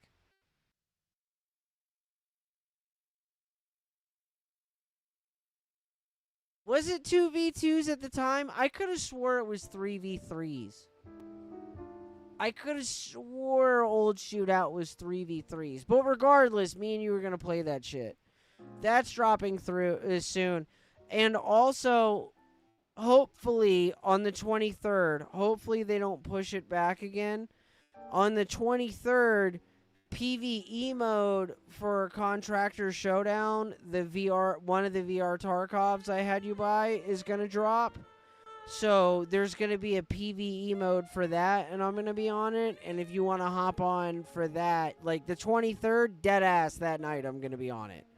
So if you want to hop on for that, by all means, you can.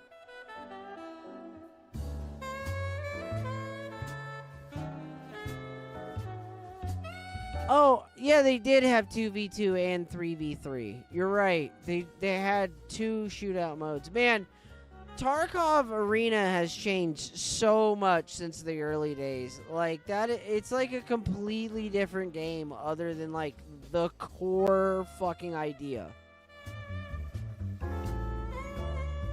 Like basically every other mechanic of the game has changed significantly.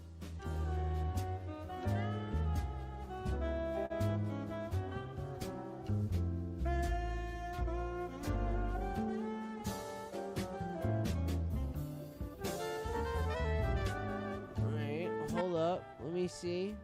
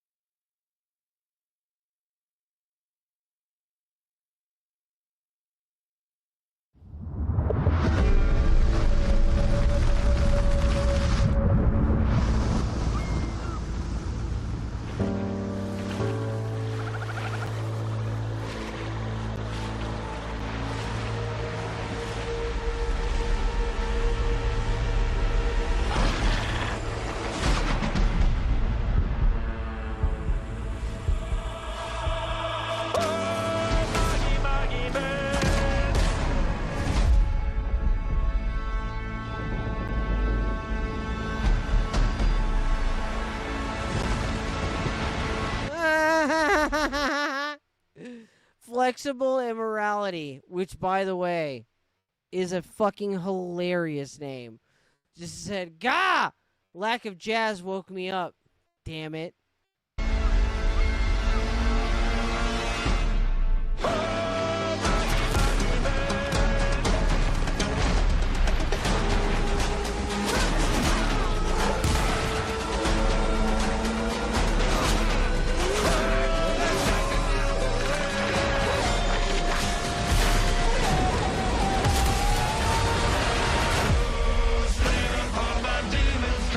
Yeah, I'm gonna give this a try. Absolutely. It looks kind of fantasy pirate shit, but like I have been longing for an actual like pirate game with ship battles for a long time. And I know like Assassin's Creed Black Flag is supposedly the go-to fix for that, and I need to play it. Like I just haven't. It's just the Ubisoft shit really turns me off from that. But I might find like a cracked version of it and play it. But I've really wanted to play a fucking pirate game for a good hot minute now. Which, by the way, Zach, there's a VR pirate game. But like, honestly, when I was playing it, it didn't look like anybody was playing it. So I don't even know why I'm bringing it up to you right now, to be honest with you. I just thought about it while it was mid-sentence. Never mind. We're not playing that.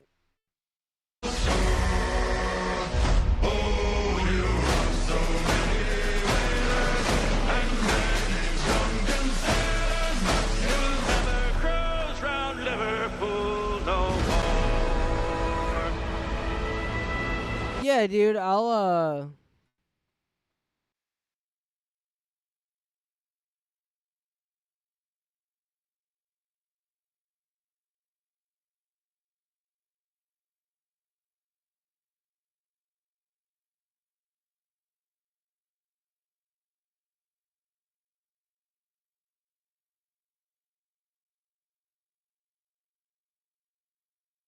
Here we are. The moment we've all been waiting for, Windrose is finally here. The biggest and most expansive pirate survival game we've ever had. It launches tomorrow on April 14th. As you can tell, we're starting from nothing, but our ultimate goal is to take down Blackbeard. And here we go. Start setting up all of our counters. Cooking in the middle as we do. And maybe a little torch in the corner just to make sure we can see at night.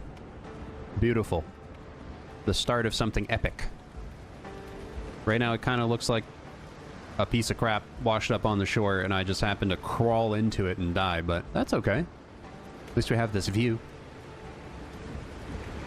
Alright, what do we need? What do we need? We need to kill more boars. We need to make more fabric. I'm a little afraid to kill more boars. They're scary. But we're gonna have to. Let's see if I can make a little bit nummier food before we go. Yeah, look at that. Okay, so that's gonna give us HP. This one's gonna give us max health. And this one's gonna give us strength. So, bacon and eggs, of course. And then let's boil some crab. From the Okay, so survival game shit. I'm not huge on survival games, but if the pirate combat shit, if the ship combat is good enough, I don't give a fuck. Episode where they killed boars for 2 weeks straight just to become... It's kind of adorable, though. Gosh, this is just so well made. And here we go. Whee! I love sailing. Whoa. So, like, Soulsy combat?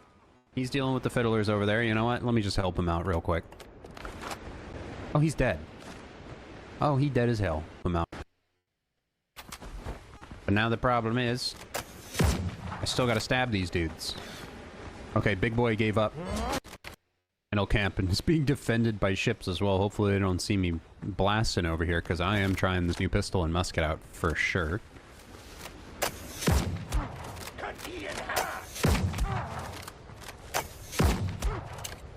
Three shots without reloading. That was quite nice. But now the problem is... I still gotta stab these dudes. Okay, big boy gave up. He's a little too scared. He's like, oh my god, that guy shot 3 bullets without reloading. How am I supposed to kill him? And can I use the little boat? And never leave your happy homes to sail the raging sea.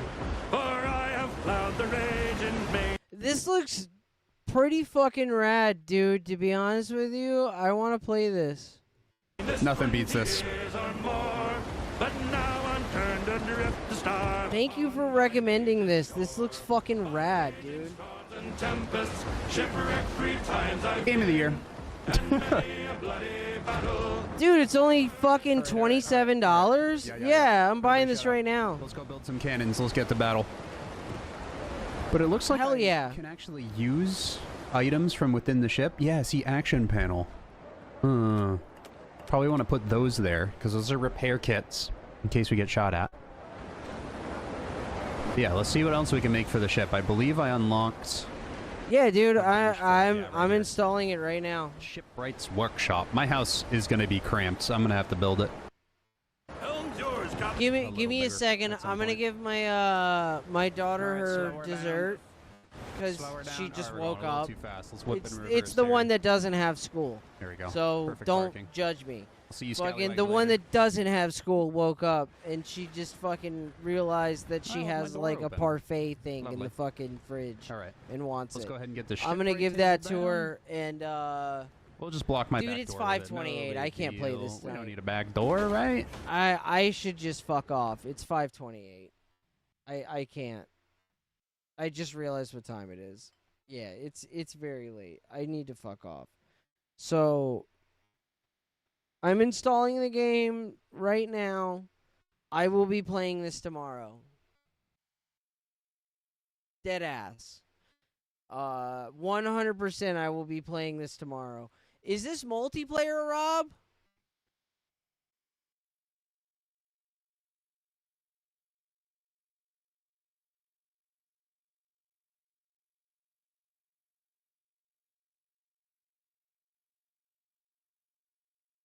Dude, do you want to play it tomorrow? I mean, do you want to hop on and play it? Or, like, I can save it for the next day that, like, you're available. I mean, if a couple people from chat want to hop in on it, too, it's on sale right now, and it says it's co-op multiplayer for up to 4 players. Or up to 8 players on dedicated servers, but it is strictly PvE with no player versus PvP content. I mean, we can get up to fucking 8 players in some way, shape, or form. So, like,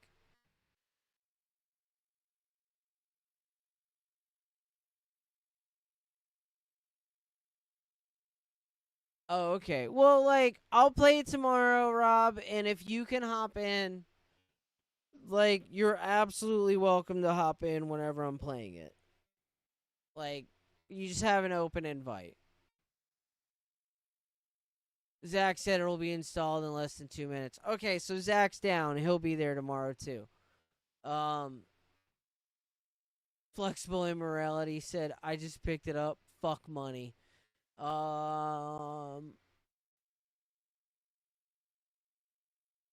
Do you have a Twitter or anything, Flexible? Zach said I work tomorrow. Well, I guess you're shit out of luck.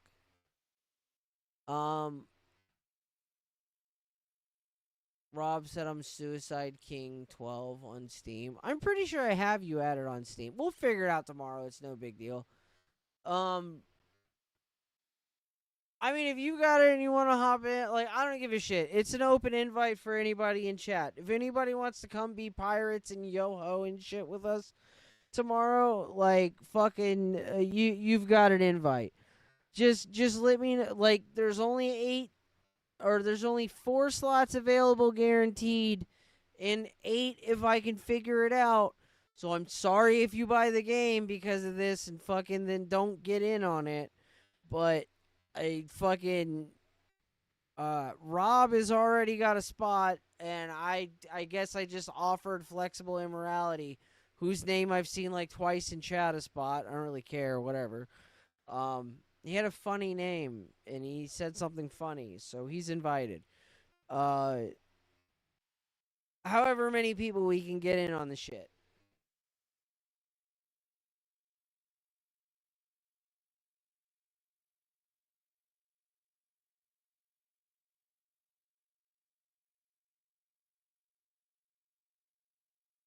But whatever. Like, if you guys pick up the game and fucking I'm playing it, let me know. We'll all hop in and we'll fucking yo-ho and rape scoundrels or whatever pirates do. Let me check my coffees.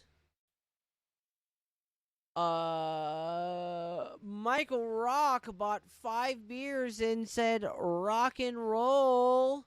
Thank you. I'm not putting that into Adrastia right now. I'm sorry. I don't know why my donation thing isn't working. I need to, like, spin that up every night before fucking I start the show so that it's going, because I don't want to pay for render.com, because I just, like, switched over my other AI donation thing to Railway, because AI or render.com has, like, a bunch of bugs and, like, stupid shit that's fucking up with it. But anyways, hey, look over there.